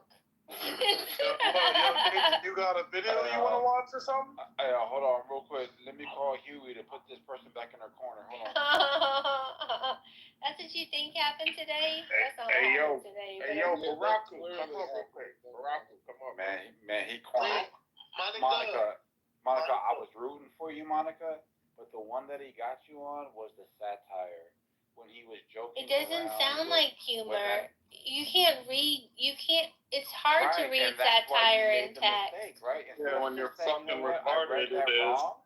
That's my fault. Yo, Edward, bro, you gotta stop putting your emotions all the time inside the He's bleeding all over the No, when you're retarded, it's hard to read satire. He's on his period or something. Lots of feminine erotic When you're a energy. retard, it's hard to tell satire. No, Edward, I get it. Knowledge is your knowledge. Knowledge. You didn't hook your bro up with a steak and lobster dinner? Oh. Hey, Ellen, she called you a renegger. A renegger. 100%. I heard you were shopping though, so you're probably shopping for Christmas, which means you're taking care of your family. Not just shopping. I'm talking about big money shopping. Like congratulations. $1,500 Yo, you're trying so hard. No. So I just spent almost $70 shopping. Oh my Shit, goodness. I'm still waiting for that Christmas card and shit. Did you buy a boat? What did I do to deserve this? No. So I spent money on gifts. I spent money on gifts for all my workers, and I did like a raffle raffle ticket. I did bonuses and everything. You're a good boss. All right. Well, let me check my cash app real quick. Let's see if he, with all his fellow employees. Hold on. Oh, Monica. Go ahead, Monica. I don't know. I tell you this, man. I don't like how y'all try to do my girl Monica, bro, and try to make it seem like she's the worst thing inside chillism. When some of y'all are the worst, bro. Y'all overtalk. Y'all don't allow people. Y'all emotional, sensitive, sissified, bro. Scared to lose the debate. Bro, Lucifer's sitting right there, bro. You got to. That's the old chillism, bro. When niggas used to date. The niggas used to date. What you call it, bro? Be tough. Never scared to knuckle up inside the back. Edge when you started doing soft and sensitive weekends. I wonder who hosts those weekends those days. Soft and sensitive. That's the problem. Nathan Knowledge, did you hear what happened to Nick Fuentes? I heard earlier that a guy with a gun showed up at his door, but I learned about 10 minutes ago that the guy had killed 3 people before he headed to Nick Fuentes' house. Then he killed 2 of his neighbor's dogs and then shot at police. So he got dead, but it talks to it. But it's important to know about doxing and how dangerous it is when there's people that will hurt you. How important it is to maintain your privacy. Like, was that valuable? Nathan, can you tell Stilgar that you never believed that first names shared on the app in season 1? First names, not full names. It was doxing. Honestly, I felt like that was one of the most sensitive style of calling out doxing. That shit was gay. Like you gotta understand this, bro. Half a fuck what Nathan's opinion on doxing. Head doxer, bitching about doxing. You gotta be weak. Hey, you gotta be sissy. You gotta be soft, bro. Like, I don't get that still, dog, bro. You used to be a man, but you just turned into an Aspen, bro. What happened to you? You can't hurt my feelings. He used to be that nigga. This nigga broke out in a Disney. N-word. Who was that in your PCR? Monica. Go ahead, Stilgar. Fight back, bro. Fight back. Oh, no, I mean, this is just That was Stilgar. Stilgar is a real man. He told a story earlier about what he did for his wife, and that's a real man. So, what did he do? What other Nathan? You believe that shit? What did he do? What did he do? A whole other country to get a type of tampon. Everybody believing none of that shit. It wasn't a whole other country. It was 2 cities. He went to a whole other country. It was by train. To be what? The fellas in here don't understand. They get ice cream? They get cucked? They get cucked? Yeah, to get cucked. That's exactly what happened, actually. I was like, no, please don't. She's like, sit in the chair. You want the 2 different cities for what, Stilgar? Okay, so look. I understand hotels in America. Look, in Europe. You better take that gas station tampon. Anyway, Nathan, thanks for finally telling Stilgar, because when you were trolling me, thank you, Monica. He thought Thank you. he thought it was real. So. Where the hell I'm going 2 cities over to just get a goddamn tampon? You better. No. It's more complicated than that. It makes more sense. Hang on. 2 tampons. Yeah, I just bought a bunch of fucking tacos, boy. I feel fucking better. Fuck those tacos. A real man is talking. Shut up. One mic on Stilgar. You might not understand. One mic on tacos. Shut your ass up. But 1 mic on tacos is crazy. In Europe, 1 mic on Nathan. 1 mic on Stilgar. One mic on Nathan. Team Nathan.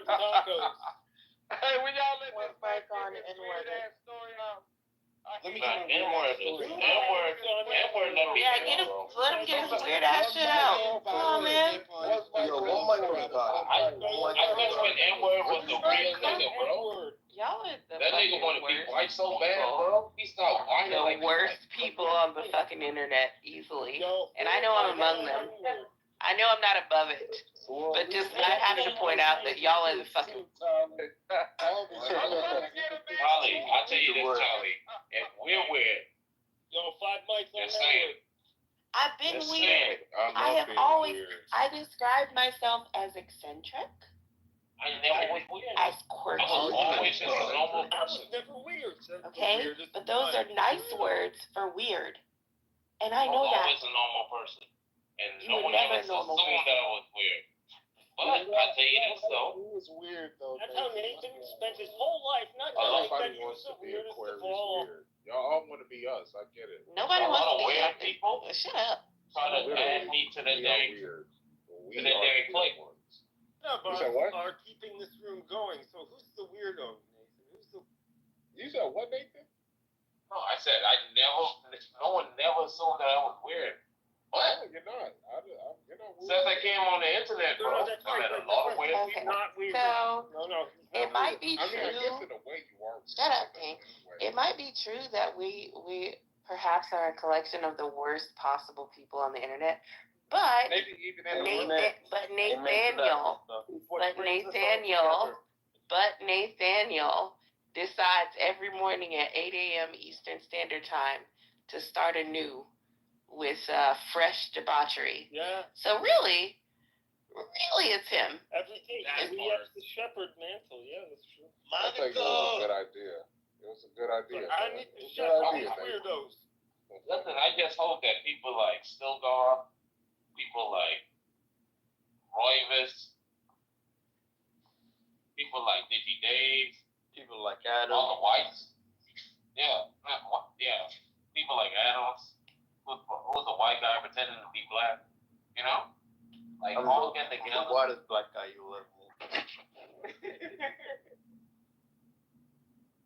We all get together and just kumbaya. Because at the end of the day, we here as a team. No reason to do any of this infighting shit, bro.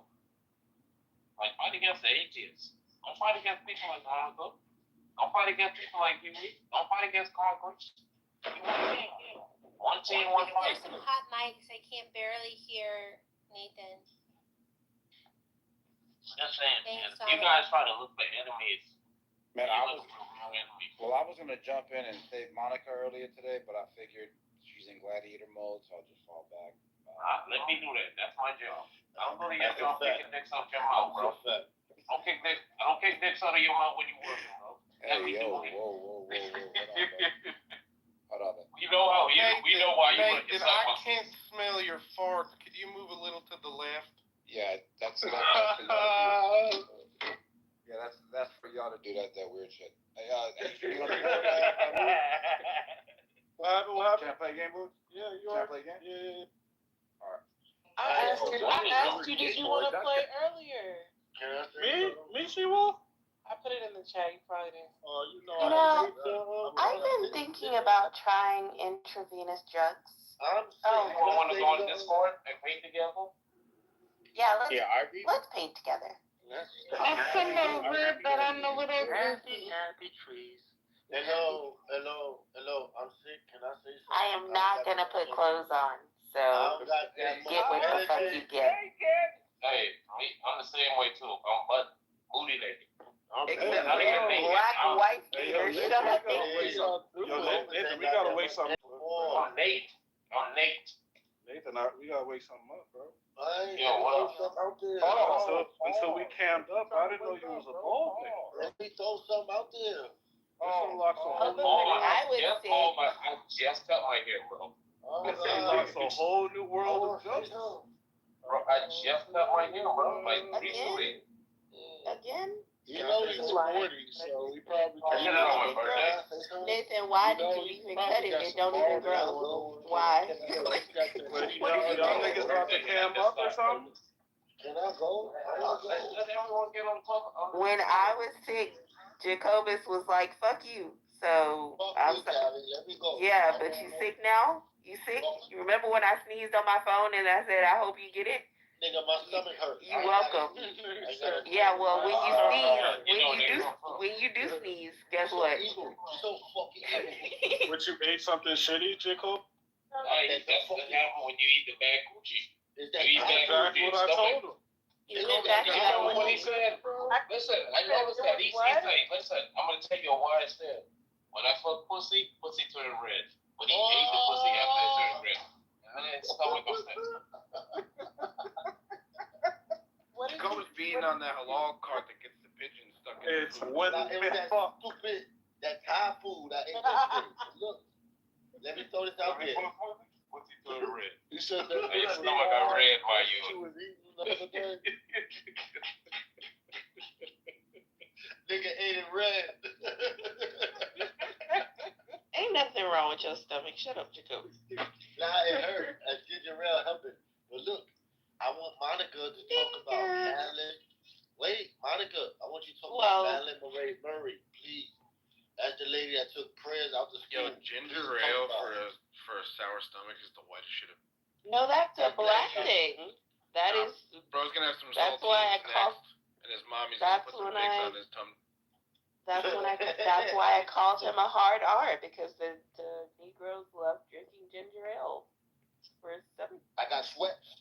Hold on, I know y'all better not mix that ginger ale with yogurt. I'm not trying to say that I'm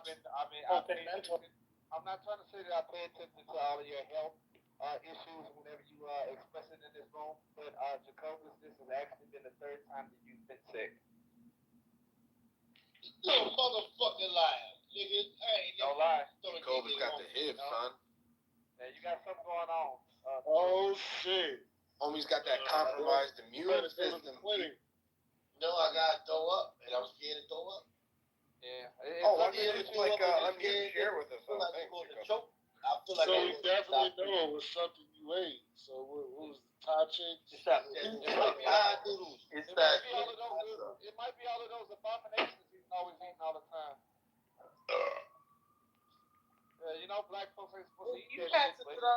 That's why you got gas. He ain't got to throw up for it. He had to throw up. That shit would have came up just now. Right.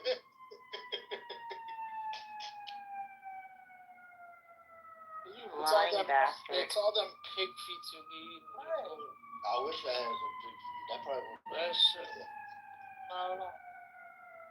Go drink some apple juice so you can shit. I drank cranberry because I was thirsty as fuck. I drank fuck out Jacoby's drinking cranberry juice because he's on his period. Cranberry juice makes you more thirsty. It's a liquid that refuses to be wet. Yeah, it's a diuretic. Yeah, that's true though. That shit tastes like wine. You say Jacobus is diabetic? That makes sense. No, it's a diuretic. Diuretic. I thought you said diabetic. It means he has a lot of diarrhea. Could you stop making your body sounds on mic? Is disgusting. Yeah, now we gotta make a lot of I don't want to be aware of your bodily functions, please. Rub my back, Tally. That's what you do.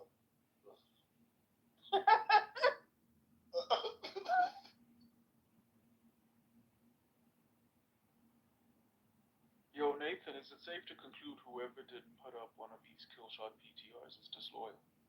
Yes. I had reservations. I thought about it, but it seemed inappropriate as a white. No, I heard you when you said that earlier, and I was hoping you would go the other way with it. You know. That's the fuck. I have been using the N-word more liberally these days. Seems to be going okay. Just trickling it in here and there. What N-word? Oh, like literally in quotes, the N-word. Oh.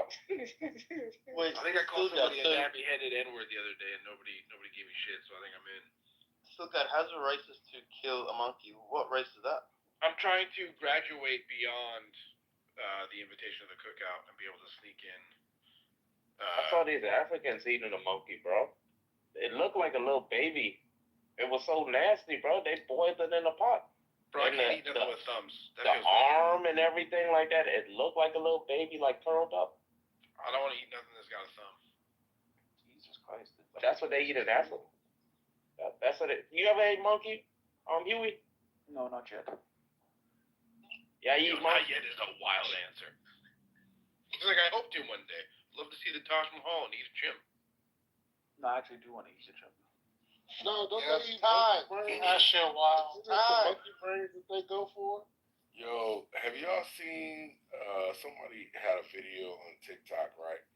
Basically, have y'all heard about the two astronauts that have been stuck in space since July? Yeah, and they them the ones when Elon Musk was going to go This is what happens when you rely on government transportation. No, I don't. they had Christmas. That's a fact. Yeah, you heard about that. Government So basically, they took off in July. It was supposed to be an 8-day travel course, whatever mission, and so they got stuck out there supposedly. And now they're posing for Christmas pictures with fucking Christmas hats on and shit like that. Where the and fuck the question did that is, come from? Exactly. These Wait, niggas. hold up. Y'all know the ISS has been in low Earth orbit for like 13 fucking years.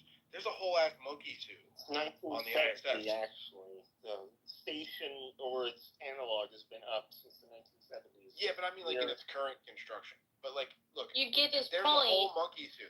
There's a whole monkey suit on the ISS. What does that mean? A whole A gorilla suit, actually. A guy in a gorilla suit. That's not on the even ISS.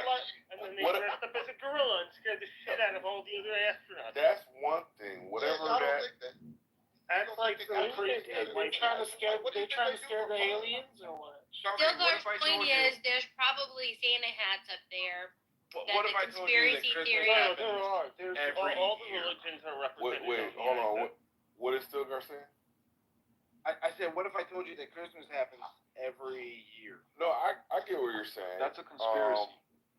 The issue is there always an astronaut in the station on Christmas, such that maybe we should have Christmas hats? It's never empty. It hasn't been empty since it was put up there. So there should be other photos with other astronauts in Christmas hats, correct? Oh, that's a good point. Yeah, we could probably track that. But they women, you know. And you would think that they So cycle, women and they don't dudes. keep everything that they have up there forever. She-Wolf, That they you don't recycle believe they're certain up there. things, Stop it. That they recycle certain items like back to Earth and then bring other shit up there. Yeah, we go to the That's moon. Y'all can What'd see you the say, ISS, like, from the ground. Yeah, You Yeah, can- space station? You can, yeah, you can watch it. Yes. For There's real? an app. You can, Yeah. you can actually track, there's an app, you can actually track when it's going to pass over your area. It's like, there's You can make people radio like, communications feel with it that. too. They have Right. they have ham radio equipment on the station. And you I can gotta tell y'all are talking to a diabolical human being. His name is Ed Hurts. Earlier today, this man talked about fuck this shit somebody's off. dead fucking parents, bro. He's lying. Relentlessly talked about somebody's dead parents. He said, I don't know what he's I'm gonna be with my parents who are alive. And I said, wow, it hurts. Really, bro? And you know who he did it to? You know who he did it to? He did it to fucking Doc. Y'all know Doc? Oh, fuck Doc. I'm cool with it. Ah, damn it. That's what I'm talking about. Stilgar, I'm trying to cancel this motherfucker, Stilgar. He went over there, helped the dude that was getting jumped. Come to find the dude getting jumped as a pedophile. Nah, man. Doc don't deserve that, bro. Bro, come on, man. Oh, he's saying that. I'm trying to. It's an analogy. You know. Anyway, I'm trying to cancel Same this dog nigga, that man. takes out his gun and shoots on Clubhouse. Thinking he's cool. Yeah, he's cool people though. This nigga, that still doesn't account for It Hurts, man. Cancel that nigga. Anyway. No, you just a coon. You a How's that cool? You're evil, bro. No. How am I? You're talking about somebody's dead parents during the holidays? Yeah, that's evil, bro. At the end of the day, that's evil. And he said, First of all, I didn't how long are you going to live, Doc? He was like, how long are you going to live, Doc? Because I don't give him that long. Yeah, he did that whole shit, bro. And he was drunk. He said he was suicidal. No, somebody else said that. He said that. I don't know, bro. It's like, I never tried to get that low. I thought he was supposed to be off the bottle. He's always drunk. Y'all know. You never go that low, though. Yeah, it was crazy. Like 2 days ago, I he will quit. tell Once you go that low, you lost. Like, that's how I look at it. I will tell you what I said. I said. Wait a minute. We're gonna miss an opportunity. At We're 4 o'clock in the back. morning, and I said, Doc, only depressed people are drunk that early in the morning. You gotta be depressed. he said, yeah, I am fucking depressed. And then he said he was suicidal. Yo, but that's why but it hurts. It hurts. He quit drinking for 7 days. So if That's he was a drunk, lie. well, if he was drunk during this, you were telling him you're glad his parents are dead. While he's relapsing, trying to push him over the edge. He was relapsing. Exactly. There was a girl who got sentenced to jail because she was dating a guy, and the guy said, I want to kill myself, and she encouraged it, and he went to jail. Gosh, it hurts. If something happens to Doc. So, no, she told him to do it. I didn't tell Doc to do it. I just said, I don't give him long to live. I said, I give him about 1.5 years. That's all I said. Is this your father lying?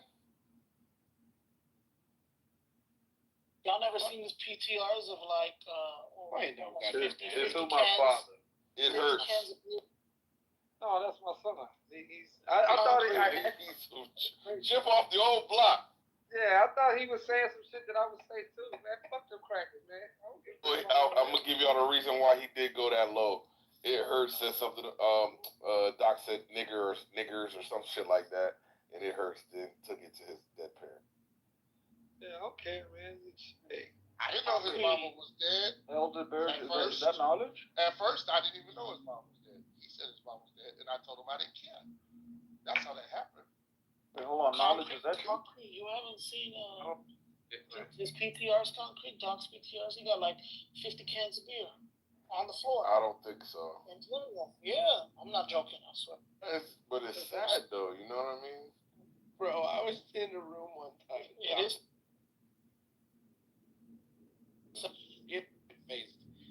Just being my face, arguing with a doctor about like all different like mechanisms of action with drugs, and you can tell he's just like he's doing like the Cosby thing. He's like reading shit off of Wikipedia, and this doctor. He's a combat vet who's got PTSD. I'm dubious. I won't. Man, Dr. Fowler. I will accuse him of stolen valor because I don't have evidence, but I can kind of smell it all. He's a real soldier. No, he does shoot into his furniture at the house. He reminded me of this white kid I knew back in the day named Cody, and he eventually killed himself by overdosing on drugs. But also a white boy too.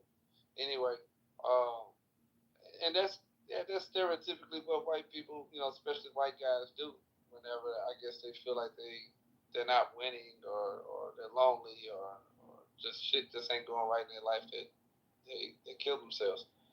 Don't get in the way of that. Encourage them. Oh my gosh. If we just stop 2 sentences before he does. Just 2 sentences before. And he tried to villainize. Are you almost home yet? My side. No, I'm not. I'm just saying, like, listen, these people, they're more at peace. They really are. I feel like y'all make God upset. They don't want to be here. You're fighting against what their will is. Their wishes. I watched today that guy from 2018. I'm gonna keep talking because this one's important. That guy in 2018 who kidnapped, who hijacked that. Can I get this point out? No, go ahead. I'll go after you, Monica. No, there's that video of the guy who hijacked that giant plane and then took it on a joyride around the mountains. Oh, the Sky King. And then he killed himself. This is Sky King. He's the best. He killed himself. Yeah, that's what makes him the best. Monica, I voted. So Monica, listen. Hold on, let's clarify. If a person, a commercial aircraft and flying it directly into a mountain. We got it. You don't even have to even brag about it or get your dopamine hit off it, bro. Let me talk, son. At the end of the day, Monica, if a person has decided, and this might be the only some sort of like free will, if a person has decided that, hey, I will use my free will to make an important decision in my life, you have to allow that. Because it isn't your will, right? They're not a slave to react because someone feel bad because I don't take my life as serious as yours. They made that decision. You gotta allow them to make that. They might make an irrational decision. Remember, It's irrational.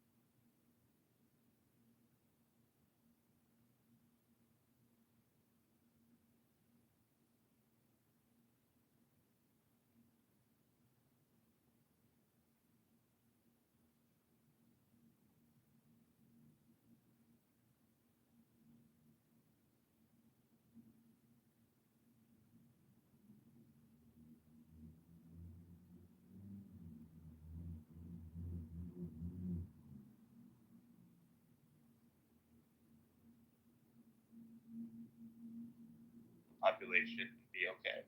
Like Let's the average start with Dominican. Is not that important. You know, the average person that commits suicide is not really worth. It's fine. Just let them go. It's not really a big deal. Yes, they're going into the kingdom of God, so they'll be fine. Why do you want to breathe? Not if you're Catholic. Do y'all know what the net worth of Nick Fuentes is? Ask them something. Monica, hold on. $85. Why do you want to breathe? In a Walmart. I don't want to breathe. Nicholas, you have a breathing kink. What are you talking about? What? Breathing kink is crazy. It wasn't Nick Fuentes' time to go. Lucifer, I think you have me confused with someone else. No, I'm asking you a simple question. Why do I want to breed? Dude, I'm a homosexual. Breeding is not my priority. You sure about that? Yes, I'm sure If I I'm a was to cover homosexual. look, if I was to cover your mouth, right?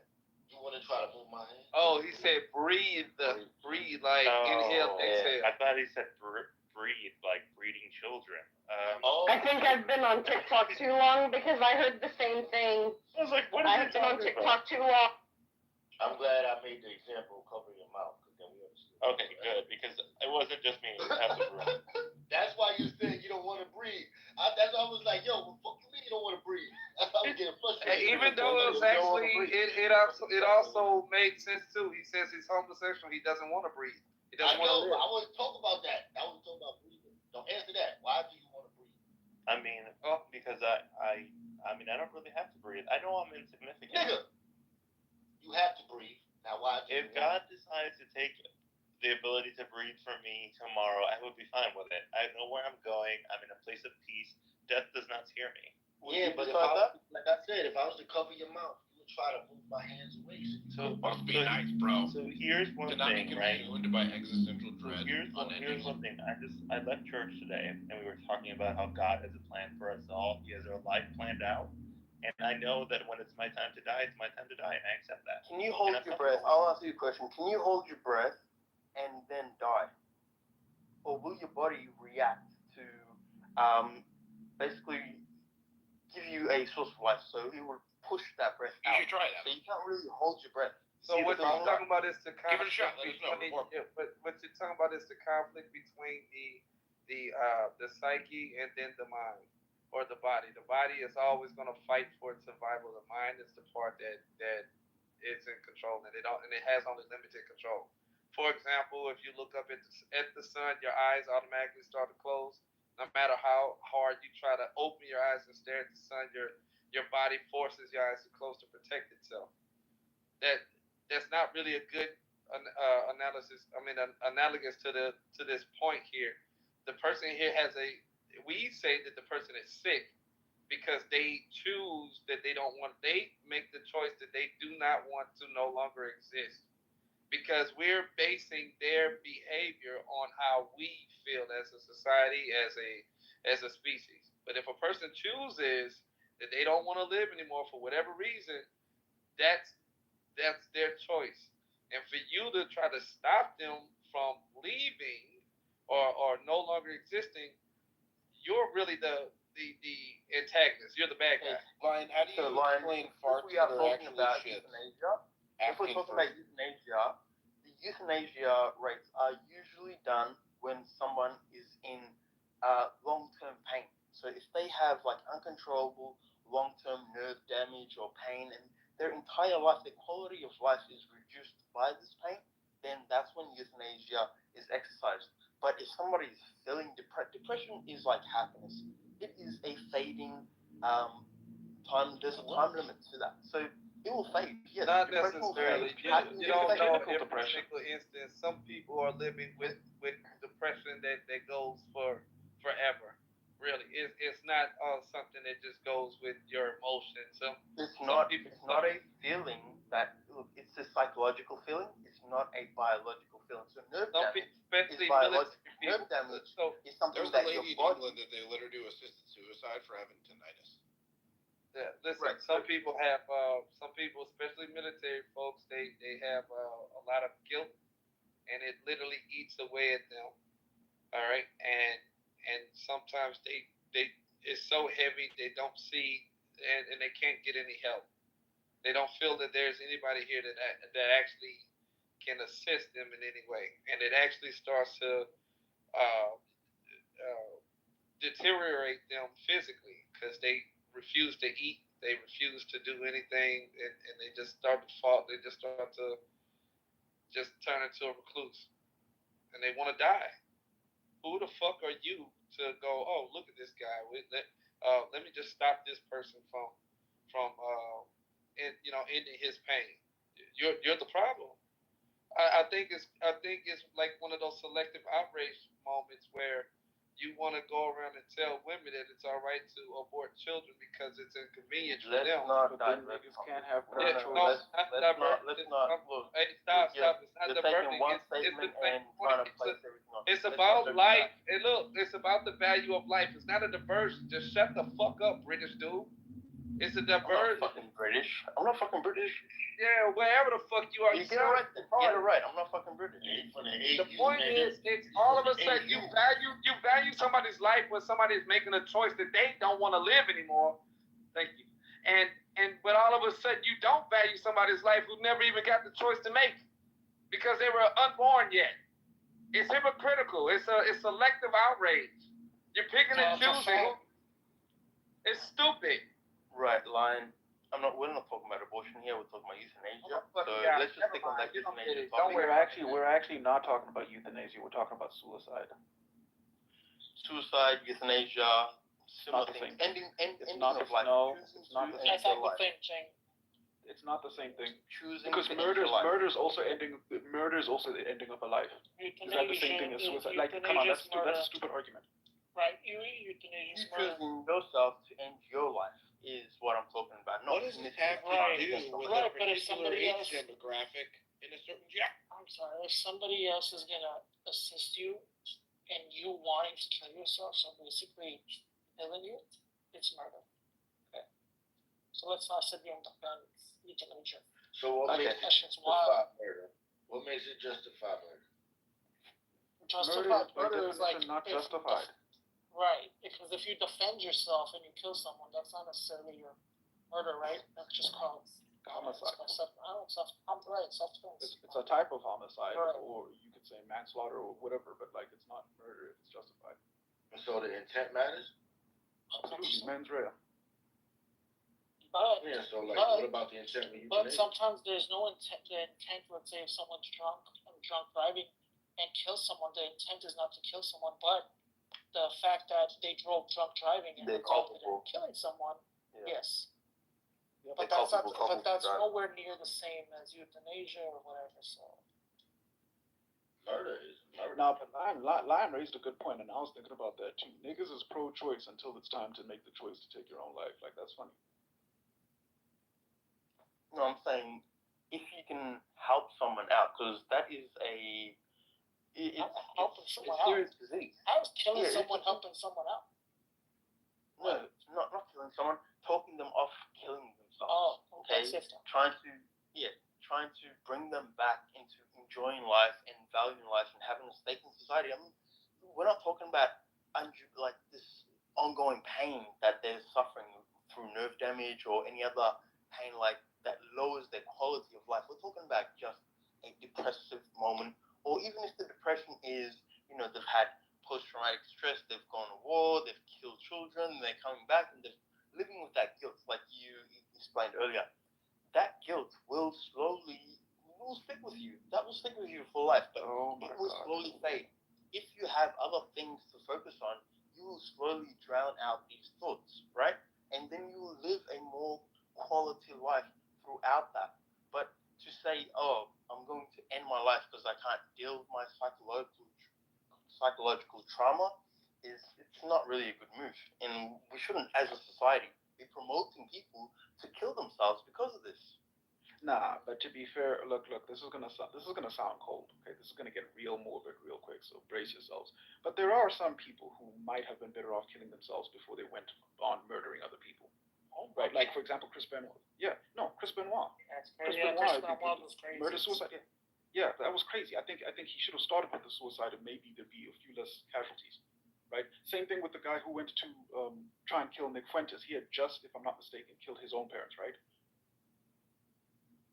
Monica just said he killed, I don't know about his parents, but he killed like 2 or 3 other people and then killed the neighbor's dogs and then tried to go after Nick Fuentes. My neighbor committed suicide. That dude has suicidal thoughts. Yeah, my neighbor has suicidal thoughts. We saw him, actually, I didn't see him, but he hung himself in his garage. So he committed suicide, and that was a sad moment because I knew that family really well too. No, I think, look, I think it's really dismissive to just assume that depression is just a momentary thing and that like other people don't have like long-term suffering from like what you said, like PTSD and a whole bunch of things, and that it doesn't like deeply plague them and they don't have like seriously like malfunctions that like nobody's willing to address or that they can't get addressed in a society. I think it's super dismissive, and the virtue signaling for me is what issues can't be addressed? Certain neurological issues. Like what? There are several. Okay, you're gonna keep being vague. I don't think you have anything specific to. You need to Google it. And then when you Google it, just tell us how they figured out that it can't be dealt with. I got a question. Okay. I got a question. I'll give you some. You're concrete. I heard that. You just pulled a shit. Extreme cases of schizophrenia. I fixed it. The therapy, either conversation wise or medicine, does not work whatsoever. And sometimes they will say things like, "I just really want the voices to stop." I really do. I want the voices to stop. And there's nothing or nobody that understands. So now you're saying audio hallucinations are depression? Or depressing, and that's the cause of the depression? No, it's not that. You say, give you an example. Like I thought we were talking about depression. What? Look. Hang on. Like you want examples? I give you examples. Hey, can y'all let the pawnbroker up? Hold on. There are places in the world where they've drafted. Yo, is that Orlando? Yo, bring your ass up, nigga. There's places where they've drafted legal frameworks to allow people who are dealing with certain mental conditions to kill themselves. So, a lot of this stuff is based in medicine. About the way, bro. What the fuck? Bro, it's true. It's true, bro. Assisted suicide What's up, is family? What's good, Power Broker? Good, Power Broker.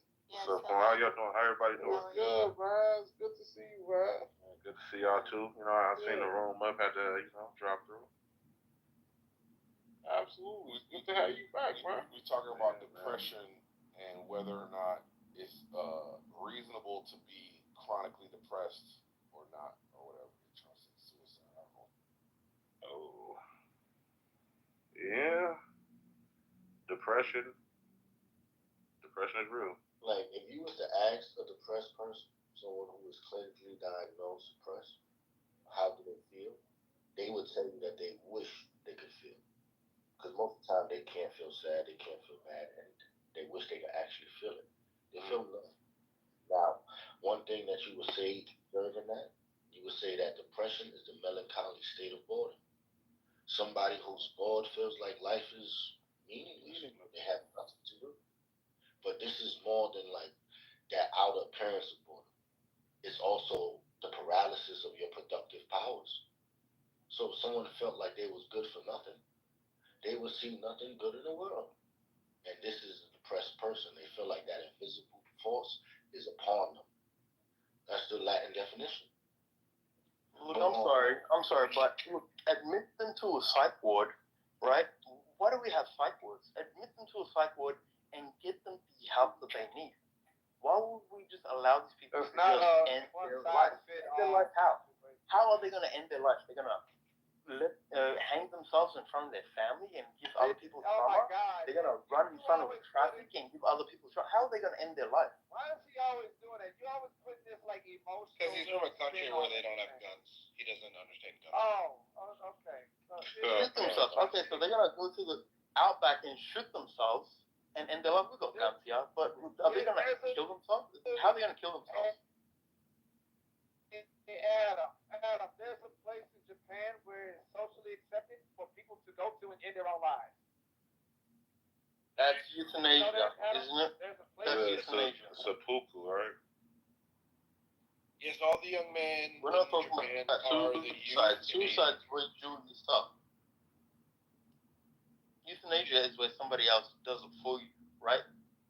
So in suicide terms, how are you going to end your own life and then get rid of your own carcass, bury yourself, inform your family, all this other work that involves comes up once you end your life? You're asking people to do all of this other caring part. I highly doubt that the people care that much. You're putting a lot of burden on society by just ending your own life through suicide. What if I told you when people kill themselves, they don't think about They feel like they're a bigger burden on society and their families. Get them into a psych ward. Get them into a... Their pain has to affect everybody else. So they've got a pain. They're going through something. Put them in a psych ward. Get the help that they need. Get the help that they need. Then they can get better. Thank you, Thank you for your compassion and response. Thank you. Ridiculous. If somebody came to me, you're welcome. Still God, you're welcome. Very welcome. They would be better off at peace. No longer existing. I'm not going to stop them. Because I don't know what they're going through. Lion. I don't know what they're carrying. I have no clue what they're being burdened by. Lion, what are the suicide rates compared whites to blacks per capita? Mines are higher. No. Lion knows the precise numbers. Probably I don't. Until I don't. I know 18 to 45.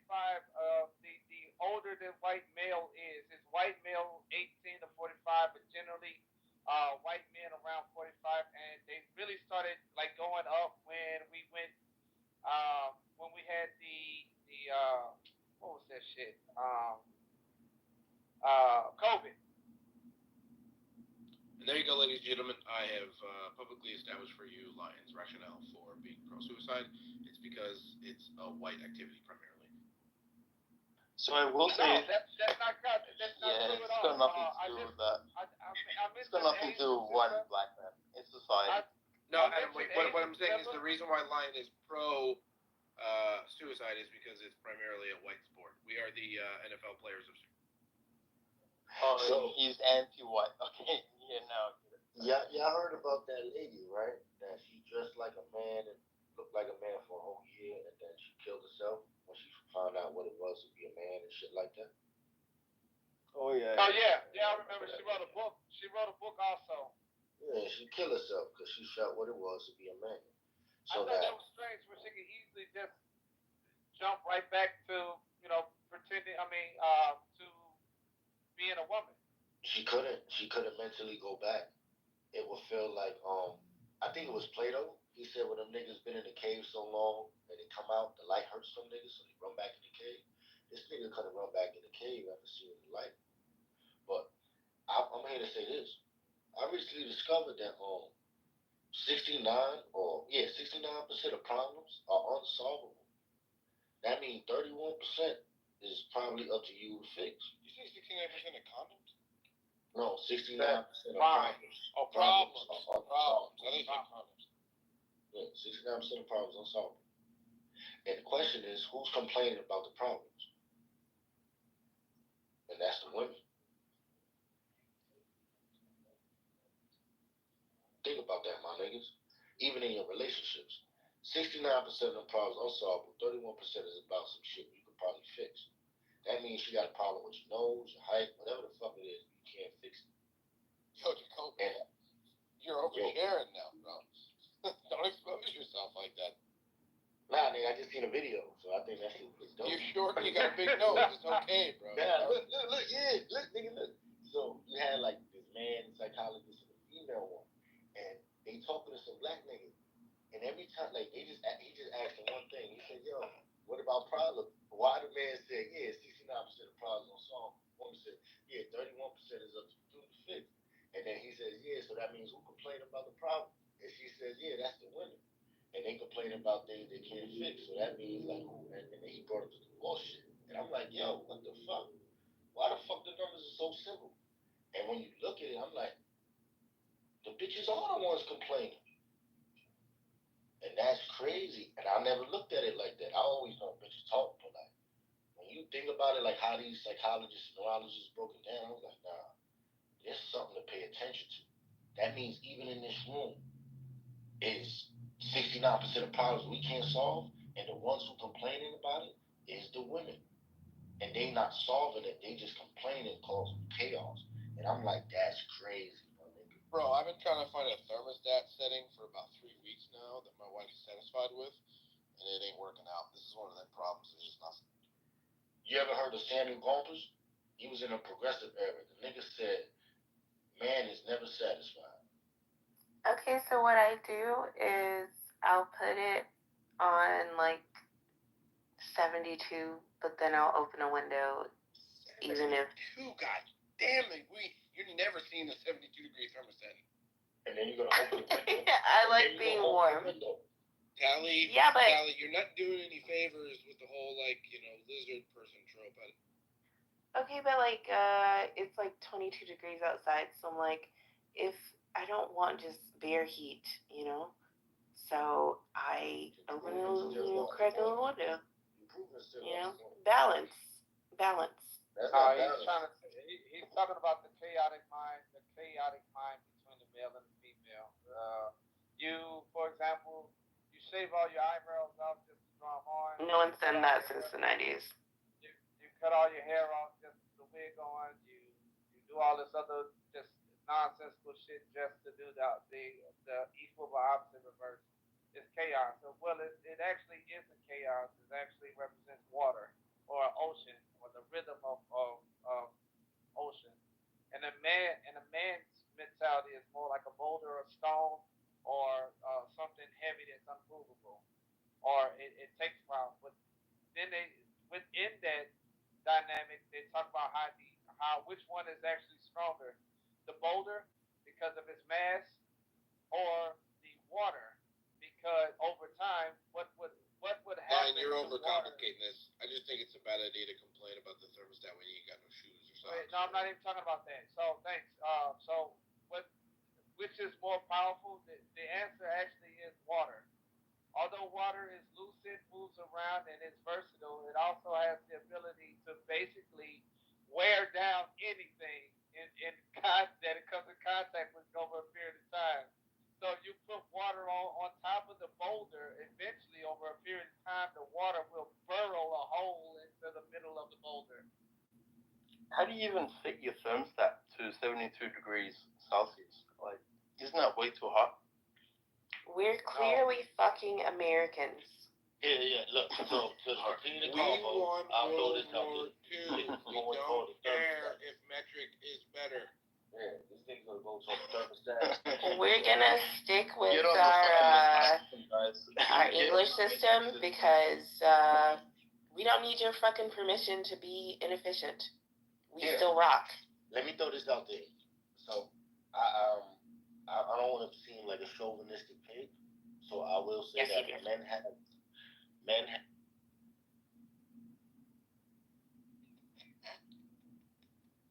went out. The fuck? Now, Go ahead. So, men, I don't want to sound like a chauvinistic pig, so I'm going to say that men have gifts that women don't have, and women have gifts that men don't have, right? Now, with that in mind, what the fuck Tally just said to make me want to say this shit? It's bedtime, Jacobus. Hell no, I altered it. No, Talia put her thermostat to 22 degrees Celsius, which is 72 degrees Fahrenheit, which is pretty cold. It's pretty cold. I mean, I would put that on. Are you fucking kidding me? You people are made of paper. I remember. Thank you, Adam. Whatever you did, have you remember. So I was saying about the bringing. My grandmother would tell both of you that you have piss for. What? You got piss for blood. If you think 72 is cold, you got piss for blood. 23 degrees. The room temperature is 24 degrees. What do you mean? Bro, 68 is the maximum. That's freezing. Still go. That's freezing. I'm hot. Look, still go. Some of y'all didn't grow up poor, and it shows. Yo, still go. You good at reading maps? Yes. No, I grew up in a hot Adam, shut the fuck up. So still go. Now, I'll tell you this. Men could read maps better than women, but women could read a person's character better than a man. I disagree with that. You know, women have a greater color spectrum in their eyes. Niggas, they Brian, literally have equipment to be able to see a greater depth in individual colors. Brian, your wife chose you out of all these niggas. That's why going to Lowe's to look at paint swatches. Stupid ass nigga. Don't make this an anecdotal or externalize that. Has absolutely nothing to do with it. Nigga, you know how many niggas are in the world? And she chose you, stupid. Jacobus. If that was read true, your character. That's what that means. If that statement were true, then why is 70% of these women got all of these babies all out of wedlock by random niggas and none of them married them? Maybe because got clubs. I'll tell you. You know, if they don't marry, or they marry and get divorced, or they have the kid and leave, then they're still bad and wrong. Bad woman. Oh, I'm eating cookies. You asked me a stupid ass question. Yeah, now think about the character that you was just talking about. Now let me answer now. When niggas are fucking, it's not necessarily because they care about the character of each other, nigga. Are you stupid? When you fuck, are you saying, ooh, I love your gentle spirit? No, nigga. Then that you means saying, ooh, I love your great of a character. They don't this have ain't got nothing to do with character. You not when you go, not you, but when a nigga go to the club, he don't care about the character of the bitch you go take home. Damn, Jacobus out here. But that's not your argument. Your argument is women have a better judge of character. If they do. Let's bring it back. If that was true, then there would be 70% of unwed mothers. That's a non sequitur. What the fuck, man? That's not a non sequitur. That's right on point. That's literally you just said non secular. Is that what you just said? No, I said non sequitur. It's a sequitur. Non sequitur. I just said that sequitur. You're saying secular. All right, don't worry about it. It doesn't really matter. The point still stands. That's not true. That's just like that. Calm down. You're yelling. I know. It's just Take like a breath. the myth that Take a women. breath. Shut up. It's just like the myth that women all of a sudden have some sort of sixth sense where they can it's called intuition. It's called intuition. It's garbage. It's not true. Ryan doesn't believe that women have brains. Ryan. Intuition is just as real as your imagination and your intellect and your perception. Ryan, you know if your blood pressure gets too high, you're not going to pass the DOT. So show me the results of women, with their intuition working for them. 70%. I'll give you a perfect example. Remember, 70%. I'll give you a perfect example of a woman's intuition. Look, a husband and wife. I'll give you a perfect example. Stop talking. Your voice is nasty. Let me finish. Look. Yeah, you ain't making no sense. Let me finish. Look. If you guys talking about something that's like fun. Yeah, but this is a perfect example of intuition. A husband and wife going to the woods, and the wife says, "Husband, I feel it in my heart. Something's wrong." He pushes her over, what is the shelf, but like a rock? Oh, a cliff. He pushes her over a cliff. What the fuck are you talking about? That's what happens when a man and wife go to the woods. No, you stupid. No, I don't want you to see, hold on. I'm giving you a I don't need to help you tell my story. Let me go back. I'm giving you a fact that represents. No, nigga, I was telling you my. And you're about throwing a blow dryer in the bathtub with her? Let me finish. Look, so now, a husband and wife going to the woods. The wife says, husband, I feel it in my heart that something is wrong. I just can't think about and know what it is. He says, let me look and observe and calculate what's going on. He looks, observes, sees something behind a tree. He turns around and says, baby, I know what it is. I calculated it. This is what it is. He breaks it down. So a wife's intuition is beneficial toward the man, something that you cannot acknowledge because you are ignorant of inner faculties. Jacobus, you gave me a bullshit lullaby story, and I'm giving you facts and my reasoning that backs up. Yeah, but hey guys, there's like 8 people in the room that aren't you two.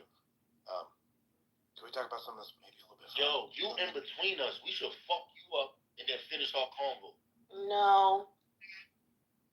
First it was suicide. Now it's women are terrible. No, ain't nobody said that. I said the opposite. He said women are stupid. I never said that. All Mom, I he's said is touching me. There's woman's intuition that's a myth. That's all I'm saying. The numbers don't match up. Tally, this is what I told him, and it bothered him. I said, hey. A great judge of character. If that's Tally, look at what I told him. Oh my God, you don't. I can tell her what I said. Stop trying to poison the world. Dirty slave. Let me finish. That's not what I said. Let me finish, Tally. Let me look. He's trying to poison the world. Come on, stop being petty. All right, man. Whatever. So Tally, look. This is what got him his panties in a bunch.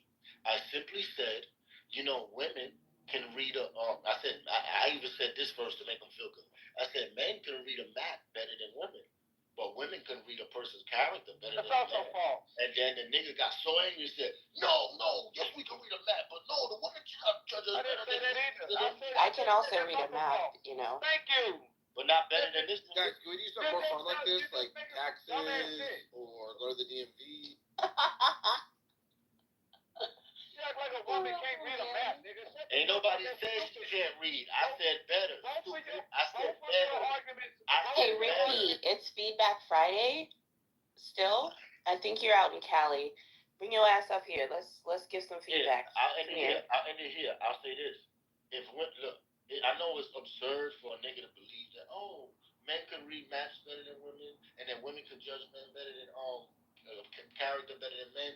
Maybe he don't understand that for every 13 mathematically gifted boys, there's one mathematically gifted girl.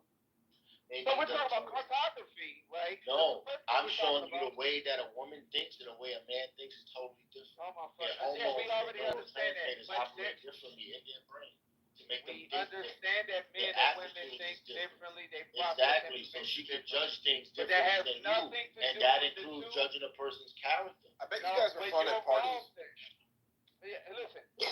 No, absolutely not. You're wrong on both of your positions. You can't say that all men. Can't say it because I said it.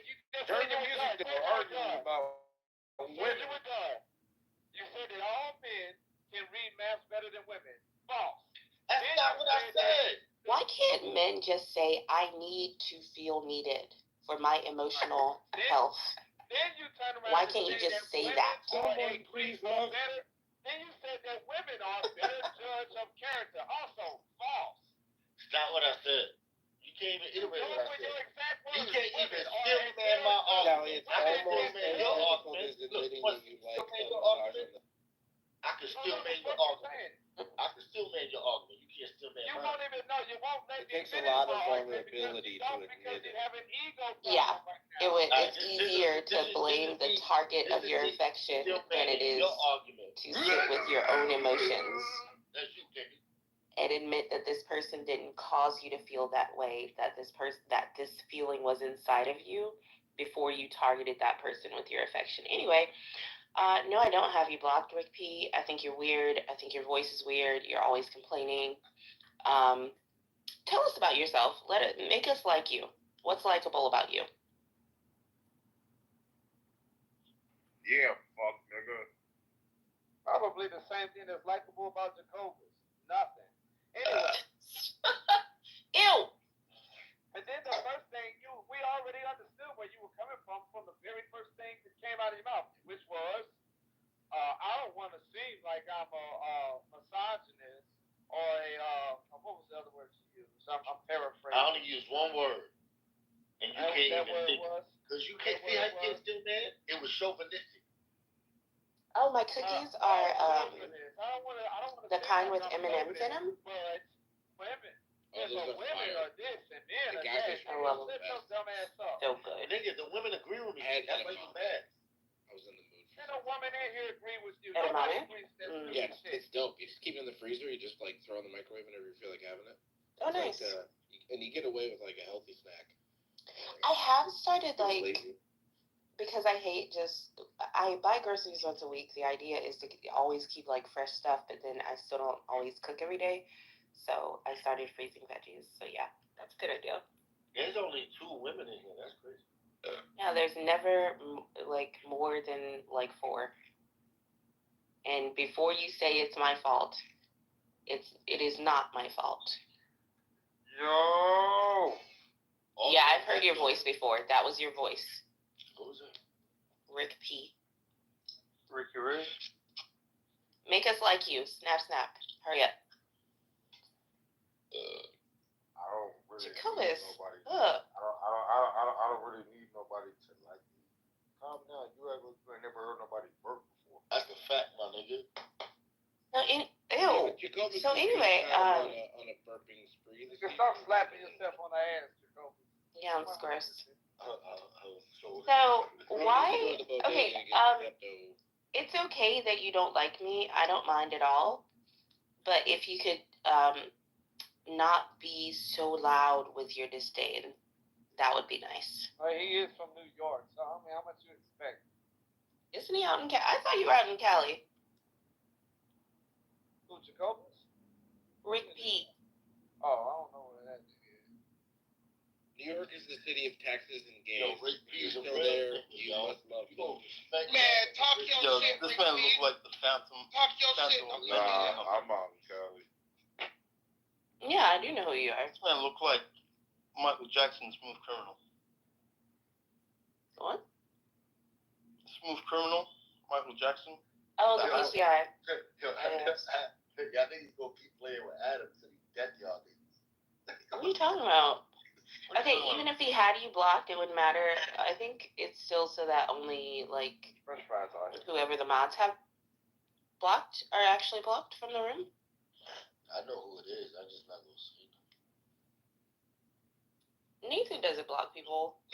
Is that why you took the name out of my motherfucking mouth and I ain't say nothing? Yeah, because I felt like it. It was my intuition and not my deductive reasoning skills.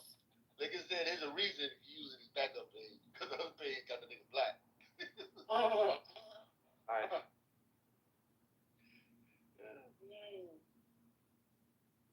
Well, I'm sorry. Yeah. I hope y'all have a very fucked up Christmas. Joke's on you. I do Hanukkah. Word. That shit gonna last for 2 weeks.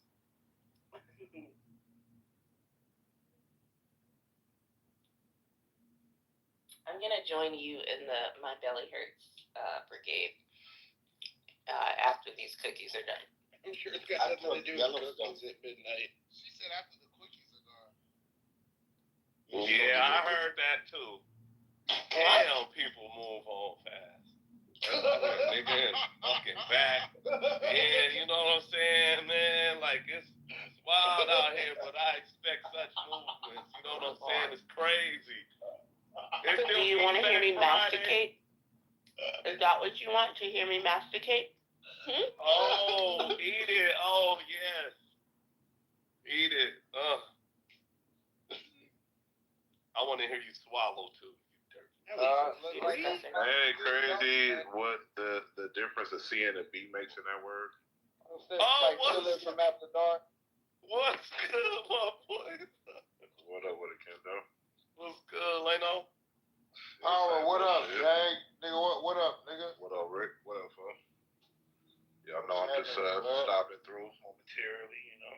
Hey, we supposed to be on some calm down shit. Blood your ass in the fucking. I've been relaxed though. No, nigga, your ass just got out, nigga. You gotta chill, bro. Like we getting too over that shit. Shit, I'm relaxed, bro. It's just old boy, that other dude. Don't let that motherfucker tell you what to do. Oh yeah, hey, dude been on like. No, I'm not doing that. I'm not doing that. I'm not trying to tell this nigga what he gotta do, but. No, I didn't say no, Kendall. I did not say that. I'm off though. I've been telling this nigga like, man, just because you from Inglewood, man, don't mean you gotta like start set tripping and do all this extra shit. Like, nigga, chill the fuck out, man. That ain't never me, bro. I'm saying the nigga, you know who I'm talking about, bro. That nigga's weird. That nigga's a weirdo. Oh yeah. Once I heard the nigga like it's okay, like just being at gay clubs and shit like that. Yeah, bro. He already know what we dealing with. He flew to Michigan to chop it up, bro, with one of them, bro. Yeah, y'all talking about. Oh, yeah. No, it's a crazy story, but I ain't gonna. You already know exactly what we talking about. I want to hear the story. It's bedtime. I'm not about to get this nigga no shine, but that's right. Don't do it, bro. Don't do it. That's the reason why I stopped interfacing with that nigga, because once I found out, because I was already saying, and Kendo, the whole time I was already saying like this nigga's giving that vibes or something crazy. Another Diddy vibe. Basically he a gay club promoter and shit like that. That be I see. Who claimed that he not gay. But he okay working at gay clubs. But anyway, like this is how I know. Listen, Kendo. I think I know who you're talking Kendo, about. He's supposed to be from my city, right? He's supposed to be from your city, and they've been trying to. Where Kendo from? Where Kendo from Cali? No. You know, I'm No. He supposed to be from my city. Now that's cool. All right. But look, all the places. Where you from? P Valley? You see it in my fucking bio, my picture, nigga. That look like P Valley. No. Don't listen to Lucifer. Who is this even talking about? Wait. Please listen to me for 15 seconds. Don't listen to Lucifer. He's a goof kid. 10 seconds. Yeah. See, so anyway. 5 seconds. They are gonna try to troll you. Bro, you know I'm not new to this, man. These niggas. Of course. You know the shit really don't work. That's my nigga Power, man. I'm trying to tell this nigga, man, like, don't listen to no goofy ass niggas. Nigga, you from Inglewood, you know better, nigga. Now watch this, Kendo. All the places you talk about, he's never in the city, though. That nigga said I'm at this club, look. He never in the city. The clubs he's saying, I'm here in the city they in. I'm like, oh no, this nigga on that side, you on that, you know what I'm saying? You a fruit basket. And I was saying that. And then once I was saying that, people was like, oh, this nigga, you put too much on it now, right? I'm like, nah, trust me, bro. I'm hearing the clubs and names. Niggas know, I know the politics and shit like that. So most of the people that hang out, real shit. Niggas, like my people from out there, of course. So, like, only certain motherfuckers is finna hang in them certain sections, bro. Yeah. And it ain't gonna be none of my kind. None of your kind. Like, niggas not going there, like, bro, they not going there for a good time. You ain't even really supposed to, like, be mingling, especially you talking. If that's not what you down with, you're not even gonna be here. myself. So Power, I know you probably think I'm like trying to be fucking peacemaker, kumbaya. No. This nigga wants you to be friends with a moot.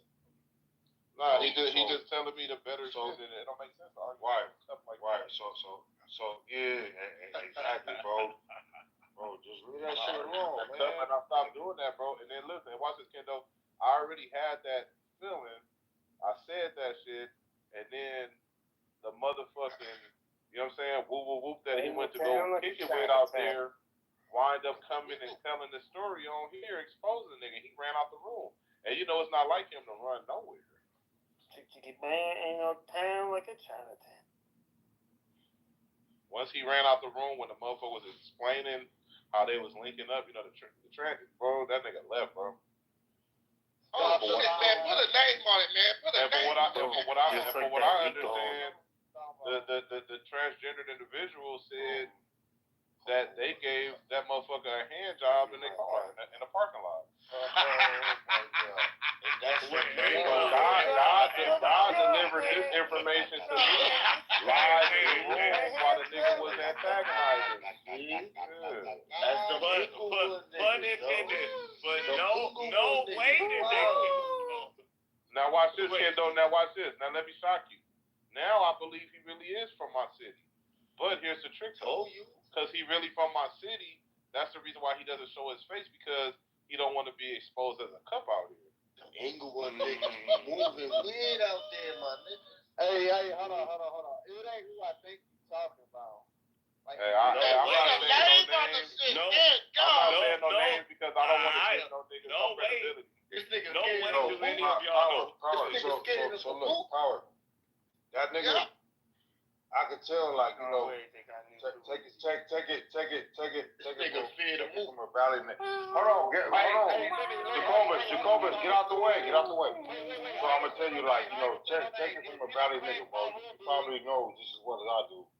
That nigga from your city, man. Yeah, but you get what I'm saying? Why it makes sense why he don't show his face? Because the nigga on some ignorant ass shit. That's what I'm saying. Yeah, but he don't show his face for that reason though too, because niggas will be like, oh, you at these type of clubs with these people, you're not gonna be able to hold your head up high. Yeah, no, he ain't show his face. Yeah, you right about that, but I'm because he's not gonna be able to show his face because if we know any of the real name same niggas, they gonna be like, oh, you over here flying to Michigan to get hand job by strangers in a car? Hey, transforming hand jobs. Hey, let me ask you this real quick. Hey, hold on. He don't claim power, do we? I don't claim nothing. No, he don't.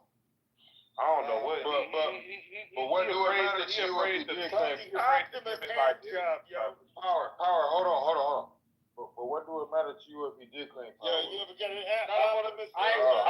I'm not, because there's a certain somebody on here who do, and I think I know. What state are you, Leon Lion? What state are you from? I'm from Eastside, but wait. Let him answer. Where are you from, bro? Eastside, Illinois, St. Louis. Oh my God, this nigga talking about asking niggas about Pyru and this nigga from Illinois, bro.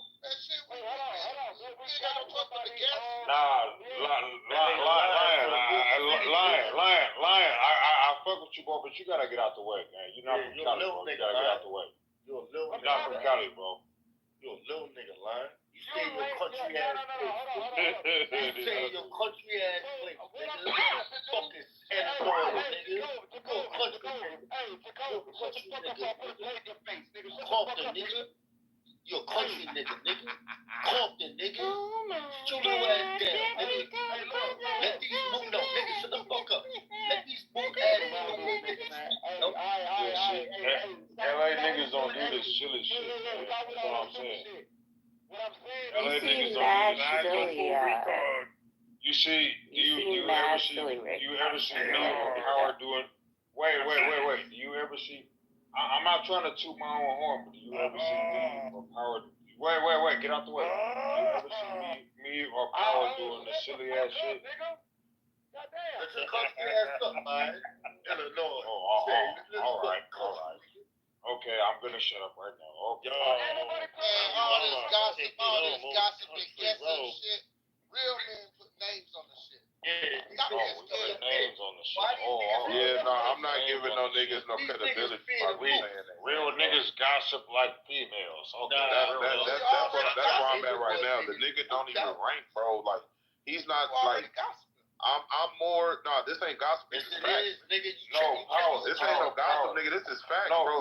If you was there, nigga, the room was large. Because I don't want to put homeboy name in my mouth. Don't make it gossip. Because it's all facts. Listen, this is open, notorious news. Let me stop you before you start. It's not gossip at all. I mean, these are factual statements made by the parties themselves in front of the public, my nigga. This nigga's What are you talking about? Gossip, nigga. I don't gossip, nigga. I just state what happened. I did not say you was gossiping, bro. Okay, I'm just saying, you know, it's just what happened, bro. Bro, Howard, listen to me. Are you listening? I'm listening to you, bro. I said that you were on real nigga timing because you never said nothing about a nigga that you got into it with. Oh, yeah, exactly. You already know. Yeah, exactly. Yeah. Listen. I'm listening, bro. You never I'm faded, but I'm listening. That nigga faded. You never said nothing. You never said nothing until you got in that nigga face, right? That's a so fact. I'm saying, like, when a nigga be gossiping and all that shit, you never got into that shit. That's why I was like, Yeah, 100. Yeah, my bad. This nigga's a real nigga. This nigga's a cat nigga. What's going on right now? Yeah, my bad. I'm just saying. You know what I'm saying, bro? Because, man, you understand the scenario, bro. That shit got me off. Yo, this nigga had a mook in his face. That nigga, man. As a matter of fact, that nigga in my friend's inbox right now trying to be. Hey, what's the definition? What's the definition of gossip? A chatty patty. That's a fact. That's a fact. Yep. And these niggas chatting on here. So I'm saying, if you're gonna gossip about this shit, what's the deal, man? What's up with you, man? Well, why you worried about Kendo? Yeah, he mooking out right now. The Cobras, nigga, it's a. You a country nigga, yo. Yo, my nigga. These West Side niggas had to check for my nigga. Hey, what's wrong with country though? I'm just saying. Come on, bro. When it comes to that Western talk, they had to sit him down. Niggas, I don't know what that means. What the hell that means? These niggas is talking all this. Look. Yo, Rick just told this nigga. Look, Rick just told this nigga to his face. Yo, Rick just told this nigga. He just said, yo, bro, you just fresh off the porch. He told you that to your face. He said, you fresh on the porch, line. And what you said? No. I said, hey, if you say one more goddamn thing to me, I'm gonna find you and put a blade in your fucking face. That's what I said to you, you weird ass nigga. I bet you won't do it. Go ahead, bro. That's a fact. That's a fact. See that country talk? That's that country talk. Talk about cleaning chicks. That's the only thing I'm just saying, Gary, like, that chick. I think we should I'm put off it of to the that test. nigga, man. Drop that attitude. I'm gonna holler at you. I'm gonna holler at you after they done, gang. I'm gonna wait till they done. Hey, yo, first of all, hold on, line. Let me These just happy ass niggas, man. Let me just tell this nigga something real quick, line. You know what? You niggas chatting about a mook in your city from Inglewood, nigga. That's y'all mook. That's y'all mook, nigga. That's y'all precious ass mook. Nigga, I'm excited and I'm happy as fuck. Y'all love y'all mook. Yeah, I bet you are excited. I bet you are excited. I'm so happy. You were excited about a mook. I'm excited and I'm so happy. He happy for a mook. He was excited to talk about. I'm so happy. Hey, I'm so happy. I'm gonna do a backflip. I'm so sorry. Yeah, do a little backflip. What up? What you doing? Why are you out of breath? Yeah, he's just fat ass really trying to do a backflip. Adrian, what's your ass still doing out? Oh, well, shit, I'm in Morocco right now, so it's 6:30 in the morning. Adrian's my favorite person on the app. You don't have to listen to me. Well, I'm Hey, I'm sorry, man, but I'm a real nigga, bro. I'm a real nigga. You did the flip? You know what I'm saying? Did the flip? Oh, intelligible. I didn't see you up there with a bee. Oh my God! Don't trust him, Adrian. Intelligible is a cheat. I'm just saying, like you. Hey, you know me, about me, but as power broker bear, like that's a real nigga too, bro. You know what I'm saying? So he knows the type of timing that I'm on. You know what I mean? I got that fine woman speak. I couldn't hear you over this other woman talking. Yeah, let that fine woman. Go ahead. What you say, Adrian? I said I wanted to apologize to Lion for my dislike for him for such a long period of time and just tell him Why you dislike me? I didn't know that. To be fair, it's probably not actually. Well, dislike is probably what? I didn't hear it. What I was saying is, I don't know. I just remember you irritating me, so it's probably not dislike. It was probably irritation. Dislike? I didn't know you disliked me. She was like, "Well, I've been poisoning your water supplies little by little." I didn't know that either. No, that's his wife is one of my favorite people, so I should have known he wasn't so bad because I really rock with Lady Lion.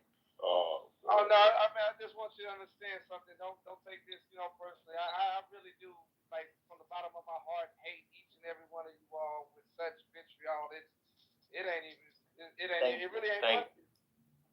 They said it should be illegal.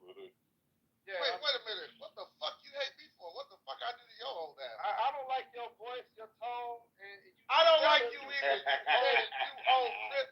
Oh, you kind of got like my little accent or whatever. You crippled old bitch. Anyway. Like you're trying to copy me or something, and I don't like Copy me? Copy me? Y'all niggas got the same voice. We do not got the same voice. Y'all got the same voice, and y'all both drive trucks. Y'all brothers. No, we ain't brothers. I'm father. No, we ain't brothers. This old ass motherfucker. You see, this is a father. No. Fuck that. We all brothers. We all brothers. Man, fuck you. Fuck that. We all brothers. No, yo, Adrian. This nigga is trying to replace me. You want my spot? I think he said, man, fuck you. Is that what Still Guard looks like? That's not what I pictured. Still Guard is a monstrosity of an individual. Did you call my name? You can see what the other half looks like. Hey, Lion, we all brothers, gang. Well, listen, that remains to be seen. I can't necessarily. We ain't all brothers. This motherfucker just want to be attached to my hip. You ain't relevant without me, nigga. Nigga ain't relevant without me. No, yeah, baby, I made you. You attached to my hip, motherfucker. Every time they mention me, they gotta mention I came in here Lion. That is like, what is this? Lion sound like you. It hurts. Let's bring up a conversation, bro. This is dumb, bro. Like, stop it, Eric. I'm not gonna never. Yeah, bro. I hate you. Hey, Nathan. That nigga said you want to be attached to my hip. Yeah, let me find Nathan on Discord because I want to know if we're doing this Miami link up. Oh shit! Oh my goodness! This nigga, all he's trying to do is replace Clubhouse, nigga. You want my spot, nigga? No, what the fuck? I am Clubhouse, Bro, come on, man. Let's get a conversation, bro. This is gay. Nate, what's your name on Discord? Nathan R23. Nathan, I found the anime I was looking for. It's Afrietta. It's Afrietta from Commonplace to World's Strongest. That's one I've been trying to think of for days. It's one of my favorites. It is so good. Y'all on the Discord? I'm trying to get people a link up in Miami on the 2nd. Ain't you in Miami, Lou? Me, Knowledge, Nicholas, and. He can't afford to live in Miami. What's the name? What's the girl name again? Violet. On a janitor's income, how the fuck you gonna live in Miami? Yo, Nathan is saying I can't send you a message. Did you have it? Oh, there we go, honey. My bad. It says we don't share a server. Aren't we both in Chillism? Yeah, Nathan R23. Yeah, I got it. It's you, but it says no mutual server, but we have one mutual server. It's kind of weird. Oh my god. Oh, that only happens when somebody blocks you on Discord. Man, fuck that. No. I never added him. I got one question. Don't say he blocked you. So wait. I got one question. Just one question. So Nathan, I sent you a friend. So Louis, Louis, you fuck with niggas now or no? I got a question. Louis, you fuck with niggas now or no? Are you dating or what's going on? I'm sorry, y'all. I don't mean to get too loud, but y'all keep talking over. Bro, this ain't right now. What are we doing? Oh, I got away with my voice because y'all keep talking over. Your question sounds like you want to know if he's willing to take you fuck out. with niggas now or what?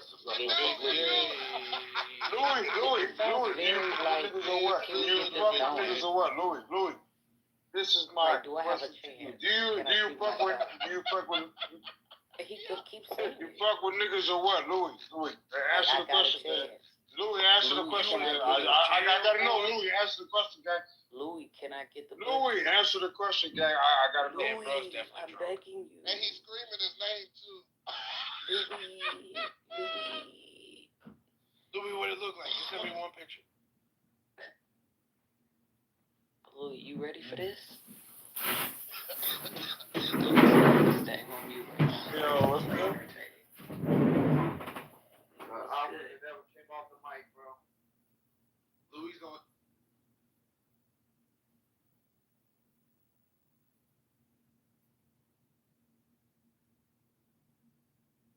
Oh, good. How's your evening?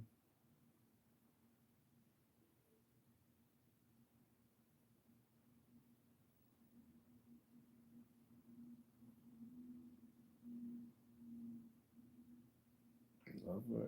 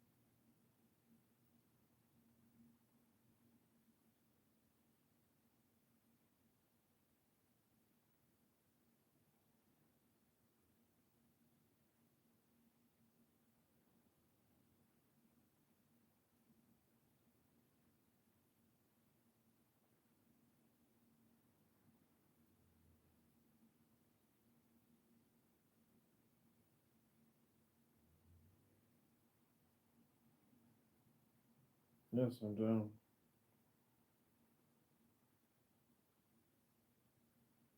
Absolutely lots.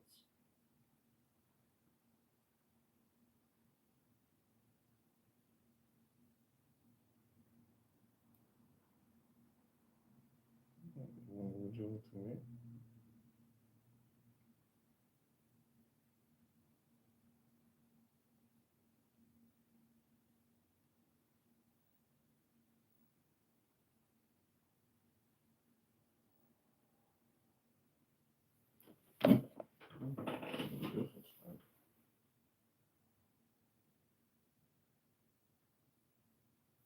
Oh, thanks for dinner, darling. I had a great time with you as well. Looking forward to seeing you. It looks so beautiful. Thanks for dreams.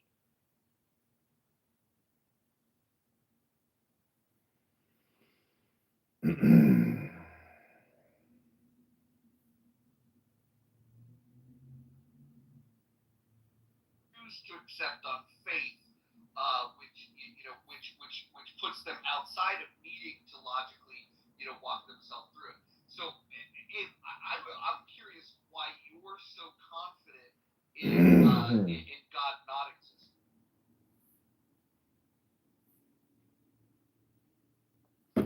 I can answer the question if he doesn't want to.